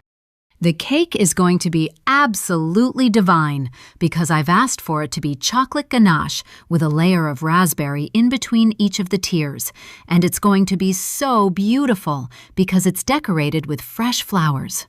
And I tried on my dress for the last time, and I'm so happy with it because I lost a couple of kilos, so it hangs perfectly. She sips her drink and looks around the bar. Reese has not asked me to be a bridesmaid. I understand why she hasn't. Victoria is, obviously, her maid of honor, along with her sister Jordan. And then she has 3 young cousins as bridesmaids. There was no room for me in the little clique of very important people in Reese's life. But I keep reminding myself that I should be grateful just to be invited. Just to be back in Reese's life after the way things ended when I moved out of her apartment. I have been saving like mad so that I can buy her a wedding present that I won't feel embarrassed by, even though she told me that all she wanted was for me to be there. Such a lovely, generous thing to say, and so fucking condescending that I had to literally bite my tongue so I didn't say anything ugly. All my saving attempts have resulted in not very much money at all because life is very, very expensive. I'm still trying to get into a master's degree, while Reese and Victoria have full-time jobs and lives. They make me feel like a child when I'm around them, like someone who still doesn't live in the real world. And yet, for some bizarre reason, I keep trying to get back to the way things were. Whenever I see Reese, Victoria is always there, and I can almost see her guarding her friend against anything I might say or do. So this is actually the first time I have been alone with Reese since we started talking again nearly a year ago. I don't think Reese is nearly as weak as Victoria seems to think she is. That's great, I say, filling my voice with enthusiasm for all the fabulous things going on in her life. I sit back in my chair, prepared for a long discussion on seating charts and flower arrangements. But when Reese looks back at me, she blinks quickly, and I can see that she's blinking away tears. So, not so good after all. Hey, I say, leaning over the table to touch her arm. What's wrong? Oh, it's... She takes another large sip of her drink. Nothing, just, wedding stress. Really? I ask, because I can tell that's bullshit. Reese has been planning her wedding in her head since she was about 12 years old, according to her. She has loved every minute of it. I'm just being silly, she says with a shrug of her shoulders. Well, what are you being silly about? Just... Reese sighs and buys some time by taking another sip of her drink. I wait, knowing that she wants to talk, and liking that Victoria is not here to stop her talking to me. Lawrence and I had a big fight because he was at my apartment when I was getting ready to leave, and he told me that the top I was wearing was too revealing, and it was tight, and I know that he's only trying to protect me. She is dressed in tight blue jeans and a flowing black silk top that drapes over her body rather than clings to it. I wonder what she was wearing before. It hasn't stopped every man in the place from giving her a quick look. In contrast, I'm wearing unflattering dungarees because they're comfortable. I came to the bar from my Sunday job, which is tutoring a small group of final-year history students who are getting ready for their exams, and I didn't have time to go back and change, something I could have done if I had known Reese would be half an hour late. A few more tears appear, and I dismiss my thoughts about myself, because she does seem to be really upset. Reese, I've never seen you in anything too revealing. Plus, even if it was revealing, who cares? Maybe, but maybe he has a right to kind of just say what he likes and doesn't like. I tell him when I think he should change a shirt or something. I nod like I'm agreeing with her, but I know that's crap. And I can't help a little streak of schadenfreude that runs through me. Reese's life is not perfect, and it shouldn't be. It was thanks to me that Reese even met Lawrence in the first place. A year ago, near the end of October, the very good-looking Lawrence Holmes III walked into the museum where I work as a tour guide for one of my jobs. He was with his 5-year-old nephew. He paid for a private tour, and I was asked to give it. I thought it would be an easy gig, just an uncle and his nephew. I never expected someone like Lawrence, who listened to everything I said, made sure that the kid paid attention, and smelt so good that I kept getting close to him so I could get a whiff of something deep and spicy. At the end of the tour, he invited me for lunch with his nephew, and I accepted, even though it was not my break time. James, the nephew, didn't shut up for 5 minutes as he inhaled his hot chips, but I didn't care. I was happy just to look at Lawrence. When lunch was over, Lawrence said, "I'm having a party at my apartment for Halloween. Why don't you come and bring some friends? Let me give you my number and address." I can remember the way my heart thrummed in my chest as I handed him my phone and he put his number in. I should have gone alone, but he asked me to bring some friends, and I wanted to show Reese and Victoria that a really good-looking guy was into me. I went dressed as a sexy cat in a leather bodysuit. Victoria went as a sexy witch, and Reese went as Galadriel from Lord of the Rings, in a shimmering silk dress with her red-brown curls down her back. The rest, as they say, is history. Lawrence didn't even look at me, and he hovered near Reese all night long. When he asked her out for the first time, Reese called me and asked if I was actually interested in him. Not at all. He's just some guy who was having a party, I lied. And now we are here. They dated for 6 months before he proposed, and now the wedding is upon us. Reese has sorted out her whole perfect future with a man I introduced her to, and now he's telling her what to wear. Maybe that's just his way, I say, my fingers touching the condensation on the side of my glass. He's obviously great in other ways, but maybe he just has a thing about the clothes you wear. Reese shakes her head. Well, he also pays attention to what I eat, because he loves my body the way it is, and he has this thing about me keeping my hair long. Well, you don't have to look the way he wants you to look. No, Reese says as she bites down on her lip. He told me that I don't need to work after we get married, so that's good, I guess. Only if you don't want to work. You've only just started your job in event planning. It would be a shame to not even try that for a bit, I think. Yeah, she finishes up her drink.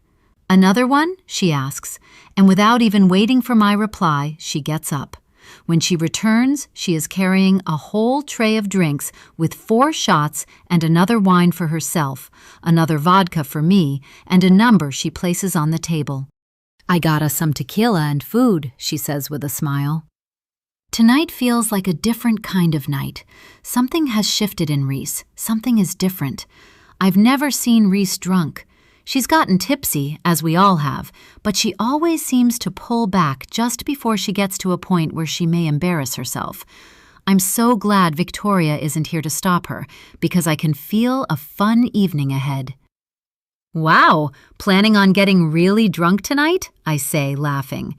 Maybe if she drops her guard enough, I can ask her for the money for Sophie. I feel a bit bad thinking about myself, but it's for Sophie, not me. Ha ha, you know me, always the party girl. She picks up a shot and downs it, and then immediately takes a sip of her wine. And then she takes another shot. I can see the alcohol burns going down, but it doesn't stop her. Have mine, I say, pushing another shot towards her. If she wants to drink enough to get plastered, who am I to stop her? She knocks back the shot, spilling a few drops down her blouse that she wipes at, and I can see her metaphorically wiping away her boundaries. I'm going to learn some interesting things tonight, I can tell. You can talk to me, you know, I tell her. Oh, yeah, I know, we used to have great chats, didn't we? I mean, when you lived with me. We did, I agree, although those were few and far between. Mostly, she nagged me. Maybe we could have figured things out, but Victoria said... She stopped speaking. Victoria said you should kick me out? No, I mean maybe, but... She waves her hand, and I see her eyes glaze over a little as she finishes her wine. It's all water under the bridge now, and I'm really glad you're so happy with Lawrence, I say, hoping she can't hear the disingenuousness in my voice. Yeah, Lawrence is great. So great, she says, picking up the last shot and downing it. A waitress arrives and puts a large plate of nachos and a plate of sweet potato fries down in front of us. Both of these are foods that Reese never usually orders. She's a salad girl through and through. Reese picks up a few of the fries and crams them into her mouth, chewing and swallowing before grabbing a chip smothered in cheese and avocado from the other plate. Lawrence is great, she says as she chews. He basically swept me off my feet. He's just amazing, and he's so attentive and loving, and he buys me all these little gifts just because... I mean, look at this. she says, holding out her arm so I can admire a white gold bracelet set with tiny diamonds. He bought this for me today, just because he thought it would look nice on me. I swallow my envy over the beautiful piece that sparkles in the dim light of the bar. I bet that's worth at least $2,000, and to Reese, it's just a pretty trinket, but to Sophie, it's everything she needs. And he's great in bed, she says, her words slurring a little. And he takes me out to the best, she hiccups, the best dinners. He is a great guy, I agree, disliking the turn the conversation has taken. I don't need to hear about how wonderful Lawrence is. He's already rich and good-looking, with chestnut brown hair, hazel eyes, and a square jaw. He was the captain of his school soccer team and smart enough to get into law school. The universe just handed Lawrence the perfect life on a plate, pretty much like it did Reese, and now they will have a perfect marriage and beautiful children. But there's something underneath all that perfection, and I want to know what it is. Maybe you can talk to him about how you feel about some stuff, I prod, knowing that her defenses are down. Asking her for money is circling in my mind, but I know it's not the right time, not just yet. I have to be a good friend first. She nods, as though this idea has never occurred to her. And do you know he says we always have to go to his family on Christmas? Like always. And my dad will get so sad if he doesn't see me on Christmas Day. Like that's one of the times when he's always, always happy. And I don't want him to be sad. She hiccups again and then takes another handful of sweet potato fries. That's hard, I say. I want her to keep talking. I want to know everything, and I know that the best way to do that is to just murmur along, not offer any advice. I hate myself for how much joy I am getting over hearing how messed up Lawrence is, but at the same time, I envy her a man who cares so much. But my mom and dad love him so much, and my dad has been so happy about the wedding. He's up every day planning and getting excited, and Lawrence is so good to him. They get on so well. And he's like really, really good in bed. She finishes her wine, and then her face pales. Somewhere in her brain, a part of her is screaming that she should shut up, that she is spilling far too much into the world, that she definitely shouldn't be spilling it to me. Well, perhaps, I start, and she stands. I'm going to be sick. I follow her to the bathroom, where I hold her hair back as she vomits. In between retching, she keeps talking, and I almost cannot believe what I'm hearing. But I let her keep going, loving that she is so in despair and hating myself for being such a bitch. Her life is very far from perfect, and Lawrence sounds like a real arsehole. He is pushy and manipulative and controlling. I could handle a man like that, but Reese is too sweet, too kind, and he's going to destroy her the same way Coach destroyed my mother. When she's done, she stands up on shaky legs and rinses her mouth, and then splashes some water from the basin over her face. I need to go home, she says without meeting my gaze. Of course, I'll get you a cab, I say. Together we leave the bar and stand in the warm summer air while she waits for a taxi. Sorry, she keeps mumbling. Just ignore me, really. I'm just being silly. Just ignore me. Tell me one truth and one lie, I say, as I wrap my arm around her shoulders. Oh, right, we forgot to play, she says. We did. You go first, I tell her. She has spilled enough truths tonight for the next 10 years, but I want to play the game anyway. Maybe I can tell her about Sophie now and ask her for the money. It can be my truth. Okay, I don't want to wear my hair down for the wedding because, I like it up and...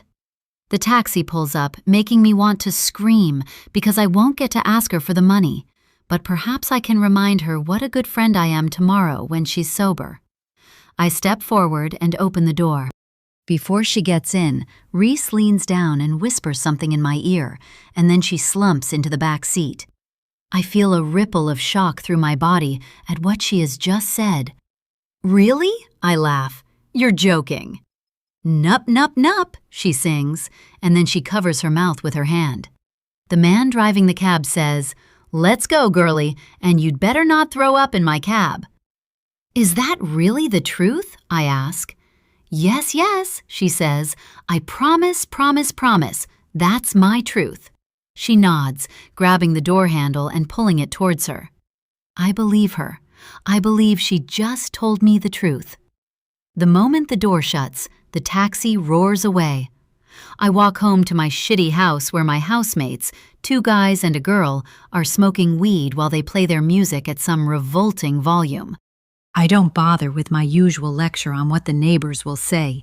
Instead, I go to my room and lie on my bed, thinking about everything Reese said, turning over all her troubles in my mind as I fall asleep while thinking about the final thing she said. She's given away too much tonight, and I'm sure she would be happy to give away some money so that none of it comes to light. I get to decide what happens now. I'm sure that in a few days I can go to Reese and remind her of everything she said and everything I understood she was saying, and then she will give me anything I want. I'm sure of it. And I really wonder what Lawrence Holmes III will have to say about what I've just been told. What might Lawrence give me? It feels so delicious to know what I know, to finally feel in control of a situation. For the first time in my life, I feel powerful, filled with the knowledge of things I should never have known. Now, I just need to think carefully about what to do with all that power, how to wield it so it serves me best. Chapter 23, 16 years ago, Camilla. In the morning, I wake to text messages from Reese. The first one at 3 a.m. Hey, I hope you got home okay. I'm really sorry about my awful behavior. Please forget everything I said. I'm just jittery about the wedding and everything going according to plan. I really love Lawrence and I can't wait to marry him. At 3:15 a.m. Hey, just checking in and letting you know that I meant none of what I said last night. I really am happy to marry Lawrence, and it would be great if you could just forget everything I said. I was drunk and stupid. At 3:30 a.m. Hey, Camilla, I hope you're getting my messages. I apologize for everything I said at the bar. Please ignore it all. I love Lawrence. I want to marry him. See you at the hen night. The messages go on desperately for another couple of hours, at which point she seems to have given up, just saying, "See you at the hen night," again, after telling me that she is really in love with Lawrence and can't wait to marry him. I smile when I've read through all her messages, wondering how stupid she thinks I am. I'm not going to forget one thing she said last night, not one single thing, and I know exactly what I'm going to do with that information. Over the next couple of days, despite telling me she would see me at the hen night, Reese sends a stream of messages saying basically the same thing. I was drunk. I didn't mean it. I love Lawrence. She also asks more than once if we can meet up to talk. Reese has tried to take it all back, but one thing I know about myself is that I don't forget. My mother once told me I carry grudges like stones in my pockets. Maybe she's right. But people shouldn't be forgiven for awful behavior. I wonder if Victoria knows everything Reese told me. I haven't been able to stop thinking about all of it, and I also haven't been able to stop thinking about the fact that Victoria, her loyal maid of honor, may not know what I know, and what exactly that will do to their friendship if she finds out that Reese chose me to confide in instead of her. I don't reply to Reese's messages. I also don't answer her calls, but finally, after I can see she's getting completely hysterical, I send a thumbs up emoji. She goes quiet after that, which suits me. I don't call or message her again. Instead, one night, only days after I have learned way more about Reese and Lawrence and their perfect life than I should know, I get dressed up to go to a bar. I make sure my makeup is perfect and that I'm wearing something really sexy. Here we go, I tell myself as I look in the mirror. As I walk into the bar, the loud music drowns out my senses, and someone knocks into me, spilling a drop of whiskey on my top, the chemical smell filling my nose. Sorry, he drunkenly apologizes, and I smile and move away. I am focused and intent on what I'm here to do. I keep imagining giving Sophie the money and how grateful she will be. I take a deep breath and sashay over to a table. "Oh, hi," I say, smiling widely. "Fancy seeing you here." Chapter 24, 16 years ago. Camilla. Not long after my visit to the bar, as I'm contemplating my next move, I become aware that needing to help Sophie is just the tip of the iceberg of my issues. One morning, I wake to a scribbled piece of paper that's been slid under my door by my delightful roommates. "Hey, we've been talking, and we all agree that you're just not right for this house. We think you should leave." They can't actually kick me out, but I also know that I have zero desire to keep living with people who dislike me so much. My only problem is money. I promised Sophie that I will get the money for her, that I will help her, and I will. I definitely will. But now I need money for myself as well. And then, just like that, the universe provides. My phone rings, and when I see it's my mother, I almost don't pick up. But then I consider that she might be able to give me some cash. "Hey, Mom," I say. "Camilla," she says, sounding shocked that I answered. I usually let her go to voicemail and then send a reply text message. "Yep, it's me. What's up? How are the girls?" "Good, they're good. We're all fine. Are you okay?" "Well," I begin, readying myself to ask for what I need so I can get out of this share house as quickly as possible. "I'm just calling," she says, interrupting, "to tell you that Bert and I will be away for 2 months. We're leaving in 2 days. We're going to do a tour of Europe, and the girls are staying with friends. It would be nice if you would look in on them." "Oh," I reply, wondering exactly how much something like that would cost.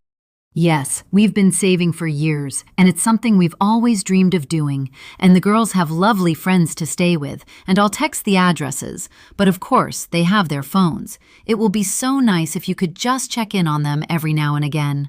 I'm about to tell my mother that I certainly will not be taking over the role of mother while she's away, when it occurs to me that if she and Bert are away, and the girls are staying with friends, my childhood home is empty.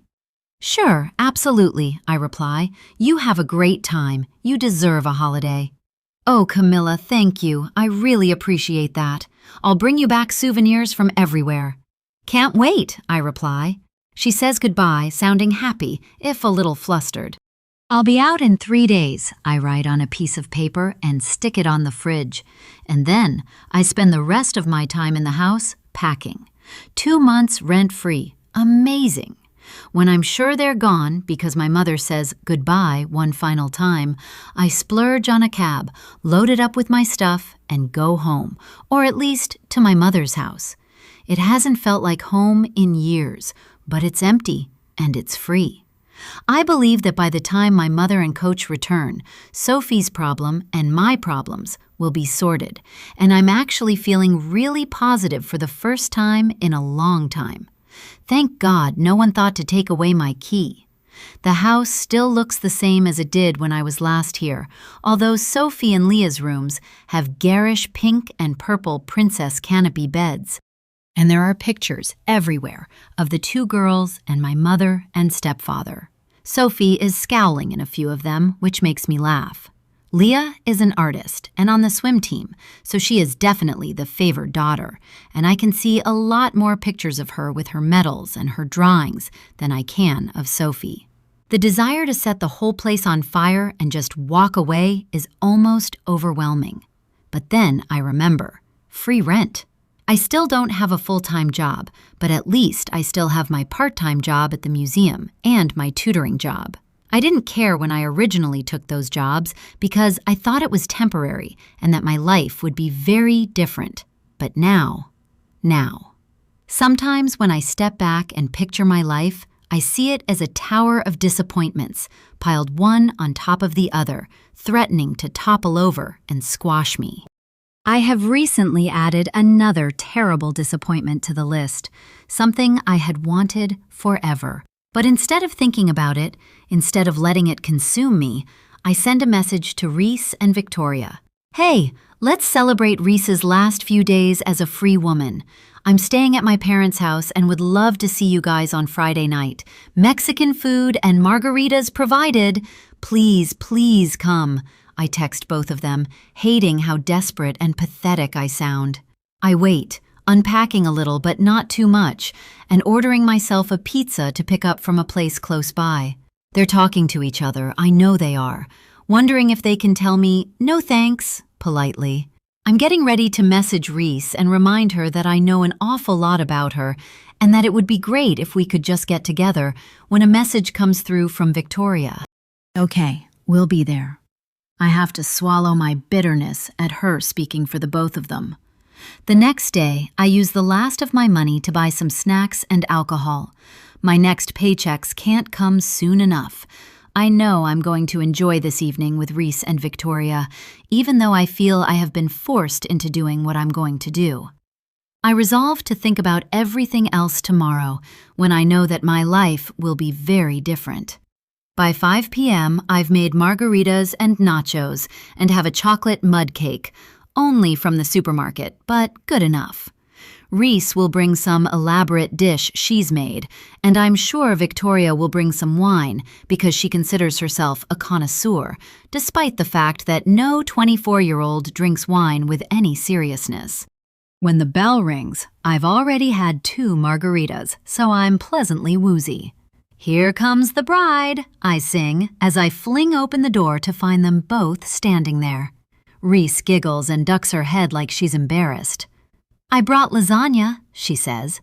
It's Lawrence's favorite dish, so I've been taking lessons from his mom and I have to practice at home. Lawrence is very lucky, and now so are we, I say with a smile that's so wide my cheeks ache. I know the truth.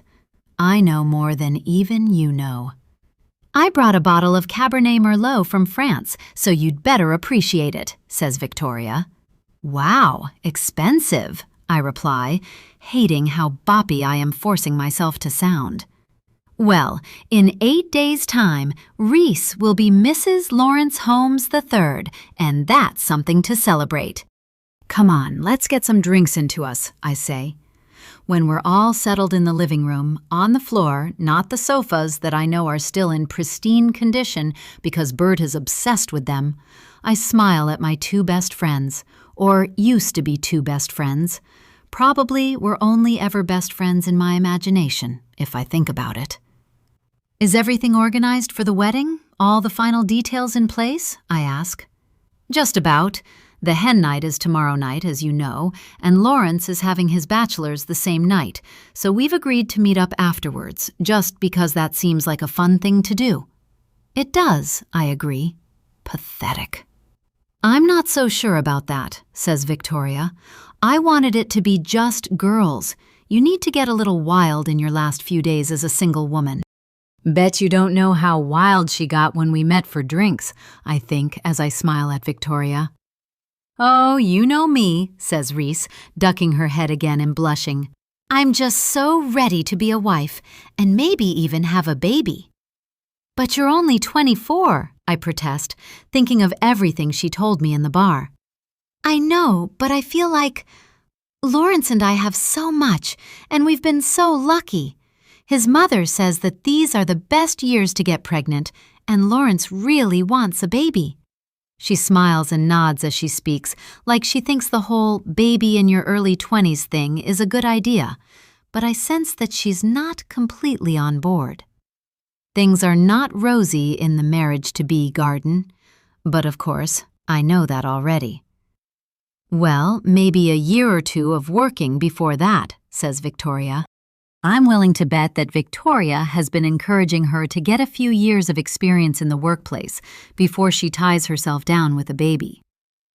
Should we play the game? I ask, trying hard to hide my impatience. Yes, but me first because I'm the bride, Reese says with a giggle. I replenish our margaritas, anticipation fizzing around my body.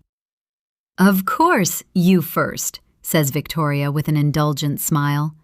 I nod, making sure my grin remains in place.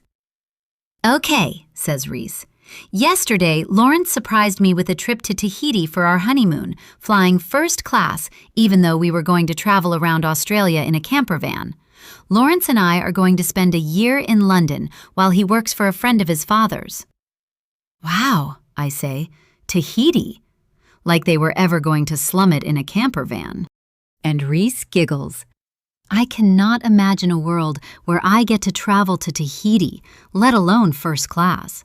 I cannot imagine a world where everything is just handed to me on a platter. I pick up my drink and down half of it, hoping that enough alcohol will quell my thoughts, and also, it must be said, to give me some much-needed courage. Yep, but now on to someone else. Victoria, your turn, she says quickly, not letting me say anything else. Says Victoria, and she leans forward and picks out a cheese-smothered chip from the nachos on the coffee table. We watch as she eats it and then takes a sip of her drink. I am being promoted to the head of copywriting at my firm. Last week, I had to have an abortion. Both Reese and I stare at her. She's only been working at her firm for a short time, so that's the obvious lie. Reese picks up her drink and finishes it, her eyes on the carpet. And I wonder why we are bothering with this game. She and Victoria obviously spend a lot of time together, and they already know all each other's secrets. Only I don't know. The game is only for my benefit, or that's what they think. I'm sorry, that must have been hard, I say, because that seems to be the obvious choice for something to say. I also think of how easy it was for Victoria to get that done, unlike Sophie, who is young and has no money. It was, says Victoria, and she swipes her cheek. Reese shuffles over until she's next to her and puts her arm around her friend, and there could not be a clearer message to me. It is Reese and Victoria, and there is no room for me in this friendship. Not anymore. Regardless of what I've done, and regardless of what I know. You're an idiot, Camilla. I pick up my drink, finishing it in one gulp, ready to tell my truth and lie that I've so carefully prepared. Chapter 25. 16 years ago. Camilla. Okay, says Victoria, enough being sad. I have a whole life ahead of me to have kids, and this was just not the right time. Both Reese and I nod because it's true. Reese is ready for a baby right now, and maybe Victoria will never be ready. When I think of becoming a mother, it's not a picture I can see. I simply can't imagine it. I sit up straight and take a breath.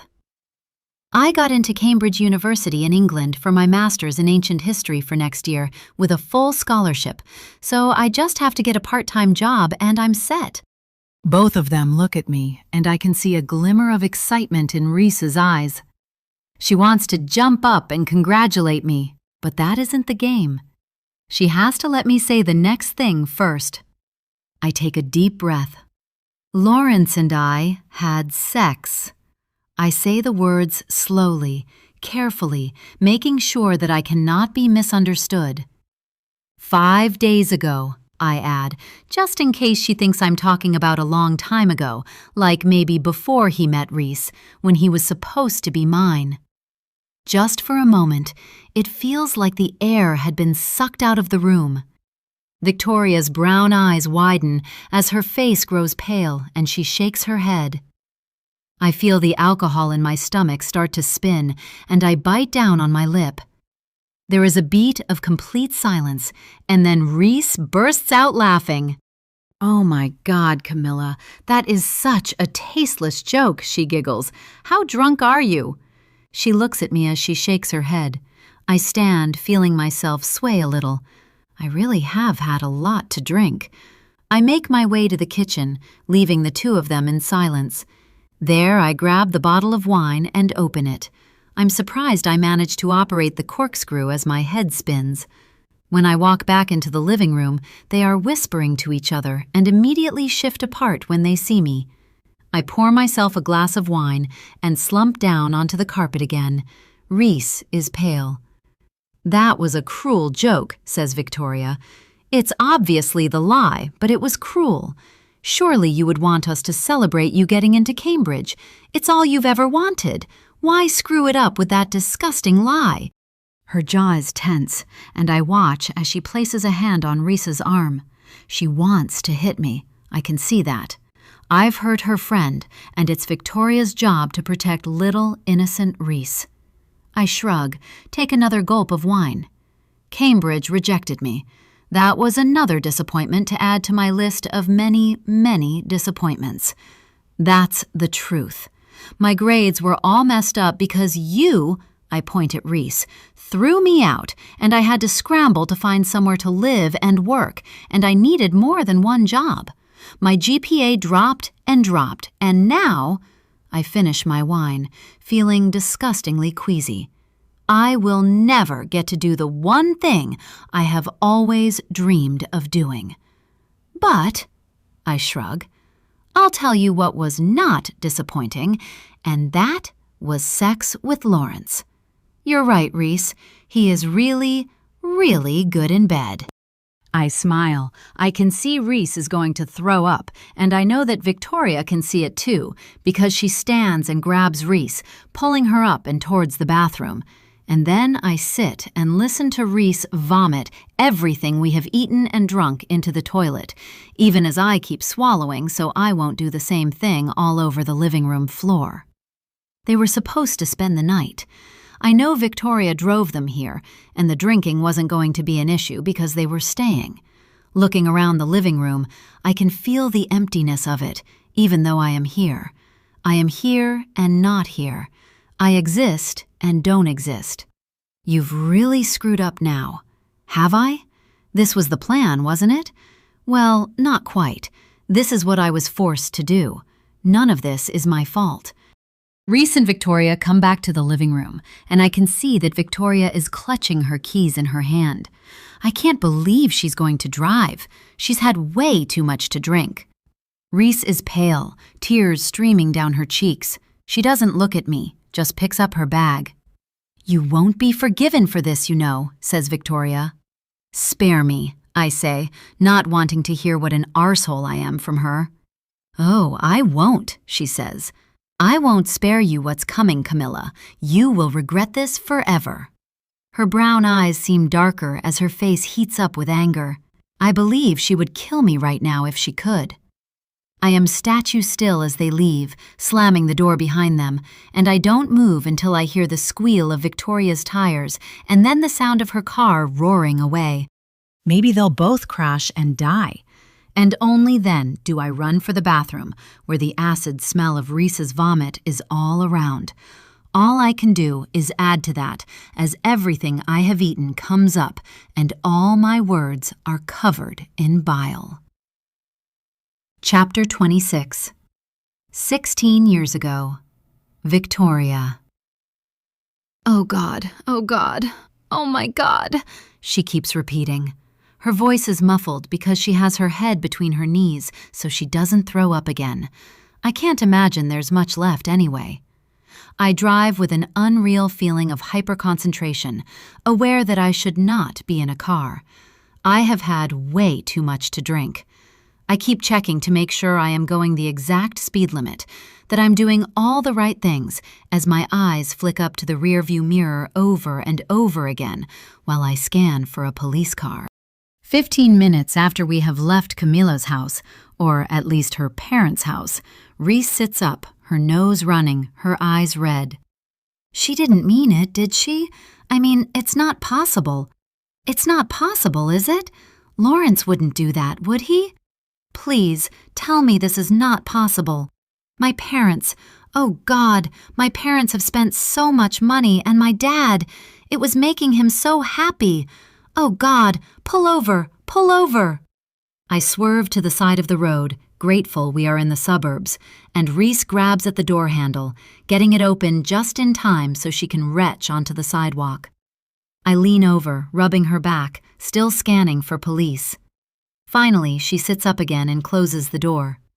"Okay?" I ask. "It's only another 10 minutes to your place." She nods, hiccups, and in the dim light I can see the shine of tears on her cheeks. I have never hated a person more than I hate Camilla right now. By the time I park in the street outside Reese's apartment building, I have a headache that defies logic. It is everywhere in my head. It's a band around my forehead and a pounding at the back of my skull and a sharp knife behind one eye. Together, we make our way to the apartment where she fumbles for her keys, finally dropping them on the floor and sinking down, her tears a never-ending trail down her face. I grab mine from my bag and open the door, but she doesn't move. "I'm a bad person," she wails. "You?" I ask, incredulous. "You're nothing but nice and kind, and Camilla is an evil bitch who hates the fact that anyone is happy because she's so unhappy."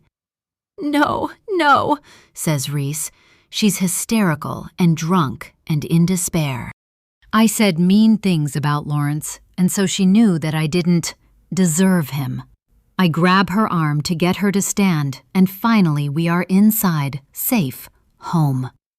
"That's crap, Reese. Just crap. She's nasty and probably pissed off that she didn't get into Cambridge. She's always blamed everyone around her for her problems." She goes over to the sofa and sinks down, and I grab a box of tissues for her. She needs a shower, but I'm not going to suggest that now. "Maybe get some sleep. We can both get some sleep, and then we can deal with this in the morning." The urge to call Lawrence and scream at him until I lose my voice rises inside me, but I'm just sober enough to know how stupid that would be. Reese is just as likely to forgive him this indiscretion as she is to call off the wedding. At least she knows, I think, despite how terrible that is. It would be awful for her to have gotten married without knowing what her husband-to-be is capable of. She may forgive him, but there's no way I'm ever going to forgive Camilla. Ugly thoughts roam through my head as I imagine her dying in a car accident, getting a horrifying disease, being in pain. "Don't leave me," Reese cries as I go to the kitchen to get some water. "I'm not. I'm getting water and Panadol. I won't leave you, I promise." But I can see when I return to the sofa that she is already nearly asleep. I ease off her shoes and lift her legs and then cover her with the knitted chocolate brown throw she keeps there. "I want to die," she whispers. "I'm going to die. I'm a bad person." "No, you're not," I say, but she is asleep. I want to shake her stupid words out of her. Only Reese would blame herself for someone else's betrayal. Will there be a wedding next week? It's still possible, I guess. I know what I think should happen. She can't marry this guy. If he cheated once, he'll do it again. And with one of her friends? What an arsehole. I take 3 Panadol instead of 2 and drink down a glass of water, and then I grab a throw pillow from the sofa and lie down on the floor instead of going to my room where I have my stuff all packed up, ready to go. I was supposed to be moving out of here while they were on honeymoon. I've already paid a rental deposit on a 1-bedroom apartment near here, but now I have no idea what's going to happen. As the Panadol kicks in and the pounding in my head subsides, I try to imagine tomorrow, next week, next year. Camilla has changed everything, and that's not something she can get away with. I've always known she was a bitch, but I don't think she knows how awful I can be too. I don't think she has any idea about that at all. Chapter 27. Now, Reese. "She hated you for everything you did." Sophie's voice and what she said on the phone runs through my head as I get my children through dinner and bath time. That last night we saw Camilla and that stupid game keep coming back to me, and I can almost taste the margaritas, a nauseating drink I have never had again. I'm so grateful to get a text message from Nick letting me know that he will be home late. I didn't tell him about the incident with the kids. I don't even know how to begin telling the story, what to say, what to leave out. I'm sure that Kayla will say something to him, so at least he's not here. It gives me time to think about what to say, and Kayla may well forget this even happened in a day or two. The run back to the car through the rain and the bubble bath I ran as soon as we got home for her may take precedence in her mind. Nick will be furious with me, absolutely furious. I don't want him here. I don't want to speak to him. I have questions for him about his relationship with Victoria, but those have been superseded by what I learned this afternoon. What did she do back then? What was Camilla's sister talking about? Once the kids are in bed and I am sitting in my silent, clean kitchen, a cup of tea on my kitchen bench and a chocolate biscuit beside it, I take out a notepad. It helps to write things down sometimes. And as I pick up my pen, I have a flash of memory of doing the exact same thing a month before my wedding to Lawrence. The wedding that never happened. I wrote a list of pros and cons of marrying Lawrence, putting all his controlling ways in the con column. In the pro column were all the things he was on a good day. His generosity, his kindness with my father, the way he made me laugh, how he treated me like a princess. I understood, even at 24, that he was trying to make me small and quiet. But I kept telling myself he was just turning me into a better version of the Reese he fell in love with.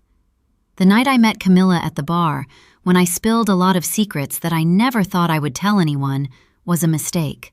It was just bad timing. Lawrence was at my place, unpacking some stuff in readiness for moving in after our honeymoon because my place was bigger than his, when I came out of the bedroom, ready to go and meet Camilla. "I'm off," I told him. "Lock up when you leave. Victoria is spending the night at her mom's place." He didn't reply, but as I opened the front door, he said, "Are you really going out dressed to pick up men 2 weeks before our wedding?" I was wearing black jeans and a stretchy red top that I had picked because it was so comfortable and because I wasn't really worried about how I looked. "This," I laughed, gesturing to my clothes, "this is what you think I would wear to pick up men?" "Please don't play dumb with me, Reese. You look like a whore. If that's what you want, then fine, just say it." The words were so cruel that I was stunned, but I knew I was already running late and I didn't want to change. "You're being ridiculous," I told him. "You're being a slut," he replied. We spent 10 minutes flinging nasty words at each other before I threw up my hands. "Fine, I'll change." I stomped off to my bedroom and found the loosest top I had. "Does this suit you?" I snapped when I came out of the bedroom.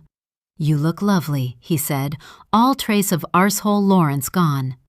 "Have lots of fun with your friend. Enjoy your little truth game." I was fuming as I slammed the door behind me, and then I was just sad and afraid and tense. And then I met Camilla and decided that I was going to drink away all my worries about my fiancé. Waking with a dry mouth and the beginnings of a stupendous hangover at 3 a.m., I was mortified by the things I had said, and I immediately sent her a text. And then I messaged again, and I tried to call her. She kept me hanging for days, but finally replied with a thumbs-up emoji, and I thought she understood that everything I had said was supposed to be forgotten. But she didn't forget. She took that information and used it to sleep with Lawrence, and my life was completely derailed. Then, apparently, Camilla killed herself. Why? Surely she didn't care that much about our friendship. What did Victoria do to her? What, exactly? I write that down and underline the word exactly 3 times. Victoria was angry with her at the time, furious on my behalf. But what could she have done to Camilla that would lead the woman to take her own life? I write down everything I know so far. Camilla has been contacting us, but Camilla is dead. Sophie, Camilla's adopted sister, blames Victoria for her death. When we found out Camilla had slept with Lawrence, Victoria said she would make her pay. I can see myself the next morning, the day after Camilla dropped her truth bomb and blew up my life.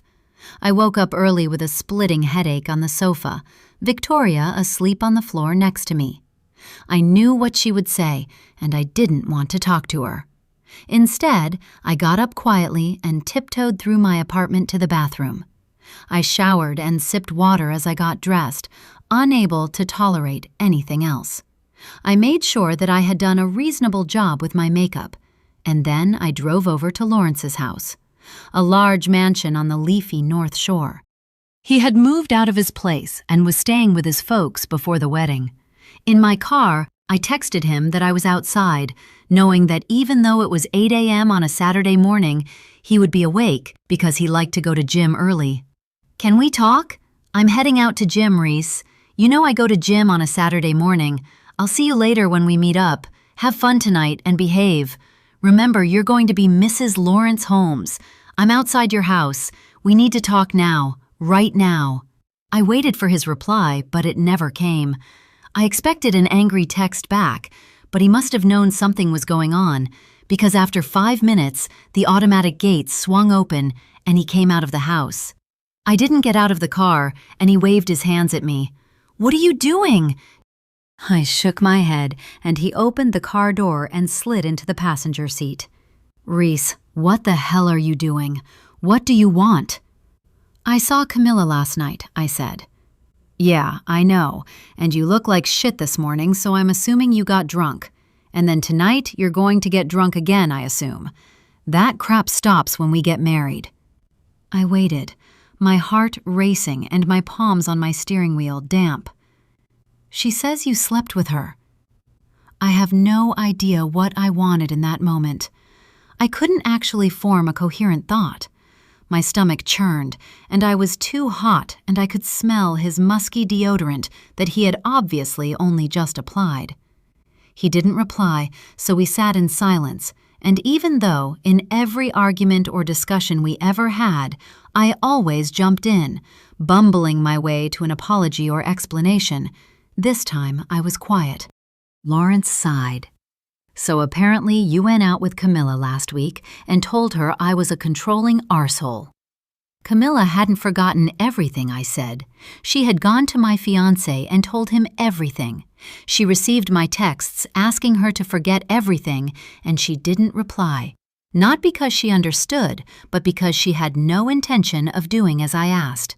And because she was going to use the information to destroy my relationship. There was nothing I could say.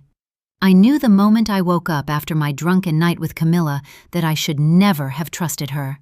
I knew it, and I just hoped that she would let it be. But there was no way that was going to happen. "You told Camilla that I control you. She came to me and told me that you're going around saying that I tell you what to wear and what to do with your life. You're making me sound like an arsehole. I gave you everything, and I was willing to do that for the rest of our lives, but it wasn't enough for you." "So you fucked her," I said softly. I didn't look at him, just stared out of my windscreen at the beautiful old tree on the pavement outside his house, where the leaves were a blaze of rich green. "You don't have to use that language, Reese." I felt chastened, embarrassed for myself. "Look, what happened between me and Camilla was a one-time thing," he said. "You should never have said those things to her because you know they're not true. But I'm willing to forgive you. We can move on and just forget all about it." It was on the tip of my tongue to agree, to sweep it all under the expensive designer rug he had bought for my apartment. I was cowed by Lawrence, afraid to say or do the wrong thing in front of him and his family. But something stopped me from acquiescing. "I don't want to get married," I whispered. Listen, Reese, you need to go home and sleep off last night and call me when you're able to have a sane conversation. Our wedding is in 7 days, and we're getting married. Imagine what my parents will think, what your parents will think. They've spent thousands. Don't be such a child." "I can't marry you," I repeated. "Don't be fucking ridiculous." He got out of the car, slamming the door behind him and stomping back up his driveway. I started the car and drove home, my mind curiously silent except for one thought. I have no control over my life. When I got home, Victoria was awake, nursing a coffee. I told her everything Lawrence had said, and I told her about the night in the bar with Camilla. "That bitch, that absolute bitch," she kept muttering. Lawrence wasn't blameless, but her ire was concentrated on Camilla, who had betrayed a friend. "What are you going to do?" she finally asked me. "I'm not getting married," I said, and I meant it. I will never forget the dark days that followed.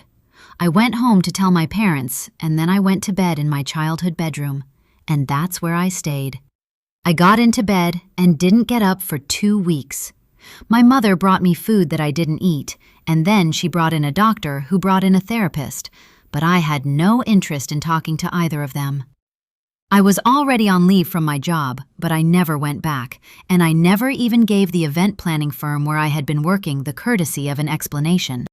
Victoria visited nearly every day, bringing treats and then listening as I sobbed about everything that I had lost.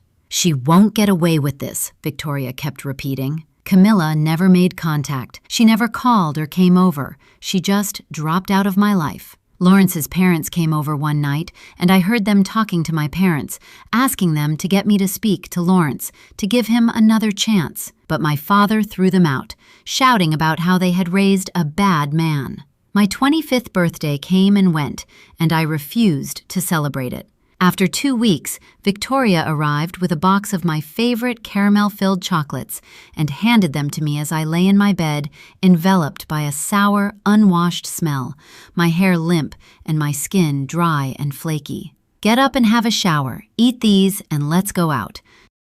"I can't," I began to wail. "You can," snapped Victoria. "You can and you will, because you've been sad long enough, and now we're going to do something different."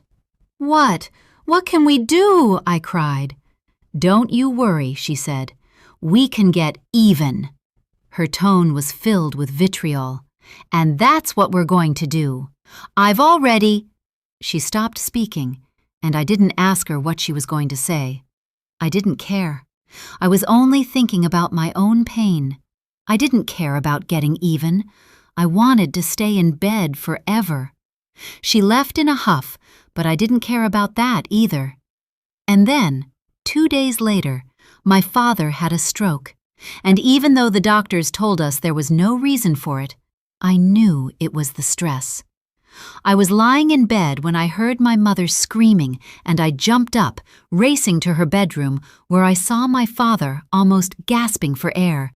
Instinct kicked in, and before I even had time to panic, I called the ambulance and then followed it to the hospital with my mother. He didn't survive.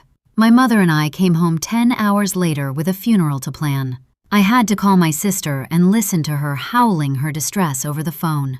And I have never hated anyone as much as I hated Camilla. That night, the day my father died, I got into a shower and stayed there for half an hour. And when I got out, I pushed everything that had happened with Lawrence and Camilla to the back of my mind. I needed to support my mother, and as my sister and I planned a funeral and worked through my parents' finances, and we got my mother to sell the house and move into an apartment so she could manage, I nursed my hatred for Camilla. Whenever I said something to Victoria, she always replied with the same line, "Don't worry, she's paying for it." I do know that she contacted Camilla's parents and told her mother that Camilla was living in their house. Her mother said there's no way that can be allowed, Victoria reported triumphantly. "But how did you contact her? Camilla said they're away." "She has a phone, Reese, and she was really, really pissed off. She's going to make sure she leaves." So, Camilla is gone. She died 16 years ago. But is it Victoria's fault or my fault? Someone blames us for Camilla's death. Who? I write down Sophie and Leah on my pad. Sophie is a florist and blames Victoria for Camilla's death. But enough to do all this to us now? To send threats? To take our children from school? Camilla and Sophie got closer over the years. Did Camilla tell Sophie everything that had happened? Is Sophie the one who has been contacting us? How did she manage to hack my email so that the school would give her my kids?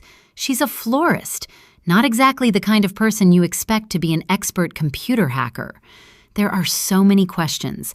I need to start with Victoria. We need to speak honestly. I will ask her about her relationship with Nick, and I will ask her what else she did to Camilla. And then we will find out who's doing this and end it. Because whoever it is came after our kids, and that cannot be allowed. Chapter 28. Victoria. I quizzed the boys on the woman who took them to the park all the way home. What did she look like? A lady, says Dylan. I know that, but what color hair did she have? She said that we would get ice cream, and we did, says Cash. But Reese got us the ice cream. I had chocolate, but Dylan had cookies and cream. I sigh. Talking to 5-year-olds is not easy. Did Kayla actually know her? Did she give her a hug? Kayla said, "My auntie lives in Queensland. You're not my auntie," says Dylan. Yeah, but then the lady said she was, and then, "Can we have a sleepover with Max? He says we can." No. I bite down on my lip, irritated. When we get home, the afternoon rush takes over. Finally, when the boys are asleep, I glance around the kitchen, unable to believe the mess and not even able to blame Ed for it. After I whip round the kitchen, I pour myself a drink and open my computer, Googling both of Camilla's sisters. Leah is a lawyer, and she lives in Canada. It could be Leah pretending to be Camilla now. But how would she be organizing this unless she's here? I don't think Leah and Camilla even got along. It's much more likely to be Sophie, who was closer to Camilla. But then, why didn't she say something when we called her? She seemed surprised to hear from us, and if it's her, she should be, I don't know, shocked we tracked her down? Wanting to tell us how much she hates us? Something. I Google Camilla again, this time adding the word death on the end, and get a lot of results, all of which don't have any relevance. I open my Facebook and type in Camilla Struthers, but there's nothing. It's like someone has wiped away her internet presence, except for the Instagram account, and that obviously doesn't belong to her. Is that what's happened? Has someone deleted her social media, knowing that we would Google her? I know she had Facebook, because we all did, and I know that Facebook accounts are there even after you die. But it's like Camilla never even existed. I think about Camilla with her white blonde hair and ice blue eyes. She was never beautiful because there was always a sour expression on her face. I pick up my glass of wine and take a large sip. It's a cheap red wine, so it tastes more like acidic cordial than anything else, but it's the only thing I have. Who is talking to us? That's the only thing I need to know. Who is talking to us? And what do they know about the things I did to Camilla? I remember my anger now. It was white hot. Reese was so kind, so sweet, so fragile and desperate to please everyone. How could Camilla have slept with her fiancé? It was the act of a nasty, jealous bitch, and she deserved whatever she got. I take another sip of my wine as a message comes in over Instagram. Time we met up, don't you think? I want to tell this person, whoever it may be, to shove it, but I can't. Whoever this is managed to hack both mine and Reese's emails. They took our children from school. They're dangerous, and we need to know exactly who we're dealing with here. Where? Why wait until now? Why bother now? Whole lives have been lived since Camilla killed herself. My parents' house. You remember where that is, don't you? If this was Sophie messaging, she would know that Reese and I know Camilla is dead.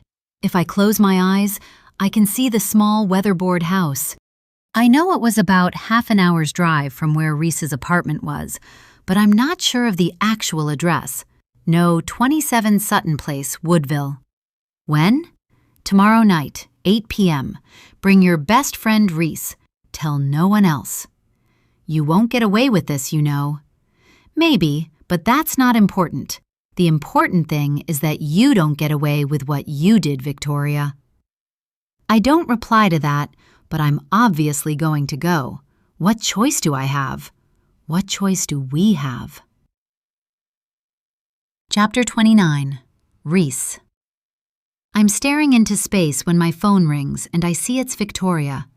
It's just after 9 p.m. and Nick is still not home. Yes, I answer.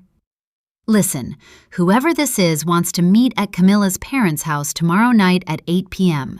They gave me the address. Oh, God.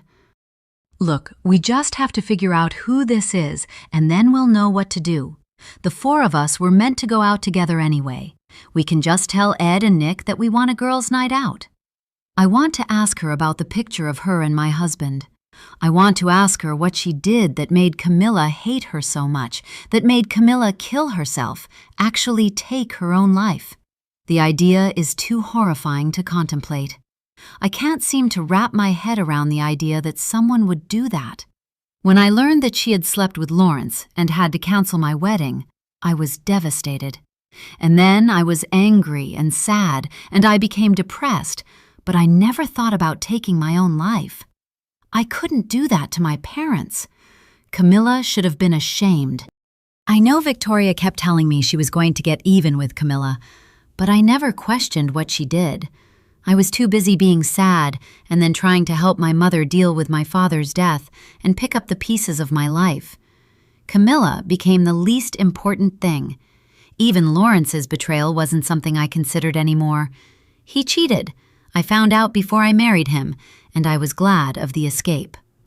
When I started dating again, a year later, I was cautious, wary of every man I met, constantly looking for red flags.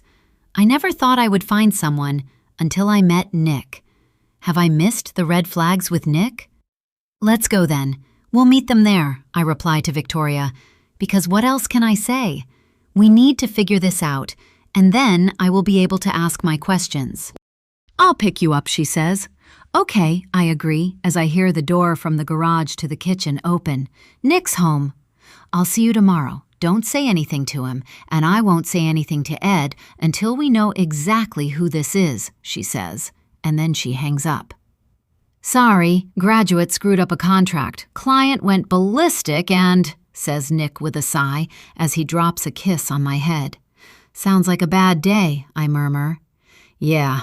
All I want is bed, and not to have to think about anything for a few hours. Victoria and I want to have a girls' night tomorrow night.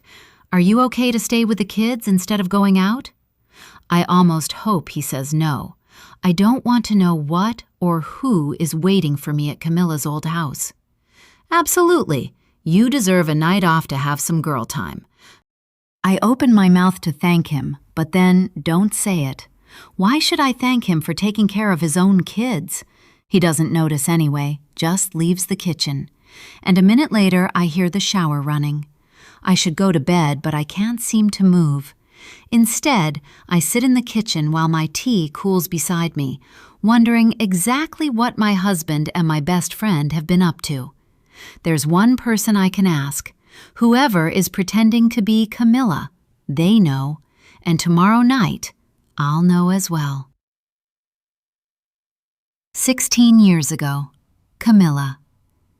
After Reese and Victoria have left, and I have thrown up everything that's in my stomach, I drag myself back to the living room where the nachos are congealing and half-empty margaritas are sweating in the warm air, leaving ring marks on the coffee table.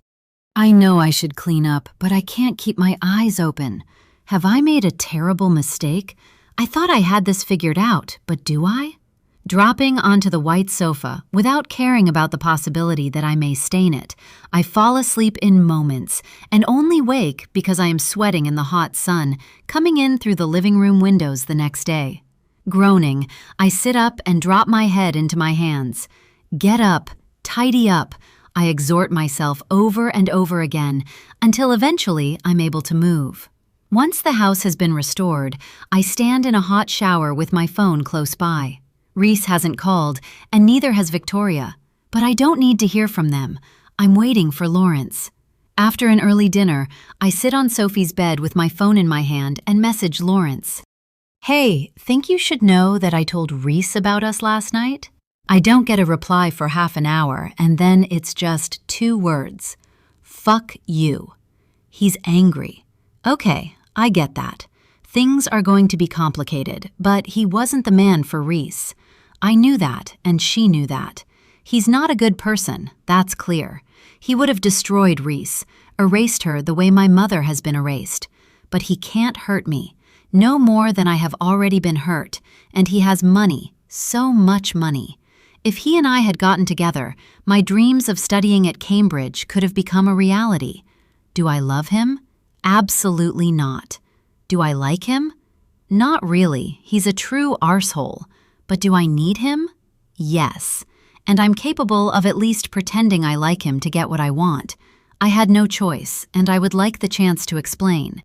I've always liked you, Lawrence, and I feel like we would be better together than you and Reese, I message him, but he doesn't reply to that. For the rest of the day, I obsessively stalk Reese's Facebook page and Victoria's Facebook page, waiting to see if there are any pictures of the hen night put up. I do that for the whole of Sunday as well, but nothing appears on Reese's page or Victoria's, and I think that's because the hen night didn't go ahead. Good. I still haven't heard from Lawrence on Monday, and it makes me unfocused as I guide some old people around the museum, meaning I keep messing up and making silly mistakes about the exhibition. So much so that one man says, "Are you sure you should be in this job, girlie?" "Yes," I snap at him, "and maybe if you moved faster, we would be through this room already." That shuts him up, but then I worry about him reporting me to Tina, who is the tour guide manager. When I get home on Monday afternoon, I have a headache, and I contemplate finishing the bottle of wine Victoria brought. I have stored it in the fridge, which I imagine would horrify her. I lock the front door behind me and sigh with relief as I head to the kitchen. I have just poured a large amount of the wine, which I hope is still good, into a drinking glass when there's a clicking sound of a key being used in the lock of the front door. My heart thrums as I go to open it because it might be Sophie or Leah, and no one is supposed to know I'm staying here. But it's not Sophie or Leah, it's my stepfather. He's supposed to be in Europe for many more weeks, but he's standing here on the doorstep, his face scarlet with fury. "Get out," he says. Chapter 31. 16 years ago. Camilla. "Get out," he says. Not "hello" or "we're back early" or anything like that. He is alone, without a suitcase. For a moment, I think I'm actually seeing things. "Get out," he roars, and I realize that this is indeed him, and he wants me out of the house. "And give me your key." "I have nowhere to go," I protest. My heart is in my throat, and I'm sweating all over. "You have half an hour, and then I'm calling the police and charging you with breaking and entering," he says, as he steps forward into the house and up to me so that I step back. "My mother wouldn't like," I begin to say. "Your mother sent me," he yells, "and I've left her in Italy to come back and deal with you. Now get out." I am so shocked by what he's done, by how extreme it is to fly all the way back from Italy to do this, that I don't argue. I grab as much of my stuff as I can carry, shoving the rest under Sophie's bed, and leave, but not before he takes my key. I call a cab from outside the house while he watches me. The hate he feels for me radiates through the window, burning me like the summer sun never could. I am small again, young and powerless, and this man is here to ruin my life. Again. Only when I am in the cab do I realize how hard my heart is beating. I thought he was going to hurt me. Was he? "Fly Quick Motel," I tell the cab driver, because I know that at least the nightly rate will be cheap, but I can't believe I'm back here again. The woman at the front counter raises her eyebrows at me like she recognizes me. In my room, where nothing has changed and the carpet is still brown, the bedspread still a weird orange, and the small sachets of sugar are hard, I message Lawrence again. "Hey, I would really like to talk. I'm at the Fly Quick Motel by the airport." He doesn't reply. But I have hope that I'll wear him down. I get paid from both my jobs on Wednesday, so I just need to get through the next few days, and then I will have enough money for a room deposit in yet another share house. I still need money to help Sophie get out of her current situation, but I'll have to take things one step at a time. I pass the time scrolling through adverts for roommates, trying to figure out which ones would be the least awful. On Tuesday morning, Tina pulls me into her office for a chat before I've even clocked in. I knew that old man from yesterday was going to report me, but I've had a terrible night and I'm in no mood for one of her gentle reprimands. Look, Tina, I say as I sit down across from her at her messy desk piled high with paperwork. I know I was rude to that old man, and I'm sorry. I had a really bad weekend, and I apologize for taking it out on him. Oh, says Tina, and she purses her pink-painted lips at me. I didn't know about that. She sits back in her chair as I think about the blouse she is wearing, which is cream-colored with a giant fabric bow. I have no idea where she gets her clothes. Obviously, guiding requires patience and politeness, especially with our elderly clientele. But what I want to ask you about is a complaint I've had from a young mother about how you treated her son. She said that you threatened to, and I quote, slap him if he didn't shut up. Apparently, he was in your playtime group a couple of weeks ago. What? I never... I stop speaking, wondering if I did say that to a kid. I really hate taking the museum playtime group. 2 weeks ago, I was given the lovely task of chaperoning 10 kids of different ages through our small Egyptian exhibit. They were raucous and paid little attention to what I was saying, only interested in playing in the sandpits at the end.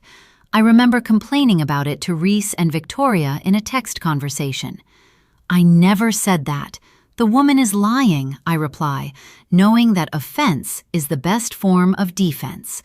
I can't remember, but I'm sure I wouldn't have said anything like that. Yes, well, says Tina, shuffling some paperwork on her desk. It's not the first complaint we've had about you, Camilla. And guiding is a profession that requires a delicate touch. I realize that you have a degree, but then we all have degrees in history here at the museum. Most of the guides have their master's degrees. It's important that when dealing with the public, you practice patience at all times, regardless of how qualified you feel you are. She raises her eyebrows in a manner that lets me know what she thinks of my qualifications. I know I should nod and meekly apologize, but her mention of the fact that most of the other guides have master's degrees makes me furious. I'm one of the best guides you have, I snap. Actually, Camilla, you're not, but I'm willing to overlook. Well, I'm not.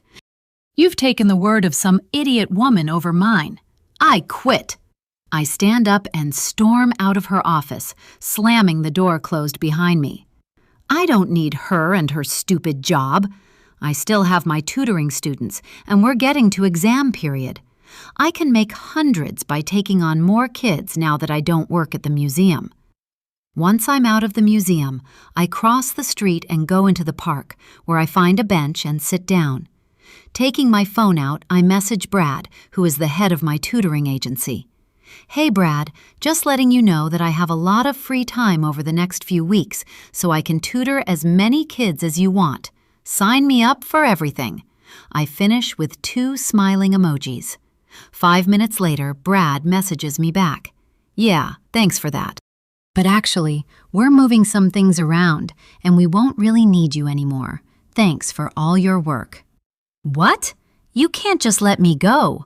I know I'm casual, but he can't just tell me to stop coming to teach these kids. They rely on me.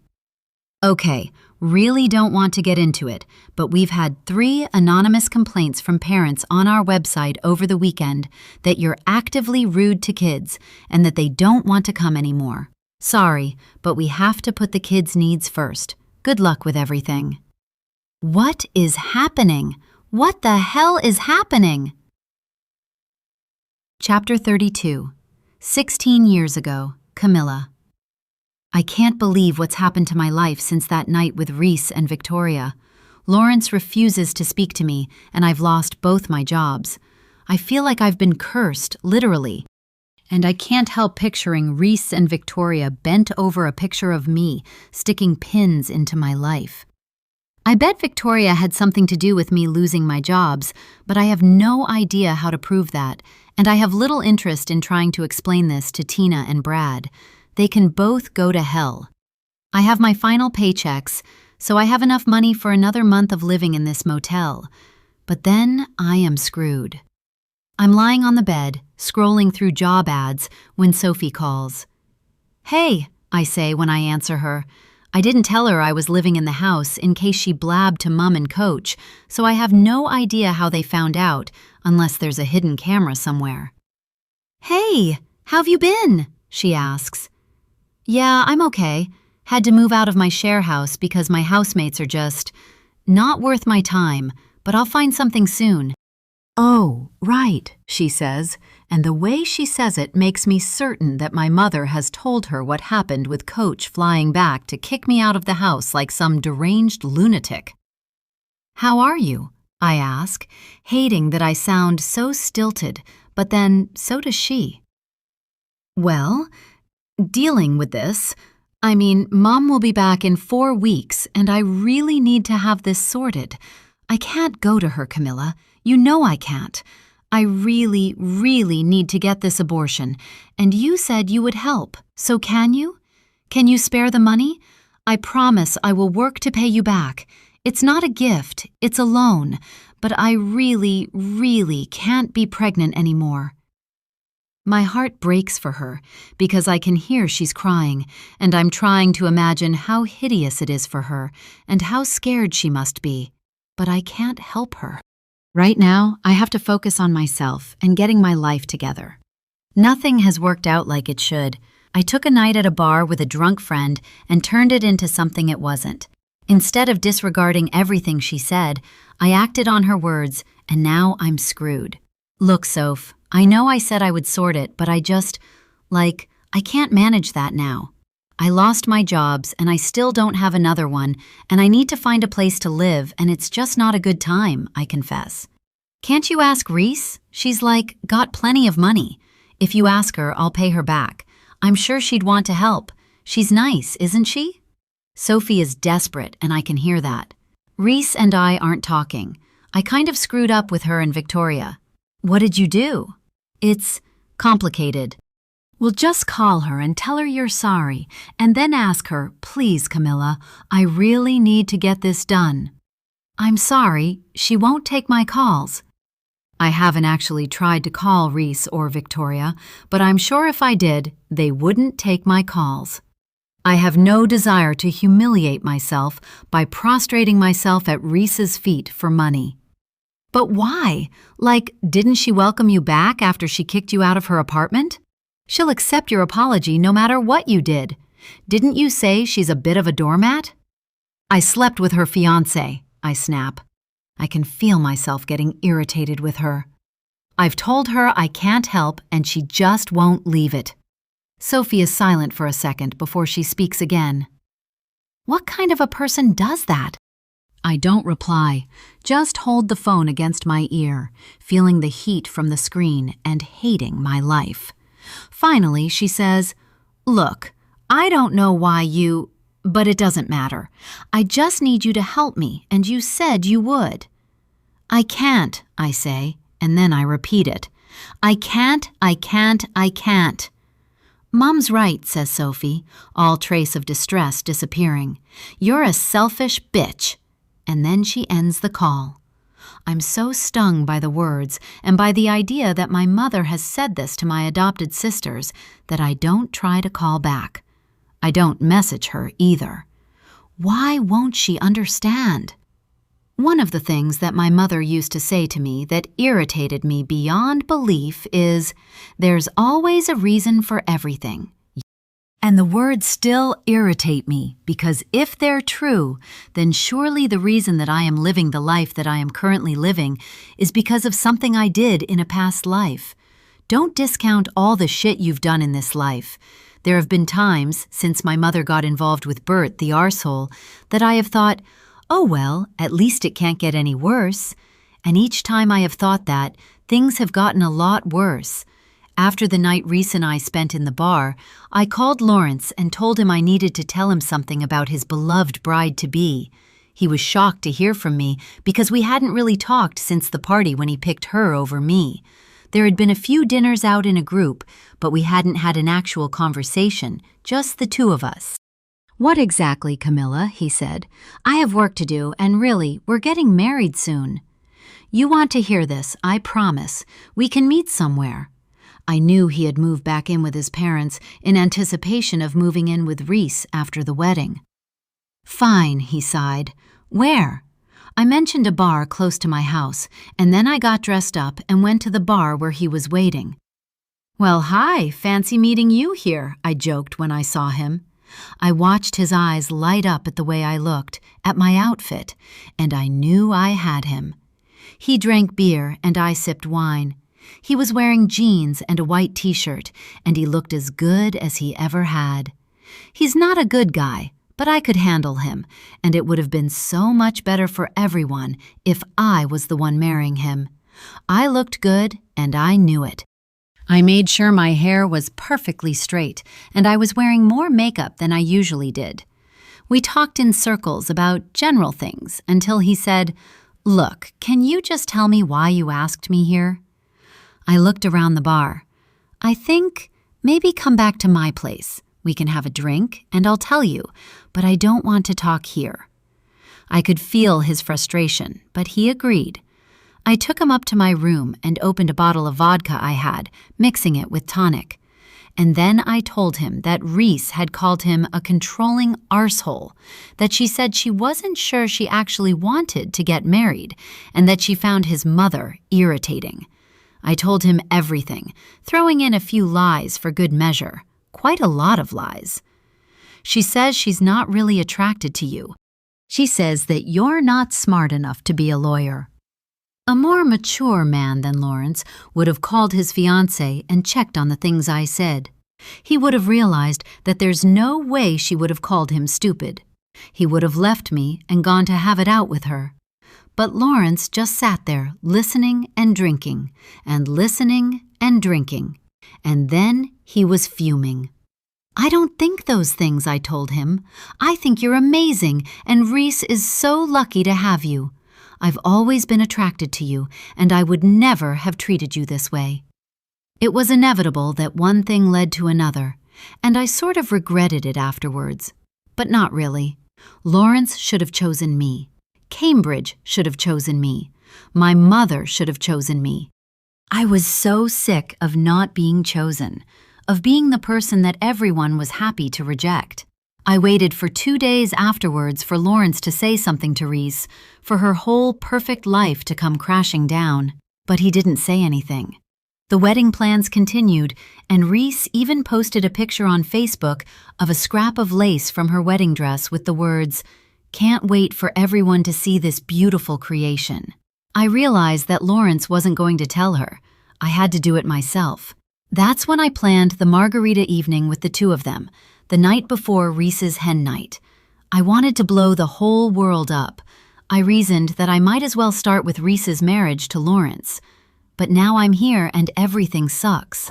I realize, as I replay the conversation with Sophie, that today was meant to be Reese's wedding day. Wondering if she's mentioned it and eager for news of Lawrence, I opened Facebook to her page. There's a new post pinned to the top. "Hey everyone, some sad news. My best friend in the whole world, Reese, was supposed to get married today, but instead she's at home, heartbroken and sad. I'm not going to bother being cryptic, because I think that sometimes people need to be called out on their shitty behavior. Camilla Struthers, someone we have known a long time, see link to her FB page, slept with Reese's fiancé, Lawrence, and then gleefully told us about it the night before Reese's hen night. I just don't understand how a good friend could betray Reese like that. Please send all your good vibes her way so that she can move on from this awful experience." There are 100 comments below the post. 100! I start reading through them with growing horror. "You're a piece of shit friend, Camilla Struthers. Sending you all my love, Reese." "What kind of a human being are you, Camilla Struthers? You should kill yourself." "Stay strong, Reese. You'll find a new love in no time." Oh my God, if I knew where she lived, I would make sure she never had another good day again. "We all love you, Reese. Stay strong." Some people should never have been born. Camilla Struthers is a pig and a whore. We're all here for you, Reese. My stomach churns with nausea, and I feel like I can't breathe. I shouldn't read any more, but I do. No one has mentioned Lawrence. It's like he had nothing to do with it. All the blame is thrown squarely at my feet.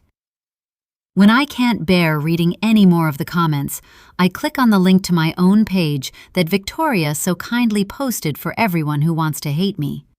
There are more than 200 comments. Ugly, vile words, threats, and name-calling. Reese doesn't know this many people. How do so many people know? The post has spread, I realize, my heart hammering in my chest. Strangers are sharing it on their pages. Strangers know what I did and they hate me for it. It feels like the whole country hates me. I want to leave, to run, to get on a plane and never look back. But I have no money. I can't go anywhere. It's insane, and I feel like I'm going insane, and I have no one, not a single person to talk to. Every time I feel like life simply cannot get any worse, it does. Navigating around the page, I find the right button and delete my page, erasing all those terrible messages, and then close my eyes. How am I going to survive this? How? Chapter 33, 16 years ago, Camilla. It's so hot outside, I feel like I can't actually breathe properly, and I'm grateful to get back to the shitty motel room where at least the air conditioner works. 3 weeks have gone by since I told Reese what I did, and my whole life has been torpedoed. I haven't found a place to stay because the few people I called about rooms to rent actually recognized my name and asked if I was the woman who slept with her friend's fiancé. I feel like I'm living in the Twilight Zone. I want to just lie on the bed and close my eyes and never wake up again, but I can't do that because I'm late. Not late for a job, which I don't have, or late to meet a friend, which I don't have either. My period is late. I drop my bag and pick out the test and then go to the bathroom. After 2 minutes, 2 blue lines appear and I hear myself laughing because somehow, impossibly, it's gotten worse. My life has gotten worse. I don't want a baby. I certainly don't want his baby. Leaving the pregnancy test in the bathroom, I go and lie down on the bed, closing my eyes for a moment, as every terrible thing that has happened over the last few weeks makes me feel sick. I will get a termination, obviously. Will it be for free on Medicare? Hopefully. I will have to go to a public hospital, drag myself to a waiting room, and sit with all the other women who've screwed up. No one will take me there, and no one will be waiting for me afterwards. I can call my mother, I suppose, beg her to help me, but I don't want to do that. She's still away anyway, happily touring Europe, safe in the knowledge that her oldest daughter is not living in her house. A brief image of my life as it will be takes root in my mind. I can see myself a year from now, homeless, with a baby on my hip, struggling to just get through every day. The irony of me finding myself in the same situation as Sophie is at 16 makes me want to cry. I'm 24. I should have my life more sorted than this. But I didn't do this to myself. Lawrence was involved. He may not want to talk to me, but he will have to now. I don't want to use the public system. I deserve a private hospital and someone to help me. This is his child as well. I'm carrying the next generation of his family. As I open my eyes and stare at the stippled yellow ceiling of the motel room, it occurs to me that maybe this pregnancy is a good thing. Maybe Lawrence will want me to have the baby. He told Reese he was ready for a baby. If he doesn't, he should at least pay for a termination. But what if he wants me to keep it? He could fund my life forever. He has the money to do it. I'll make him pay for what a shitty human being he is for the rest of his life. And maybe, just maybe, life will be better if I have a child. I will have someone who relies on me for everything.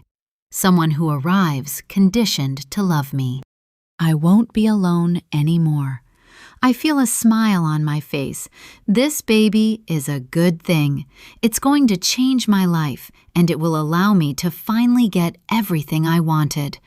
I don't know what's happened with Sophie, if she's keeping her baby, or if she's told my mother and they've sorted things out, but I don't need to worry about that. Now I need to worry about my own baby. I touch my hand to my stomach, wondering what it is. I don't care, because whatever it is, it will have to choose me first. I'll be the mother. I will be the most important person in this child's life. I like that idea. Picking up my phone, I text Lawrence. My fingers tremble as I type because I feel like this is it. This is the change.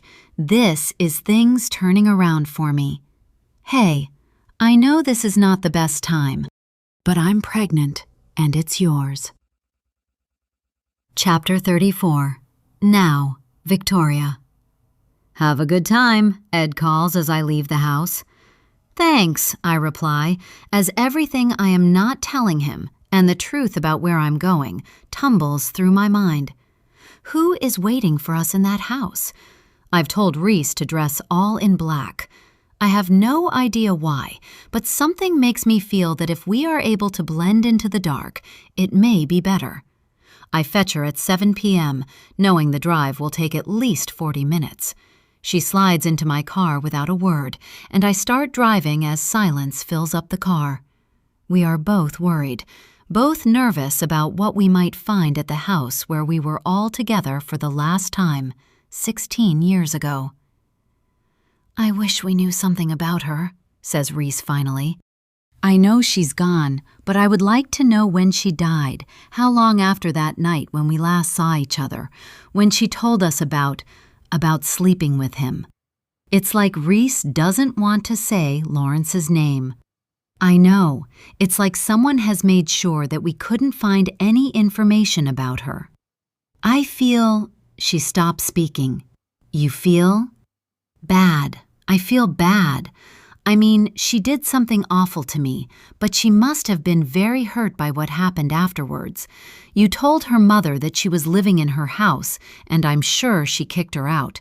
She couldn't afford rent. Camilla never had enough money. She deserved that. Maybe. I mean, I know you put up a post on Facebook as well. People were messaging me for weeks. I hated that. I shouldn't have done that, but I was just so angry. I wanted everyone to know because everyone was talking about it. It was supposed to be a big wedding, and I know that his parents were blaming you. I hated that people were blaming you without knowing the full story. I guess, she shrugs, but they were saving face, and that's what it's all about. Did you do anything else? She asks. I mull over this, wondering if I should tell her. Not really, I say finally, keeping what needs to be kept to myself. Reese doesn't need to know that I put a lot of effort into destroying Camilla. I don't need to explain that I actually enjoyed sending an anonymous email to the museum where she worked and posting comments on the website of the tutoring company she worked for. I felt like I was in the right, like I was avenging my best friend, and I didn't care what happened to Camilla because of it. Maybe she lost her jobs, but she could have gotten another job. That's not a reason to kill yourself, is it? In my peripheral vision, I see Reese open her mouth and then close it again. There's something she wants to say, but she's stopping herself. I think about her asking me about Ben, and I figure it's easier to face it head on. Look, you asked me if I remember Ben, and I do, of course. I'm sorry again about sleeping with him. I shouldn't have done that, but I was young and dumb, and I thought we got past that. Funny to think that 2 of my friends betrayed me with men, says Reese softly. I risk a quick glance at her, but she is staring out of her window at the passing houses, all lit up within. I don't think Ben was the same, I start to say, but then I stop. Maybe she had really been in love with Ben. Maybe it hurt her more than I realized, but there's nothing I can do about it now. When we pull up outside the house, I recognize it immediately. It hasn't changed much in 16 years, although I'm sure it's had a new coat of paint on the outside. The weatherboard is white, and there is no peeling. The front door is blue. I think I remember it being white as well. A small fence surrounds the garden where there is patchy grass and areas of dirt. It looks neglected, as though someone decided that the garden was not worth the effort. I wonder who lives here now. Is it Camilla's mother? Did you find anything on her mother, Camilla's mother? I ask Reese, and she shakes her head. Do you think she's still alive? She shrugs. I guess we'll know soon enough, but could she have hacked our emails? I doubt it's her. Maybe she and Sophie. I sigh. I'm wasting time. I don't want to go into that house and find out the truth. I don't want Reese to find out the truth. Let's just get this done, says Reese. I'll park around the corner, just in case someone is watching. Okay, she agrees. It takes us a few minutes to park, and then we sit in my car, waiting until it's nearly 8. Finally, it's time to get the answers we want. Ready? I ask Reese. No, she says, but she gets out of the car anyway. Chapter 35. Reese. The air tonight is freezing, but I welcome the temperature. I'm cold, but it's keeping me here, keeping me present as we make our way towards Camilla's house. Victoria and I walk in silence as I think about all the things she did because she was angry on my behalf. Was it truly on my behalf? Or did she actually enjoy destroying someone's life? And did she do more than what she's telling me? Was the Facebook post and getting kicked out of her mother's house enough to force Camilla to take her own life? Victoria doesn't seem sorry that Camilla supposedly took her own life. Her reaction to it is pretty matter-of-fact, distant, as though Camilla wasn't even someone we knew. It makes me feel like I don't know Victoria very well, like there's stuff she's kept hidden from me, even after 20 years. And that makes me think that it's possible there really is something going on between her and my husband. Quicker than I would like, we are standing outside the house again. There are no lights on. Off to the side, almost hidden in the dark, is a for sale sign. Moving closer to it, I see that they have not put pictures of the inside of the house on the board, just an aerial view and a land size. Maybe no one's here, I say, gesturing to the sign. Maybe this was all just some kind of joke. Maybe, agrees Victoria. This could all have been one colossal, ugly prank, but we have to figure out who's behind this. We should just leave, I say, wanting to be far away from here, because memories are rushing back. I haven't been able to drink margaritas since that night. Even the sight of them makes me queasy. And I can't help thinking, as I did for many months afterwards, my fault, all my fault. We're not leaving, says Victoria, and she steps forward, opening the small timber gate connected to the fence that surrounds the house. And now I have no choice but to follow her.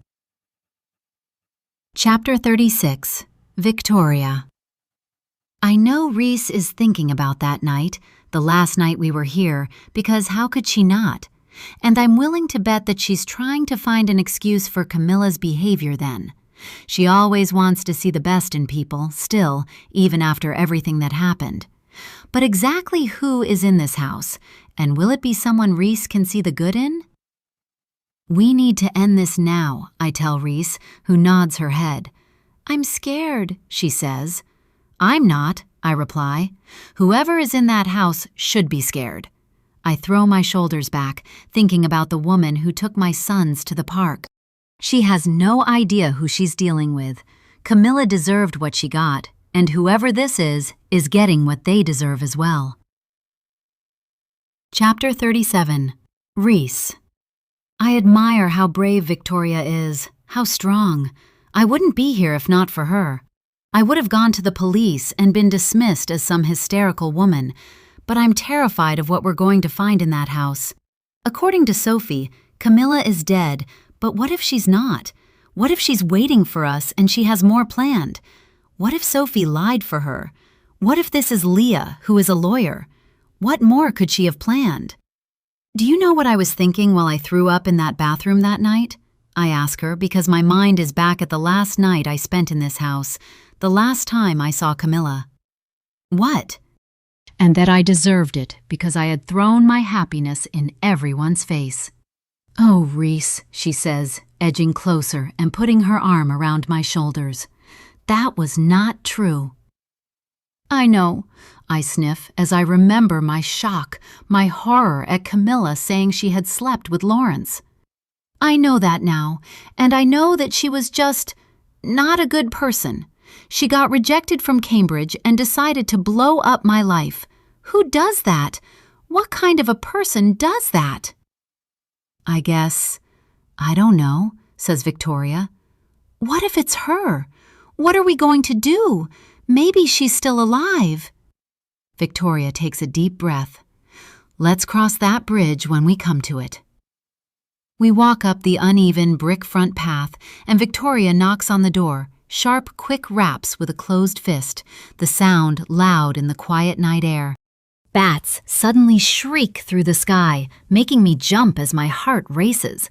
Shit, mutters Victoria, and then she knocks again.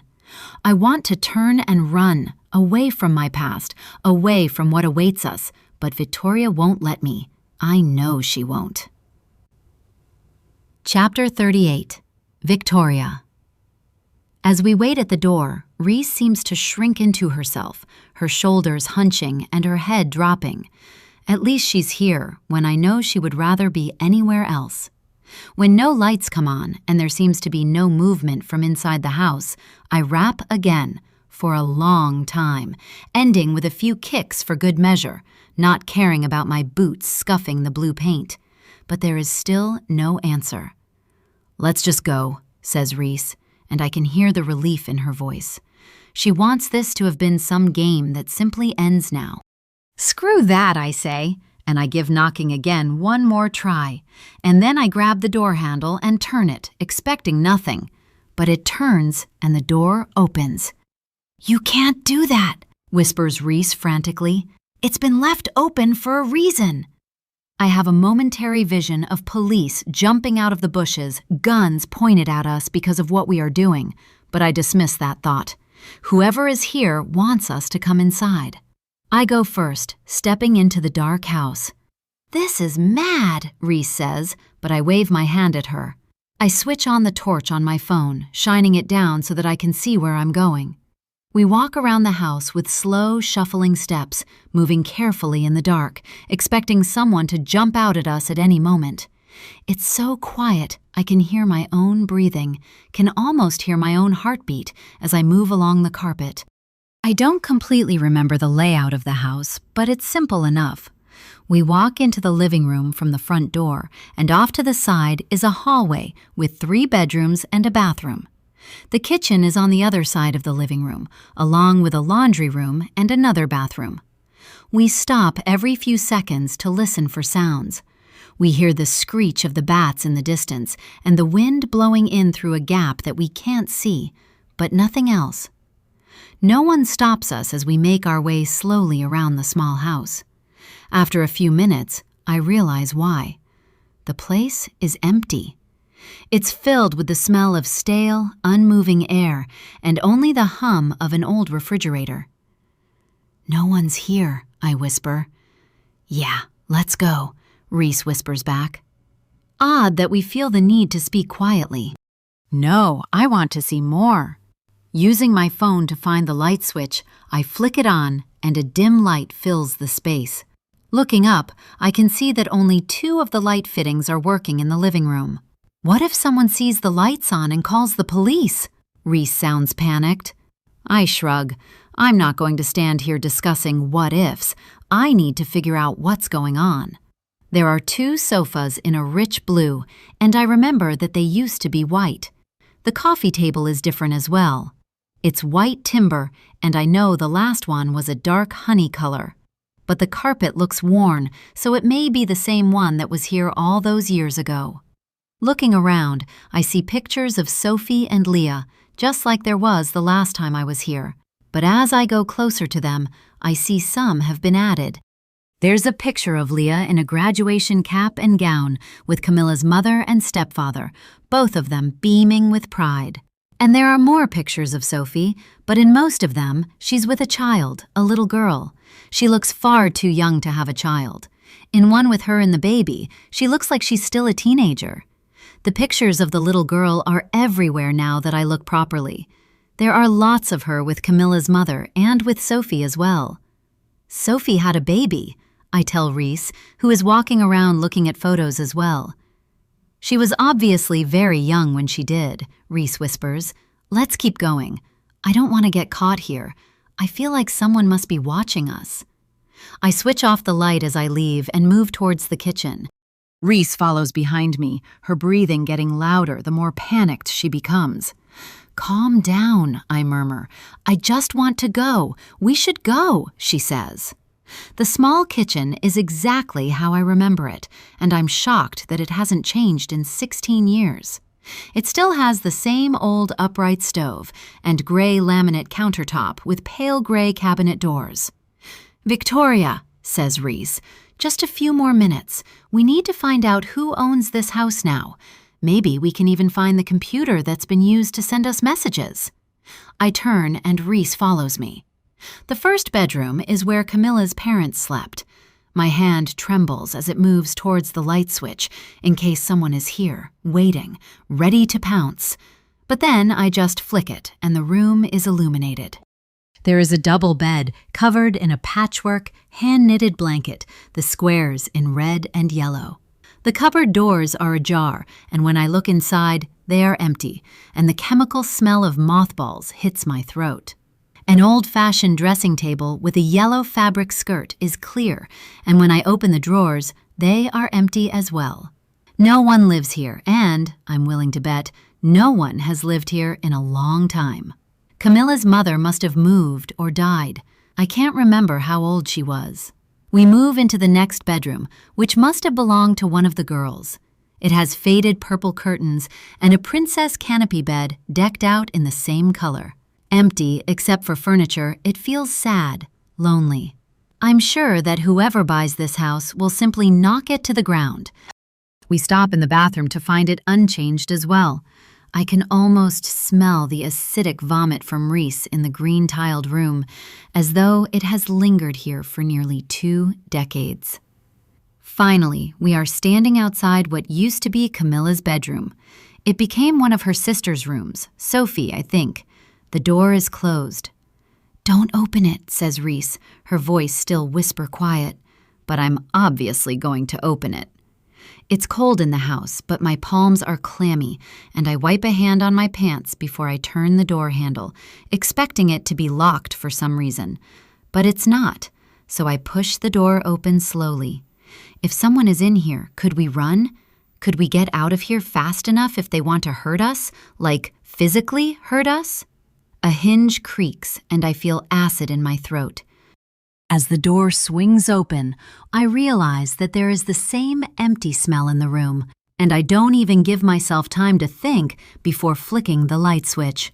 Dazzling white light is everywhere, and I squint in the brightness, black dots appearing before my eyes as I blink quickly. When I can see properly again, my gaze goes first to the pink canopy bed and then to the walls. I turn around slowly, studying them, my brain struggling to make sense of what I'm seeing. "Oh, God," says Reese. "I think I'm going to throw up." Chapter 39. Reese. Nausea rises inside me, and I clamp my hand over my mouth. "Don't you dare," hisses Victoria. I swallow twice, bite down on my lip. I will not throw up. I will not be weak. Turning slowly around the room, I clench my fists, feeling my nails digging into my palms, pressing harder, needing it to hurt. The walls are covered with pictures of me and Victoria, some clear, some grainy, all of them in color. They've been taken from only a few feet away, and also from what seems like miles away. My eyes roam the walls, spotting myself dressed in different clothing, in different weather, doing different things. Stepping towards one of the walls, I study the photos of me outside my favorite coffee shop, somewhere I go almost every day. In one, I have a coffee in one hand and my phone in the other, and I'm wearing a red t-shirt and jeans. A weekend outfit. In another, outside the same coffee shop, I am dressed in my usual work outfit of slimline pants and a floral blouse. There are photos of me in the supermarket and outside my doctor's office and going into work. Photos of me in my car and getting the mail outside my house and sitting in the park on a bench by the playground, watching my children scramble over a climbing frame on a sunny afternoon. There are photos of me and Nick out to dinner and going for a walk. And there are photos of my house. I walk closer to the wall, peer at a photo of a kitchen, and then hear myself gasp. It's my kitchen. It's inside my kitchen. It's been taken in the middle of the day. I drag my phone out of my pocket. This person has been in my house. I need to warn Nick. I need to call the police. I need to call Nick, I whisper. Wait, Victoria instructs me, and I listen to her. Why do I listen to her? I step closer and study the picture, my breathing shallow. At the side, on the floor, I can see a blue bucket that I recognize because I see it every Tuesday when Mary and her husband come. I let them in and leave the house so that they can clean. They must have let whoever this is in. Why? What did this person say to make them think they are not a threat? And then I remember something. The cleaners sent me a message last time they were at my house. They said that the gas man came and he needed to check the meter. But gas meters are outside the house, says Victoria, and I feel myself flush at my stupidity. Why hadn't I remembered that? How do you know that whoever this was is the person they let in? Are you sure they said it was a man? Asks Victoria, coming over to peer at the picture. That's their bucket, I say, tapping it. They definitely said it was a man. But a woman picked up the kids, says Victoria. So it's more than one person? I shiver in the cold air. This is a nightmare, a hellish nightmare. There are so many pictures of us that they cover the room from the floor to the ceiling. It must have taken time to do this. It must have taken someone crazy, someone who hates both of us. Whoever has taken the photos has been walking beside me for months. They have been watching me and my family for a long time. The nausea rises again. I am invaded, violated. I turn to another wall that I can see is covered in pictures of Victoria, in all aspects of her life as well. Look at this, says Victoria, and I turn again to where Victoria is pointing. It's pictures of the children, of Kayla and Max and Dylan and Cash. They too have been photographed everywhere, including in their school uniforms, in their playgrounds at school. How did the person pretending to be Camilla get close enough? A man alone would raise eyebrows on the school playground, but maybe the person was outside school grounds, just waiting for our children to come into view. Maybe the photographer is a woman, but there was a man in my house, or was there? Is the message from Mary just a coincidence? I feel like I am crazy, like I am going crazy. Suddenly I am too hot, sweat gathers under my arms and drips down my sides, and my mind is blank, except for one phrase that keeps repeating. We are not safe. We are not safe. We are not safe.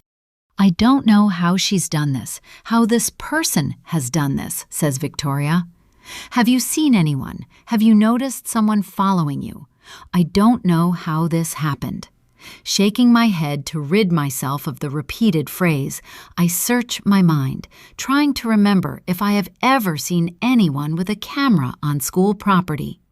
But cameras are everywhere. Our phones are cameras, and the sight of someone taking a selfie or a picture is so ubiquitous that I barely register it. Everyone, everywhere, is always taking photos. This could be a parent at school, a person who catches the bus outside my regular coffee shop, a neighbor, even an acquaintance I greet in the street. But if it was Camilla, if, somehow, she isn't dead, surely I would have recognized her. She could have been in disguise, wearing a wig, but I still feel like I would have recognized her. We need to call the police, I say. We need to bring them here and show them this. This is stalking. It's illegal. Victoria is silent, speechless, her hand touching a photograph of Dylan and Cash playing in the front garden, lightsabers in their hands. I can feel her horror rippling through my own body. We need to call the police, I say again, and I look down at the screen of my phone. I don't think you're going to do that, we hear, and both Victoria and I turn. The shock of who is standing in the doorway makes me dizzy. Chapter 16 years ago. Camilla. I expect an immediate response to my pregnancy announcement to Lawrence, but I don't get one. Still, I hold on to hope as I scroll through job ads and check on the precious amount of money I have left in my savings account. It has dwindled every day. Message me back, Lawrence. Message me back, I repeat silently, like a mantra. When I wake the next day and see he has not replied, I feel too heavy to move. I can't seem to get out of bed. I am tethered to the mattress as I realize that everything is hopeless. I have no hope. But I can't let myself sink. I have to fight this. He will message me. He will. It may take a few days because he's in shock, but he will message me. He comes from the kind of family to whom heirs are important, and I need his money so badly. Maybe I need to go and see him, just turn up at his parents' house. I'm sure I can find out where it is and just go there. But I don't want to look like someone who is after their money, even if I am. I need new clothes and a haircut. I need to look sophisticated and worthy of being the mother of the heir to the Holmes fortune. I need money for that. It always comes back to money. But now Lawrence will have to take care of me until his child is an adult. I will have the life I deserve, and I will have a child who loves me, and I won't need anyone else ever again. I have left Reese alone so far. I haven't asked her for anything or demanded she help me because I deserve some help from her. I'm sure she set her pernicious friend on me, told Victoria to destroy me. But I'm not destroyed. Reese will give me money to keep quiet about all her spilled secrets, even if she's no longer with Lawrence. I can post on Facebook too. Lifting my phone, I begin to compose a message to Reese, hoping I can just exploit that need of hers to be a good human being. And if that doesn't work, I can use blackmail. Because Lawrence and his family and friends still don't know the full story. What will be more important to her, I wonder? Maintaining the facade of being a good person, or knowing that I am suffering, screwing me over? How worried will she be about me exposing her secrets? Because I'll do it. I'll do anything I can to get what I want. Hey, I type, because I need to know I have her attention. A message pops up. Not delivered. I try again but get the same message. Well, screw it, I mutter aloud and call her. It rings once and then goes to message bank. Hey, this is Reese. It's super important that you leave a message so I get back to you. I'm sorry I missed your call. It's me, Camilla, I say. You need to call me. After I hang up, I go to the small fridge in the room and take out my last piece of fruit, biting into the floury apple and chewing, even though it tastes awful. I need to eat. According to the internet, my baby is the size of a pea right now. I will need to see a doctor, but I'll wait for Lawrence to respond. He may have a doctor his family uses. As I finish my apple, I imagine meeting Reese and Victoria years from now when I'm with my child. I imagine myself as a successful professor of history with a fabulous life. I try Reese again. It rings once and goes to message bank. I spend the next hour doing the same thing and getting the same result. My messages are not delivered, and the calls ring once and go straight to message bank. When I realize what's happening, I feel like a prize idiot. My calls have been blocked. Victoria has probably done the same thing. Screw that. I don't need Reese or her vicious friend. I just need this baby inside me. It's time for Lawrence to step up. I send another message to him. You need to answer me, Lawrence. I'm pregnant and I'm keeping the baby. He doesn't reply to that. I wait 5 minutes and try again. I know you're getting these messages. I'm at the Fly Quick Motel and we need to talk. The baby is yours. I am 100% sure of that. My frustration mounts as I wait for him to reply. Unlike Reese, I know these messages are being delivered. I call his number, but it rings a long time and goes to voicemail. This is Lawrence. Leave a message. This is Camilla. I know you're getting my messages, and I won't be ignored. This is your baby, and I'm keeping it. You need to contact me so that we can work out how we move forward from here." A few minutes later, I've had it with being ignored. "Listen carefully, Lawrence. I'm giving you an hour to respond to me. If I don't hear from you, I will be going to your parents' house to talk to them. I'm sure your mother will be delighted to hear she has a grandchild on the way." And finally, I seem to have hit a nerve because a text message comes through from Lawrence about 5 seconds later. "I'll be there tomorrow at 11 a.m. I am overwhelmed with joy, and I leap up off the bed. He's coming. I'll have this baby, and Lawrence will have to take care of it, and us. Finally, things are going my way. I've won! I've won! I've won! I go to the bathroom so I can have a shower, but when I sit down on the toilet, I start cramping, and then I am bleeding. It comes fast and is thick and dark red. I know what's happening. "No, no, no," I repeat as I sit there, and I lose everything that was going to make my life worth living. This can't be happening. It simply can't be happening. Chapter 41. 16 years ago. Camilla. I am awake all night. When the bleeding stops, I feel empty and lost. But in the morning, I get up and have a shower, making sure that there is no evidence of what happened. Clean and dressed, I sit on the bed and call my mother, suddenly longing for her voice. I will probably wake her, but I don't care. It rings and rings and rings until it cuts off. And that feels like just one more rejection. I have no one. The baby was my only hope of some kind of life, and now it's gone as well. Nothing, and no one chooses me. I am startled by a ping on my phone, and I see it's a message from Lawrence. "I'll be there in 20. I read the words over again. He's coming. He's coming because he thinks I'm carrying his child. Panicked thoughts clash in my brain. What am I going to do? This was my only chance. Taking a deep breath to calm myself down, I close my eyes and try to think straight. The thought flickers in my head like a light bulb. Maybe he doesn't need to know that I'm not pregnant anymore. Once I realize this, I'm filled with energy, and I make sure that the room is neat and tidy. He doesn't need to know. I seduced him once, and I can do it again.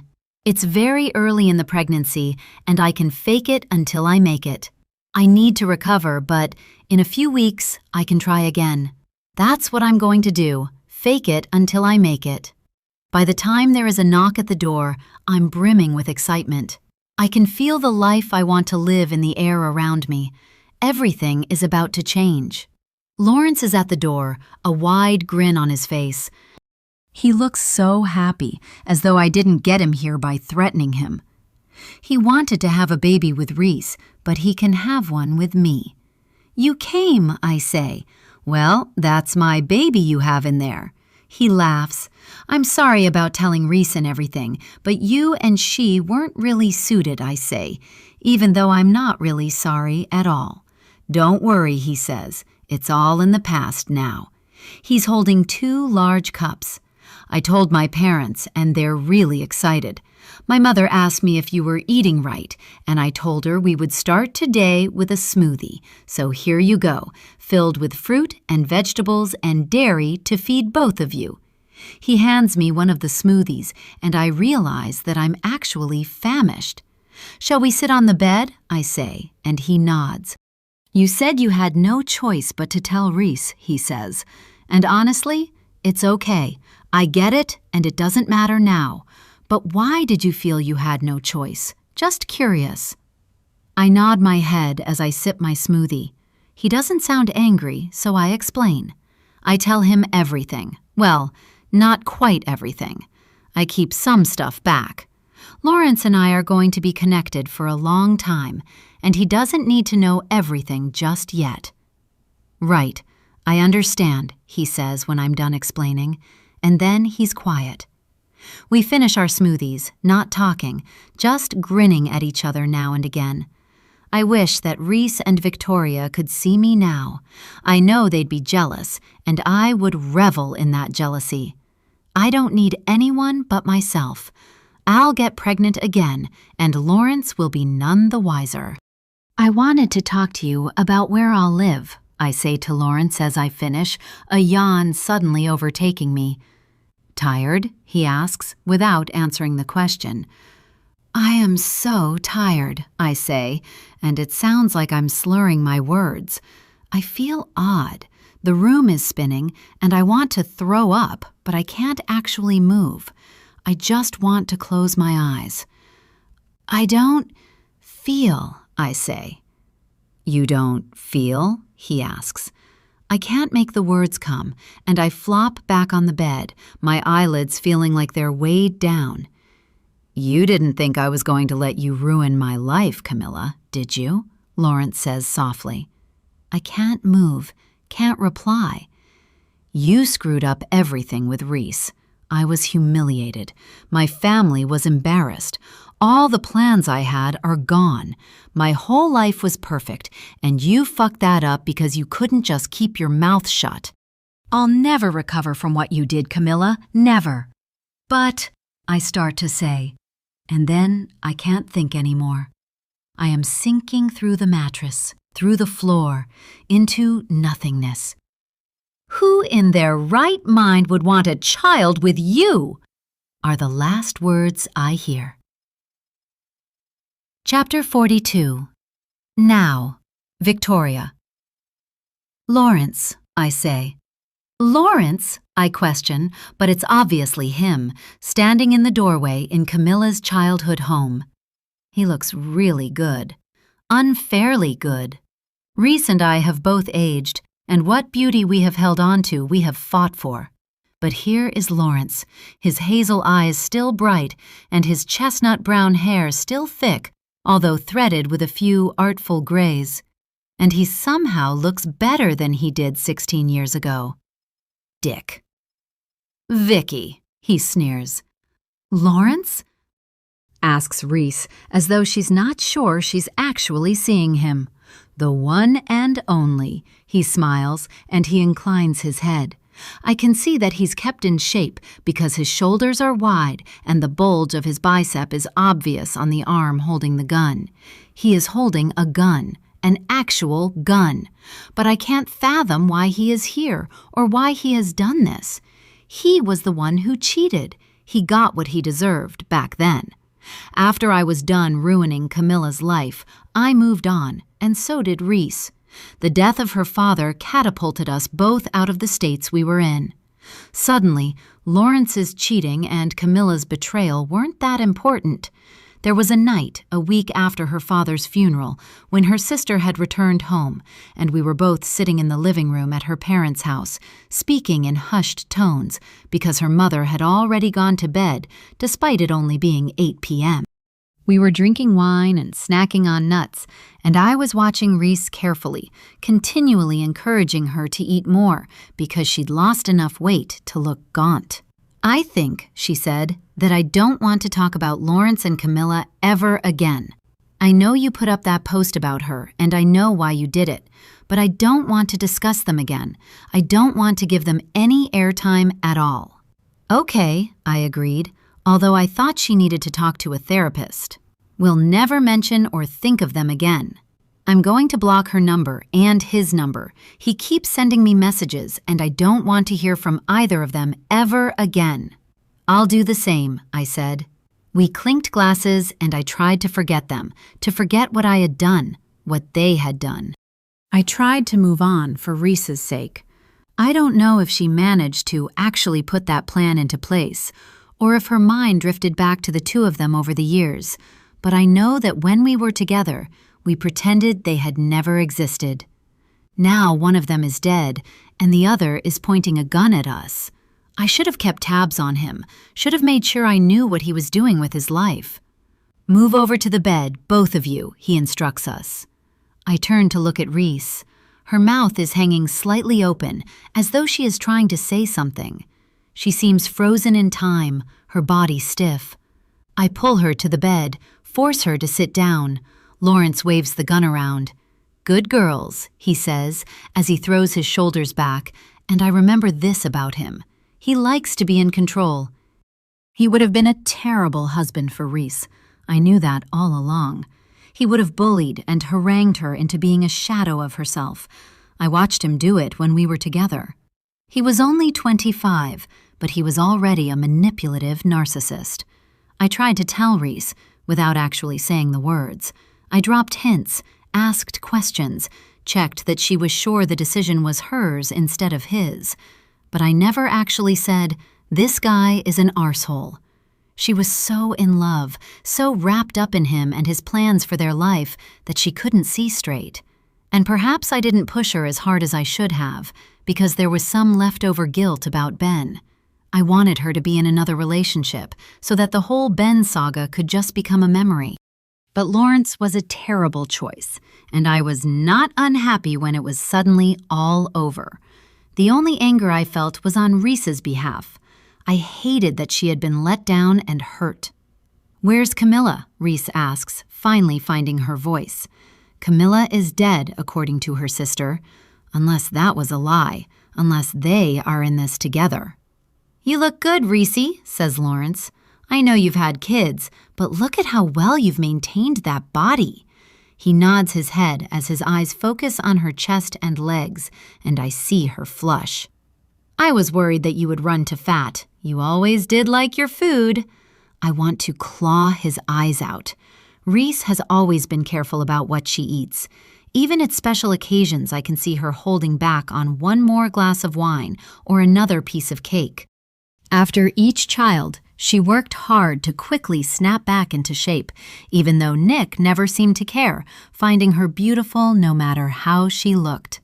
But obviously, she never let go of Lawrence's voice in her head, not completely. I hate him anew for all the ways he hurt her. Camilla is dead, didn't you know? She got very depressed. She died in a motel room, took enough pills to kill herself, and went to sleep forever. I wonder how he knows this. He never met any of her family. How did he find out about them? How does he know how she died if we couldn't find anything about Camilla at all? Does he know about any of the things I did to her?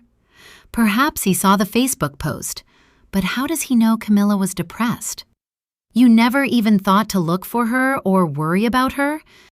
Not until she messaged you. Well, until I messaged you, he says, breaking into my thoughts.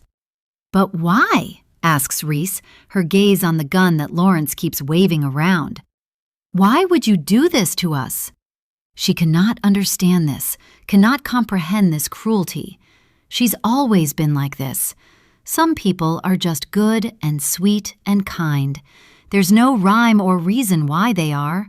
Perhaps it was that her parents had a happy marriage, despite her father's depression, and she gets on well with her sister. But I think it's more than that. Reese is just good, and because she is good, there are people who tried to hurt her. For the whole time we've been friends, I've been trying to get her to be stronger, to push back. I'm grateful she married Nick because I could see from the first time she introduced us that he understood her goodness and that he would protect her rather than try to destroy her like Lawrence would have done. He's a good man, a strong man, the kind of man every woman would want to be married to. "Vicky," says Lawrence, and it's impossible to miss how much he enjoys using the diminutive that I hate. "Why don't you explain to Reese why this has all happened?" He smiles. "After all, you're the one responsible." Chapter 43. Reese. I feel like my heart is going to burst out of my chest, and my bladder is suddenly full. I am so shocked to see Lawrence that I can't help staring at him. He's still as good-looking as he ever was, but now I can see something else in his face, something dark and angry. Was he always like that? Probably, but I never wanted to see it. Images of our relationship appear, and I see the night we met, when he was dressed as a Viking warrior for Halloween, and I couldn't take my eyes off him. I see our first date, and the first time we slept together. I see us holding hands and going on holiday, and I watch as Lawrence gets bigger and I get smaller. "Miss me, Reese?" he asks. I hated it when he called me that, just like Victoria hated Vicky. He smiles and my skin crawls with how creepy he looks, creepy and dangerous, with his gun. I mentally let go of any thoughts beyond getting out of here. I have a husband and children to get back to. I can see Victoria is getting angry and I don't want her to do something stupid. Maybe if I talk to him and can get him to talk to me, he'll let us go. He loved me once. Lawrence, I think you're angry at me, I say, keeping my voice soft because I remember that he hated it if I raised my voice even a little. He would accuse me of berating him. Victoria has nothing to do with anything that happened 16 years ago, and really, it wasn't my fault you cheated on me. I don't know what happened to Camilla to make her take her life, but whatever it was, that wasn't Victoria's fault either. You need to let us go. Lawrence steps towards me, and as I try to move back on the bed, he touches my temple with the gun, the metal cold against my skin. Shush, little Reese. Shush now. It's time for me to talk. My whole body is trembling. This cannot be happening. It simply cannot be happening. Stop this, snaps Victoria. Are you insane? She lifts her head, juts out her chin, and I can see that Victoria, my protector, is here. She looks fierce and strong, but she must be as terrified as I am. Tell her what you did, Victoria, he says, the gun still close to my face.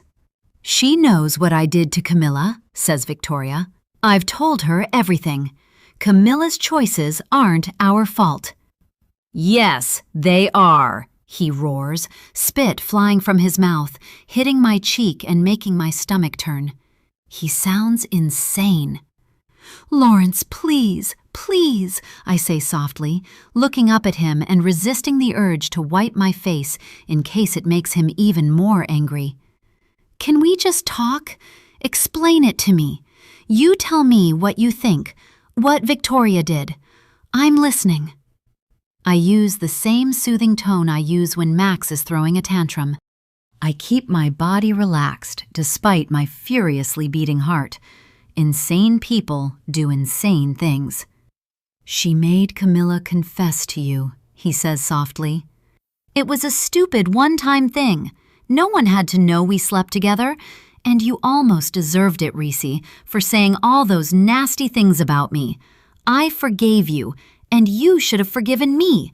But you didn't even have to know, he says, scratching through his hair with the hand that isn't holding the gun. I don't understand, I say. Victoria didn't know until Camilla told us. Vicky, says Lawrence, moving right up to her and touching her cheek with the gun. Now's the time for the truth, Vicky. I look at Victoria, whose face is flushing as she shakes her head. There's nothing to tell, she says. Lawrence pushes the gun up against her temple, hard enough to make her head move sideways. Tell her, he says softly. Chapter 44. Victoria. The metal from the gun is freezing against my forehead. He's not going to hurt me. This is a bluff from a man who has never known what it's like to not get what he wants. At least that's who he used to be. It's not necessarily who he is now. And does the truth really matter now? I did what I did for a reason. Talk, says Lawrence, digging the barrel of the gun into my skin. Camilla called me the day after you saw her at the bar, I say. Okay, says Reese, like she doesn't understand. It was the night you saw her alone and you got drunk, 2 weeks before the wedding. You said some stuff about Lawrence. But, Reese begins to say, and then she stops and waits for me to finish. I thought she was just calling to ask how my mom was, but she didn't even say anything about that. She told me all the stuff you'd said, and we kind of got into a conversation about how Lawrence wasn't really... Really what? Really what? Yells Lawrence, stepping back and throwing his hands up. There's a desperate look on his face. He looks like he might cry. Why? You weren't nice to her, I yell back. He doesn't know what he's doing with that gun. It may not even be real. It felt real. I'm sure he has no idea how to use it. It was none of your business, growls Lawrence, blinking rapidly. We were happy. Look, says Reese, raising her voice. What exactly do you want here, Lawrence? I haven't seen you for 16 years. I have a husband and children. We weren't meant to be together, and you proved that by sleeping with Camilla. I screwed up, says Lawrence, sniffing, as he leans against a wall, the gun still pointed at me. But you never would have known, he says to Reese. I'm really tired of this conversation already, and I know that Reese and I just need to find a way to get out of here. Talk. Just fucking talk, Vicky. You tell her, he spits out, marching right up to me and pushing the gun against my chest. This is a real gun. I think it's a real gun. Oh God, oh God, oh God. When I was talking to Camilla, she brought up the fact that she took us to Lawrence's Halloween party. She told me that he should have been with her, and something in the way she said it made me suspicious of what she might do. I told her that I was going to try and talk to you, Reese, and get you to call off the wedding, but she told me not to, and I shrug my shoulders. I never trusted her. So once I knew my mom was okay on her own, I went over to Camilla's house to tell her to leave this situation alone. I saw her coming out of the house and I just followed her. I stopped speaking, realizing how strange that sounds, but I knew Camilla wasn't going to leave things to me. From the moment I met Camilla, I understood who she was. I read her jealousy of Reese, of me, in her face every time we saw her. I was glad when Reese kicked her out of her apartment because I thought the friendship was finally over. But then, Reese invited her back into our lives, and I could see that Camilla was still angry about her life, angry about everything. When she told me everything Reese had said about being unhappy with Lawrence, I knew not to trust her. I followed her to the bar where she met Lawrence, and then I parked and went in, grateful that it was really full so that I could watch the two of them. When they left, I was ready to go home. I thought that she had spoken to Lawrence and that he would confront Reese about what she'd been saying about him to her friend, and maybe Reese would call off the wedding. I thought that was a good thing, and I was relieved. I thought they would part outside the bar, but they didn't. Instead, they walked back to Camilla's share house together. It was a warm night, so I left my car and followed them. And then I spent close to 2 hours outside the house, waiting for Lawrence to come out. When he did, his shoulders were hunched, and he looked around him, his movements furtive. I waited until he was gone, and then I knocked on the door. It was after midnight, but one of Camilla's roommates let me in, and I went up to her bedroom. It smelled of alcohol and sex, the bed rumpled. Camilla was dressed in a short black robe, and it was obvious she was naked underneath. "What are you doing here?" she asked. "What are you doing?" I replied. "What are you doing with Lawrence? What the hell have you done, Camilla?" I will never forget that smug little smile and the way she said, "Reese doesn't appreciate him, and what she doesn't know won't hurt her." I explain all this to Reese, and then I say, "I told Camilla not to tell you she slept with him. That's what I told her. I didn't want her to ruin your wedding." "Liar," says Lawrence, pushing the gun harder against my chest, making me feel like I can't breathe properly. "Camilla said you told her she had to tell." "That's bullshit, Lawrence. I didn't want Reese to get hurt. I wanted her to end it without knowing you cheated." He doesn't move the gun away from me. Across the room, there is the wall filled with pictures of my children, of Dylan and Cash. I have to get back to them. "You're hurting me," I hear myself whimper. Chapter 45. Reese. I don't even register that he pulls the gun away and swings his other hand, slapping Victoria hard. "I don't care," he rages. "You need to be hurt." Her head whips sideways as her body falls backwards. "Lawrence!" I scream. "She's lying," he yells, moving away, back against the wall. "She's lying about everything." "Lawrence, please, please, you have to stop this." I lay my hand on Victoria's arm, trying to get her to stay quiet so that I can talk to Lawrence. Did she tell Camilla to tell me? Did she allow her to ambush me a week before my wedding? It doesn't matter now. The only thing that matters is getting out of here. From where I am sitting, I can see the pictures of our children. We need to get home to them. Lawrence doesn't want to hurt us. At least, I don't think he does. He's angry, but if I can convince him that I'm sorry about everything, maybe I can get us home. I know that me canceling our wedding hurt you, Lawrence. I regret it. I really do. I think of you often, and I always feel bad about ending things like that. I'm sorry, Lawrence. I did a terrible thing by canceling so close, and I hope you can forgive me, and that you can forgive Victoria for trying to protect me. Everything I have just said is a lie, but he doesn't have to know that. He used to laugh at me when we were going out, and I told a little white lie. "It's so obvious from your face, Reese," he would say. It was cute at first, but then it became something I was conscious of. I practiced telling lies in the mirror, watching the way my eyebrows went up, hearing the slight squeak in my voice. I did it until I could lie without him knowing. "Do you know how many times I've been married, Reese?" he says, sliding down the wall and bending his knees, his brow furrowed. "No," I say softly. I can feel Victoria start to move, but I squeeze her arm, wishing she would just let me handle this. I'm not as weak as she thinks I am. "Tell me," I say. 3 times, he says, and then he shakes his head.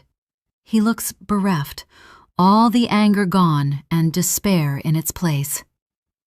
"And each time I have married someone who looks just a little like you, but isn't like you." He uses the gun as a pointer, directing it at me. "Instead, they were all bitches, all 3 of them. I never had kids. I never had any peace, and now I have no money either. My parents have poured millions into fighting my divorces and trying to keep their fortune safe, and after this time, my dad just told me he can't do it anymore. He cut me off. Everything I have, I've given away. I've been left with nothing, and all because I kept chasing you. None of them were good like you, Reese." There is no point in me trying to make him understand the irony of his situation. He will never see himself as the problem. He's simply not capable of doing it. In me, he had a co-conspirator, someone who would also never see Lawrence as the problem. That's what he's been looking for all these years. If you had forgiven me, I would have everything now. Everything. Instead, I have nothing. "I'm sorry, Lawrence," I say. "You deserved everything. Every bad thing that has happened to you, you have brought on yourself." "You're not sorry enough," he murmurs, but it sounds like he's saying it to himself. "I lost my house, I lost my job, I lost my fortune. I lost everything," he mutters. "How did I lose everything?"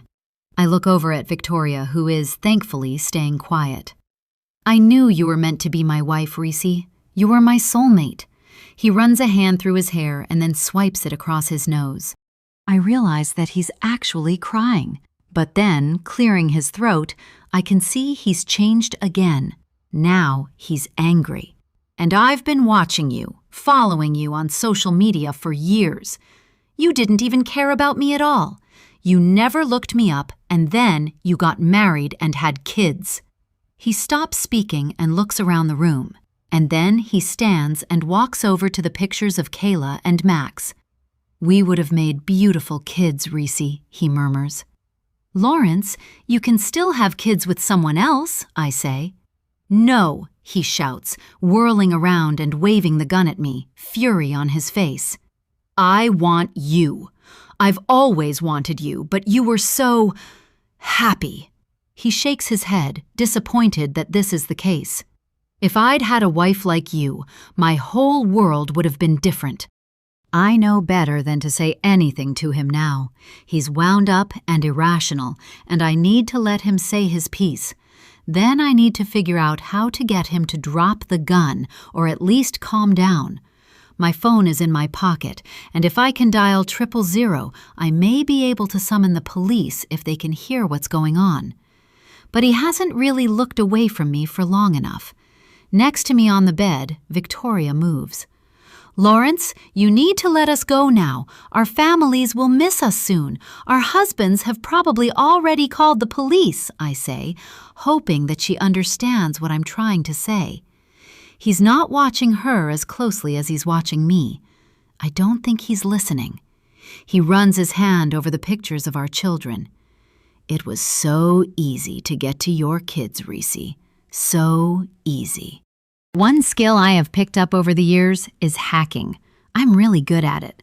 I should never have trained to be a lawyer, but that's what my dad wanted. I love computers. You know, they just do whatever you tell them. You give them the right instruction, and they just do it. Everything is a computer now. Even your phones were easy to track. He laughs, a low chuckle that sounds more sad than real. I thought there was no way they would just hand the kids over to the woman I hired. I told her it was a surprise for my sisters, that I'd been living overseas and had planned a party. I mean, can you imagine anyone believing anything so stupid? Next to me, I can feel Victoria digging in her pocket. He needs to stay turned around, looking at the pictures so she can get this done. "So you didn't know the woman at all?" "Nah," he says. "People will do anything for money." He swings around to look at me. "What the fuck are you doing?" he yells, and he darts forward as I shift back away from him on the bed. He grabs Victoria's phone out of her hand and flings it against the wall, the cracking sound of the screen shattering, making us both jump. "I will kill you," he shouts, pushing the gun against Victoria's skull. I cannot breathe. My best friend has a gun to her head. "Please, Lawrence, please," she whimpers, holding up her hands. Lawrence steps back and shakes his head like we've disappointed him. "Vicky is not a good friend, Reese. You think she is, but she's not." He sighs, and I can see that he's tired. But is he tired enough for us to be able to overpower him? We are two small women, and he is a large man with a gun. One of us will surely get hurt, maybe even die. My only option is to talk to him, to keep talking to him. "I started following you after my third marriage ended, like really following you and that bitch." He gestures at Victoria. "And then I saw her with your husband, and I thought maybe I would get a second chance. That's why I wanted to see you, to talk to you, so that you know that you can trust me, Reese. She's the bad one. She's the one who wants to hurt you. She's fucking your husband." Lawrence is unhinged, mad in a way that I know I can't counter with the truth. But even as I remind myself of this, I wonder if what he's saying is true. Is Victoria sleeping with Nick? "But you don't have to be sad about that," he says, getting on his knees in front of me, the gun clutched in his hand resting on my leg. "Because it means that you can leave him and be with me, and I'll take care of your kids, and we can be a happy family." "Lawrence," I begin to say, unsure what words to use, hating that he's so close to me. He's still using the same aftershave he used when we were dating, and the smell is making me sick. "You love me, Reese. You know you do. I was your first love, your best love, and we can be together again, and Victoria can be with Nick, and everyone will be happy." He looks up at me, imploring me to agree with him, to join him in his madness. Do I agree with him just to get out of here? That's the only choice I have. "Okay," I say. "That sounds good, Lawrence. If he's cheating on me, I shouldn't be with him." "Really?" He looks up at me, such hope on his face that I feel awful. I know what he's done, but he is such a sad and desperate man. He stands and takes 2 steps back. "Yes, but you have to drop the gun. You have to." Lawrence nods his head. "You're doing the right thing, Reese. You'll see. We'll be so happy. But you can't see her again. You can never see her again because she's a bad person," he says, pointing with the gun. I nod as I stand and move over to him, reaching out my hand for the gun. I won't speak to her ever again, I say softly. We'll be together, but I need the gun now because it's scaring me. I want you to give it to me so that I can put it down. I'll go home and pack a bag and meet you. I'll come with you, he says eagerly. No, I need to talk to Nick alone, to explain it to him, and then we can be together, just the two of us.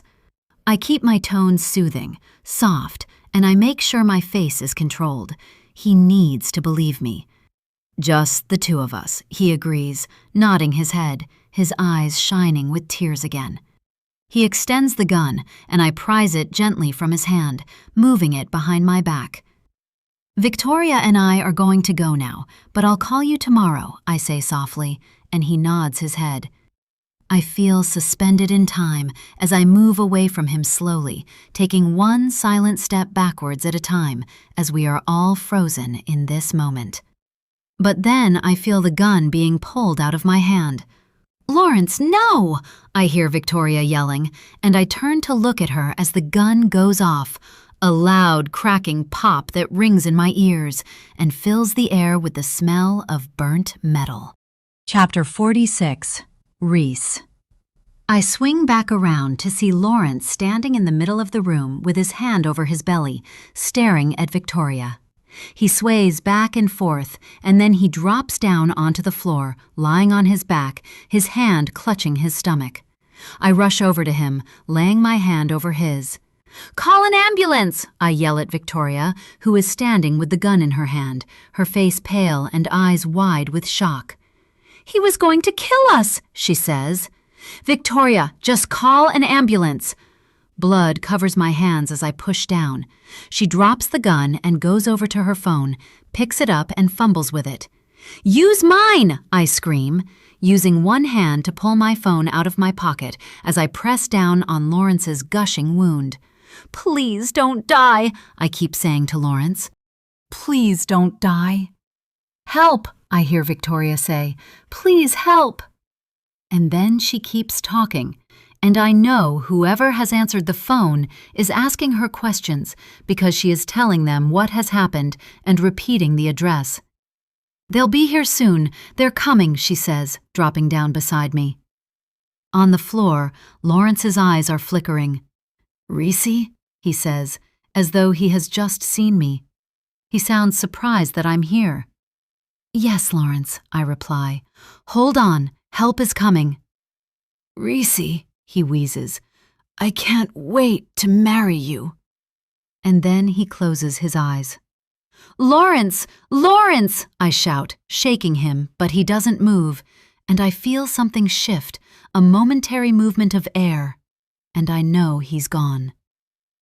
The street is soon filled with sirens, and Victoria goes to open the door, and then there are people everywhere, and I am pulled away. Victoria and I stand together, watching as the paramedics work on Lawrence, even though it's too late. There is blood on my hands and blood on my clothes, and the iron smell of it is everywhere. We are escorted outside by 2 policemen. "Can you take me through exactly what happened here?" asks one of them. He has a neat gray beard and brown eyes. I open my mouth to explain, but nothing comes out, because I have no idea how to explain it or to let them know that all of this was my fault. Chapter 47. Victoria Reese seems unable to say anything at all, but she stands next to me, nodding as I talk, telling them about how Lawrence was engaged to Reese a long time ago, and that the wedding didn't go ahead. I provide the details that he has been married 3 times, that he has lost his fortune, that he was angry and filled with bitter jealousy. I tell them about the pictures, which they can see on all the walls in that bedroom. I'm so glad they can see them. And as I'm speaking, a phrase keeps repeating in my mind. I killed a man. I killed a man. I killed a man. I use the phrase self-defense over and over again, and Reese nods in agreement. I don't tell the police that Reese had the gun and that it was behind her back. I make sure to say clearly that Lawrence lunged towards us with the gun in his hand, and I somehow managed to grab it from him. He was going to kill us. Reese nods again, and I move a little closer to her, letting our shoulders touch, letting her know that this is the story she must stick with. She will. I know she will, because we are best friends, and I have always protected her. All I want is to go home, but instead, Reese and I are given white paper suits to put over our clothes, and then we are put into separate police cars, just as we see a stretcher being wheeled out of the house. Lawrence in a body bag. The policeman turns to look, and a paramedic catches his eye and shakes her head. It's over. He's dead. But it was self-defense. Truth? Lie? Does it matter? Chapter 48. Victoria. Do you have someone you can call? Asks the policeman driving the car. My phone is broken, I tell him. Lawrence threw it against a wall when I was trying to call the police. I am conscious that every word I say is being listened to and remembered. At the station, I catch a brief glance of Reese going into a separate room, her blood-covered hands clasped in front of her. She doesn't look at me. Will she tell the same story I do? I need her to tell the same story. I am allowed to use the phone to call Ed, but he doesn't answer as I knew he wouldn't. His phone is probably on silent. Instead, I am given a mobile phone that I use to send him a message. We'll be home very late. We'll explain when I see you. Everything is okay. I am fine. A message filled with lies, but I have no other choice. If they tell me I can't go home, I will need to contact him again, but I pray that I am allowed to go home. Once my hands have been swabbed, I am at least allowed to wash away the blood. I watch it swirl down the plug hole, letting the thought, I killed a man, bounce around my head. My clothing is taken, and I am given a new baggy white paper jumpsuit to wear. And then I am left alone in a room until a woman knocks and enters. I'm Detective Sergeant Mulholland, she says, her brown eyes bright despite the hour. Can I get you something to drink? I shake my head because I don't feel able to swallow a single thing. Right, she says, sitting down. Let's start from the beginning. I nod my head as I remember the first time I met Camilla on a summer's evening at a party where I played a game with two strangers and thought I had found friends for life. The truth is, I say clearly, even though I know that most of what I'm about to say is a lie. Chapter 49. Reese. The paper suit they have given me to wear crinkles every time I move, and I feel the urge to sit as still as possible. They have allowed me to wash my hands, but I keep rubbing them because they feel sticky, as though they are still covered in Lawrence's blood. I need to wash them again. When the detective comes to speak to me, a large blonde man who smiles and offers me a coffee, I make sure to tell the story that I know Victoria would want me to tell. He pretended to be an old friend, I explain, but when we got to the house, she wasn't there, and then he told us that she was dead. I don't mention Sophie, because I don't think the police need to know everything. I don't mention a lot of things. I talk and talk as he listens, and then he asks me the same questions over and over again. Hours pass, but finally it seems I have satisfied the blonde detective. You'll need to come in again. We will need to go through the events again, he says, as he stands. But it was self-defense, I protest. He lured us to that house. He was going to kill us. I understand, he nods. But you will need to come in again once all the forensic evidence has been analyzed. But I can go home now? I ask. I have young children at home. I need to be with them. You can go home now, he says, and he opens the door of the little room where I feel like I have been for days. Outside, I take a deep breath of the cold air, letting it fill my lungs, even as I wrap my arms around myself because the paper suit is no defense against the cold. Someone will give you both a lift to your car, says the detective, and I turn to see Victoria. Are you okay? She asks me, and I nod my head. I'm not. But what's one more lie? Chapter 50. Reese. By the time Victoria and I are back in her car, I can't stop shivering. I am sick with guilt. This has all happened because of me. We climb in and sit in silence, staring out at the dark, quiet street where everyone is asleep, not knowing that only one street away, a man just lost his life. I have messaged Nick, but he hasn't replied. Now I message him again. On my way home. He hasn't messaged me to ask me where I am, but then he probably just went to sleep as he usually does, assuming that I would slide quietly into bed when I got home. He probably hasn't even registered that I'm not there, which feels strange, odd, as though my whole life has radically changed and the man I am meant to share everything with is blissfully unaware, fast asleep. Can I use your phone? Mine won't turn on, says Victoria, and I hand it to her so she can message Ed to let him know she will be home soon. Has he wondered where his wife is, or is he also just asleep? Probably. We're meant to be having a girls' night out, something we've done many times before, something that we always get back late from, a little tipsy, always feeling better for having spent the night together. When she hands me back my phone, she starts the car and begins to drive as light rain begins to fall. I watch the dark houses pass in silence, and when we are close to our own homes, I know that I have to tell her. I have to tell the truth. Chapter 51. Victoria. Ask me what my truth is and what my lie is, she says. I'm so shocked, I take my eyes off the road. Now? Now you want to play the game? Are you crazy? It's not a game, she says, as I return my gaze to where I'm going and stop at an orange traffic light just as it turns red. The streets are empty, but I can see there's a camera. I'm exhausted, uncomfortable, and cold, but I need to concentrate, and I certainly don't want to play the ridiculous game. We never played it again after that night 16 years ago, because we only ever played it with Camilla. What do you mean? I ask her. What on earth are you talking about?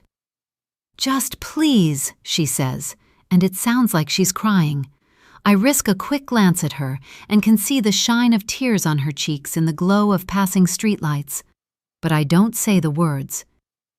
You think I'm weak, says Reese. No, that's not true, I protest. I think you're good, and the world tries to destroy good people. I know that it does. I'm not weak, Victoria. I've been through too much, and if I didn't know how to bend and survive, I would have broken. You didn't need to protect me from her. You didn't need to protect me from anything. I get why you did it. Reese shakes her head. But there are things you don't know. I look around, seeking a place to stop. I get the feeling that something is going on, something more than what I know. Is there something you're not telling me? I ask my best friend, and she nods, but she doesn't tell me what it is. Instead, she waits for me to pull over, to stop the car so that I can concentrate on her. Ask me, she says again. Okay, I sigh, because if this is how she wants to do it, then this is how we'll do it. One truth and one lie, Reese, I demand. Go. Reese sighs. I was heartbroken when Camilla admitted she had sex with Lawrence. And? I ask, because that's obviously the truth. I saw what she was like in the weeks after she found out. I was there when Lawrence came over again and again, begging her to go ahead with the wedding, only to be sent away by her parents. I know that his parents went to her parents to try and make it happen. I made sure that Reese was steadfast. I hated Lawrence. He was nasty and mean, and he would have made Reese's life hell. I was glad it was over, and even though I set out to destroy Camilla, I was kind of, just a little, grateful to her for what she did. And I was glad I made her tell Reese. That's a lie I will take to my grave. When I went up to Camilla's room the night I followed her and Lawrence home from the bar and confronted her, I said, "You need to tell Reese." "What she doesn't know and all that," Camilla replied with a smirk. Maybe she would have told her anyway. Maybe she would have kept it to use when she needed it, but I needed her to stop the wedding going ahead if it was possible. "You tell her or I will," I said. "Why would you do that?" she asked. "Why would you hurt your friend like that?" "Because she doesn't deserve to be married to that man," I told her. "She deserves so much better." I didn't want it to come from me, but it's not exactly like Camilla was going to keep it a secret forever. But we are not talking about my truths and my lies now. Reese is playing the game. I'm not. And? I repeat, because she's looking down at her lap where she is wringing her hands. "Reese, please," I say. I'm so tired I could cry.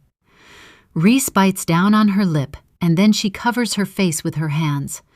"Just say it." "I asked her to do it," she says, loudly, clearly. "I asked her to sleep with Lawrence." Chapter 52.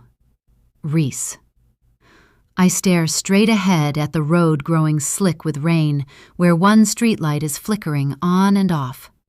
Victoria keeps opening her mouth like she's going to say something, and then closing it again. I have rendered her speechless for the first time in our entire friendship. Here's the thing that no one tells you about being good. Once people have decided that's who you are, it's who you have to always be. It's the same with being weak. People see you one way and refuse to ever see you another. My marriage to Lawrence was a runaway train that I couldn't stop. I knew who he really was. The closer we got to our wedding, the clearer it became that his whole life would be dedicated to sucking the life out of me until I was a dry husk. I watched what I ate, keeping track of my calories so that my body never looked any different. I even stayed away from him when my period was due so that he would not see me bloated. I kept quiet when we were out with other couples, sipped my drink slowly, and smiled as he talked and talked and talked. I went to visit his parents on special days instead of mine. I agreed that I didn't need to work after we were married because my job would be to take care of him. I wore the dresses he favored and never changed my hair without consulting him. I went to cooking lessons with his mother so that I would know how to make all his favorite dishes. I agreed that I would get pregnant right away, despite telling him that I wanted to travel as a couple, enjoy our years together when it was just us. And I knew that I would not survive my marriage to him. I told Camilla all that on the night I met her at the bar, the night I got purposefully drunk and determinedly shed my inhibitions and boundaries. I told her all of it, and even though I was drunk, I knew she was enjoying each revelation, savoring each morsel of my misery, because that's who she was. I don't know if it was a conscious decision or an unconscious decision to say what I said when she put me in a taxi. I don't know if I planned, from my first sip of tequila, to whisper in her ear, "It should have been you who hooked up with him. It still should be. You can do that for me, can't you?" She asked me if I was joking because she knew I wasn't, and then she sent me on my way. After falling asleep as I got home, without even taking off my makeup or clothes, I woke a few hours later, desperately thirsty, and immediately sent her a message trying to take it all back. I lay awake for hours, twisting with anxiety as I thought about letting everyone down, about having to cancel the wedding, and what that would do to my parents, especially my father. I messaged her again and again, and I really tried to take it all back. When she finally replied with a thumbs-up emoji, I thought I had gotten through to her, that she understood. When she asked us over for a final night of all single girls, I thought it was over. I thought I had taken it back. Even though I never really wanted to take it back, I asked her to do it, and it got me out of a situation that I would never have had the courage to leave. I should have thanked her instead of cutting her out of my life, I say to Victoria after I have explained, but I couldn't speak to her again. I should have stopped you from trying to hurt her, I tell Victoria. That's my truth, my real truth. Says Victoria, and she shakes her head. But I was still young, and I was, once again, in a situation that I couldn't get out of. I let you do everything you did, and I lay in my bed and wallowed. Victoria doesn't say anything, and I am finding her silence unnerving. I babble on. So you see, I'm not good. Maybe I never really have been. Maybe my goodness is the lie. Chapter 53. Victoria. You should have told me, I say. There is so much more I want to say. I want to call her manipulative and cruel, but I can't make myself say those words. I was cruel as well. I enjoyed it because I disliked Camilla more and more as time went on. I cannot believe this of Reese. Perhaps she felt she didn't have a choice? But why drag everyone else into your issue? Why make us all get involved? Why make us dance like puppets to your tune? How is this the same Reese I know? I know, and now Lawrence is dead, and so is Camilla, and it's all my fault. I sigh. It's not your fault, Reese, and it's over now. What's done is done. I need to keep her on my side. I need to have this situation go the way I want it to. Reese and I need to stick to our story, and if I attack her now, she may not do that. She's capable of anything, obviously. Lawrence and Camilla are gone, and we are here, and we will need to support each other when we speak to the police again, when we explain things to our husbands, when we live through the weeks or months until this is over. She nods her head, but I know she isn't finished blaming herself, and, quite frankly, she should be blaming herself. She played a childish game to get Lawrence out of her life, and I was such a good friend that I ruined 2 lives to punish the people who I thought hurt her. And all along, it was exactly what she wanted.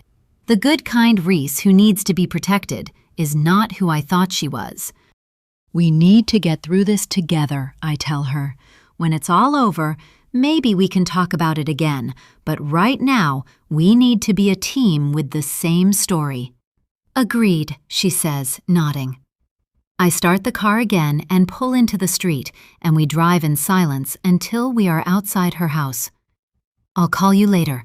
We can talk about what to say when we see the police again, she says as she opens the car door to get out. Yes, I agree. She swings her legs out, and then she turns back to look at me. Lawrence sent me a picture of you and Nick hugging outside the sandwich shop he likes to go to. He told me you were having an affair. I shake my head and close my eyes. I'm too exhausted to keep talking. But she wants an answer, so I open my eyes and look at her. Why would I do that, Reese? I ask. She shrugs. I know. I knew it was rubbish. I nod and she gets out of the car, slamming the door behind her. I don't watch her walk into her house, just pull off and make my way home, as I tell myself one truth and one lie. I have never had sex with Nick. Not once. I have had sex with Nick. More than once. I know which is which. Epilogue. 1 year later. Reese, can I go to Caitlin's house after school today? Her mom says I can.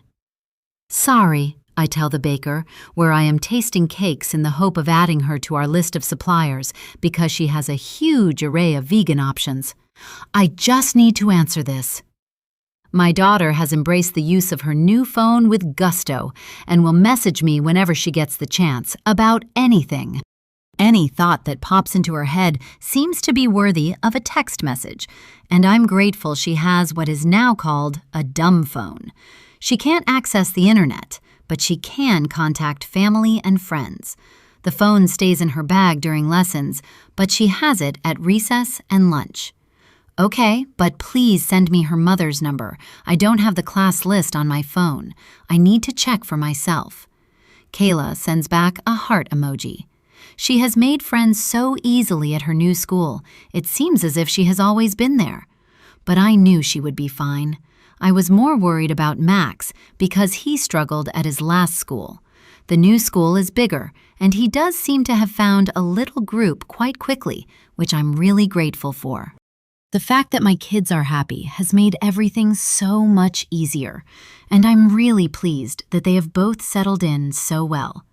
I sold the move to the kids, both the house and the school, as a new and exciting start.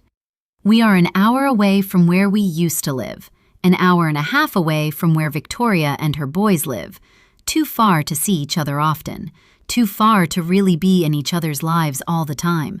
We could be in touch every day if we wanted to, but it seems that both of us have entered into an understanding. We are no longer friends. It happened without either of us saying anything. There was no big announcement, no discussion. We just gradually contacted each other less and less. Lawrence's death was ruled as self-defense.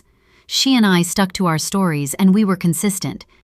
The room filled with pictures of us was something the police were mindful of, as was Lawrence's search history on how to buy a gun and how to shoot one. Everything pointed clearly to someone who wanted to hurt us. Camilla's sister Sophie is the one who is selling the house, and she had no idea that he'd broken in, no idea that he was planning to use it. I contacted her after it happened, even though I know the police had already informed her. I didn't know what I was going to say. Her 15-year-old daughter, Rebecca, answered the phone at her florist shop and called for her mother. The conversation was brief, stilted, and after Sophie told me she had nothing to do with what Lawrence did, she said, "Don't contact me again," and hung up. I don't blame her for never wanting to hear from either me or Victoria again. I try to imagine Lawrence in the days before we went to Camilla's old house. I see him putting up the pictures and muttering to himself about how Victoria would pay for what she did. He was quite clearly crazy. On the day we were told that the police were closing the investigation, I thought about calling Victoria and maybe meeting her for a coffee, a drink, some kind of celebration because we were finally allowed to move on with our lives. But somehow, I never did, and neither did she. She's judging me for what I did, for what I said to Camilla back then. But I know Victoria did more damage. There are things she did that I may never know about, and I'm fine with that. A few weeks after we had been cleared, I was trying to get back into my work, worrying every time I picked the kids up from school that I would run into Victoria or Ed, but working on it. And then Nick announced he had a new job, and I saw the chance to change my life. He works from home a lot because he works with the UK and so has odd hours. He's more engaged now, happier, and more present at home. I think what happened with Lawrence gave him quite a shock. The idea of someone watching me and our kids was frightening. The fact that Lawrence is dead is a relief to all of us, although I feel terrible for his family, of course. Nick was really supportive about moving and about getting the kids to change schools, which surprised me, but perhaps he was ready for a new start as well. I'm just glad to have put this all behind me. By the time I had finished with the police, the story that I told was cemented in my memory from the constant repetition. Lawrence, bitter at the end of his third marriage, contacted Victoria and me, pretending to be Camilla. He lured us to the house that Sophie and Leah are selling, now that their mother has died. And there, he held us hostage. He was holding the gun and lunged for us, and Victoria somehow got the gun from him, and then it went off. I didn't see Lawrence lunge for her, but I have said I did, over and over again. He wasn't holding the gun, but I have said he was. My fingerprints shouldn't have been on the gun, but I have said I picked it up after Victoria dropped it, just to move it out of the way. It seemed the simplest way to deal with everything. Was it the truth? No. But was it a lie? Would Lawrence have actually hurt us? I don't know. I thought I had gotten through to him. He had handed over the gun. I was backing away. We could have walked out of that room, but maybe he could still have hurt us if he really wanted to. Is that true? Does it matter? Maybe there are no concrete truths and lies when it comes to human beings. Maybe it's all somewhere in between, because we all have our own versions of events. I am grateful to be here, to be safe, and to be living in a lovely new home with my husband and children. Right now, that's a truth I need to hold on to. Let's try the chocolate one, I say, as I return to the baker who willingly cuts me a slice. You'll love this, she says. My clients think it's the best, and that's the absolute truth. I'm sure it is, I say with a smile as I pop a piece in my mouth. I'm sure it is. Victoria. I still pick up my phone, meaning to call or text Reese at least once a day. But I'm better than I was because it used to be many times a day. I don't quite know how it's happened that we no longer speak. We never had a discussion about it, and I'm not sure who stopped talking to who first. I guess we ghosted each other, but slowly, gently, calmly. I could have confronted her, brought it out into the open, and demanded we have a real discussion. But I'm not certain how she would have reacted, because I'm not actually certain who Reese is. Not anymore. I'm trying to move on, especially since I'm now a single mother.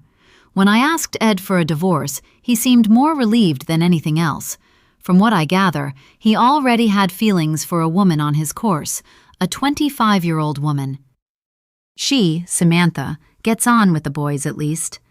I wanted to be angry at him, to feel rage for what he'd done, but I knew that I didn't have the right. Both of us checked out of that marriage and were better off apart. Just getting a coffee, I say to Monica, who works in the cubicle next to mine. She's 22 and, technically, my boss at the organic marketing agency where I found a job 6 months ago. I've had to start right at the bottom, but I'm getting up to speed with how different things are now in advertising and marketing, and I hope to be able to move up the ladder quickly. Life is not easy. I share an apartment with the twins, and the small space means that chaos reigns supreme. I cannot tidy or clean fast enough to create order. The lack of space makes them both crazy, so I try to get them out as much as possible. But whenever I feel bad about my situation, I remind myself that it could have been so much worse. I could have been in prison. I don't deserve an easy life.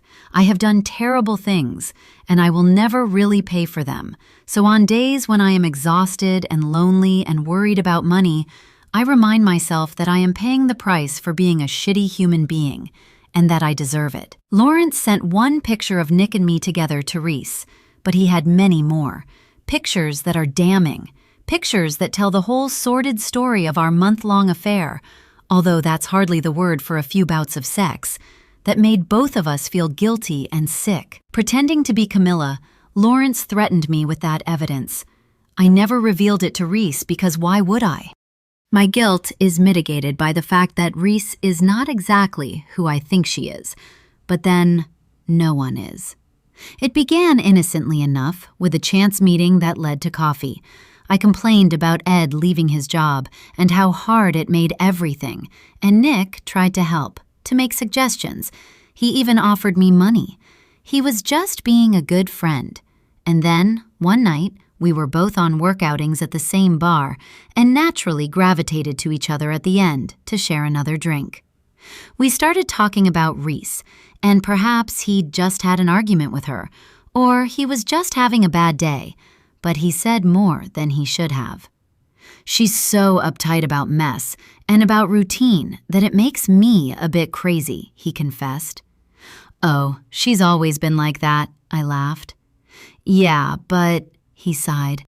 Sometimes I feel like I'm one of the kids in the house, and she just needs me to do exactly what she tells me to do, and if I don't, she always looks so disappointed. Well, I said, attempting to defend my friend, she has a lot of stuff to do with her work and her charities. Yeah, he agreed, finishing his drink and signaling the barman for another. But sometimes I feel like our marriage is last on her list of things to do. I should have left then and there, but I don't always do the right thing. No one does. And I was enjoying, just a little bit, hearing that my friend's marriage was not perfect, especially since my own was faltering so badly. One thing led to another, as they say. It's all sordid and gross and embarrassing.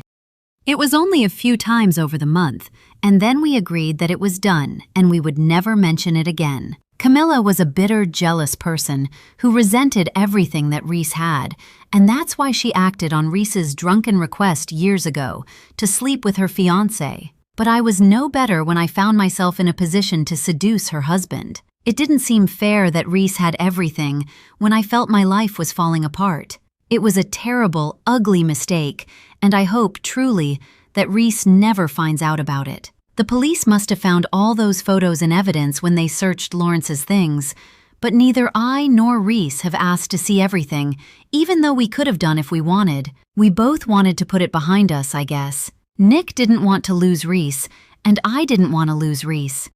We both talked about how good she was, how nice she was, how special she was. A lot. He loved his wife, and I loved my friend, and I have no idea why I betrayed her like that. Again. When Lawrence sent me the pictures, I assumed I was talking to Camilla. I knew that she hadn't sent them to Reese because Reese was still talking to me. And then we found out Lawrence was behind it all. When we were in that house, I knew that if he lived, he would find a way to show them to Reese. And then Nick and I would both lose her. I grabbed the gun from Reese, and we could have left safely. He didn't actually lunge towards me. I didn't fear for my life because he didn't seem a threat in those final moments. Rather, just a sad, pathetic man who had messed up his life. He wasn't going to kill us. He knew he had lost because I had the gun. Even though he really wanted to believe Reese when she said she would leave her husband for him, I'm sure he knew the truth. He had given up. But I needed him gone. It was self-defense. I was defending everything. I've lost Reese anyway. My marriage is over, and I've had to start at the bottom of the career ladder again. But at least I'm not in prison. I belong in prison. That's the truth. Reese knows that's the truth as well. She knows Lawrence didn't lunge towards us. She felt me grab the gun she put behind her back. But what she doesn't know is the lies I've told her. She'll never know because she never needs to know. She's moved away and she still has her lovely husband and another beautiful home and her nice job that she enjoys. But I'm not going to let my envy of her change me again. That's the truth, I think. The end.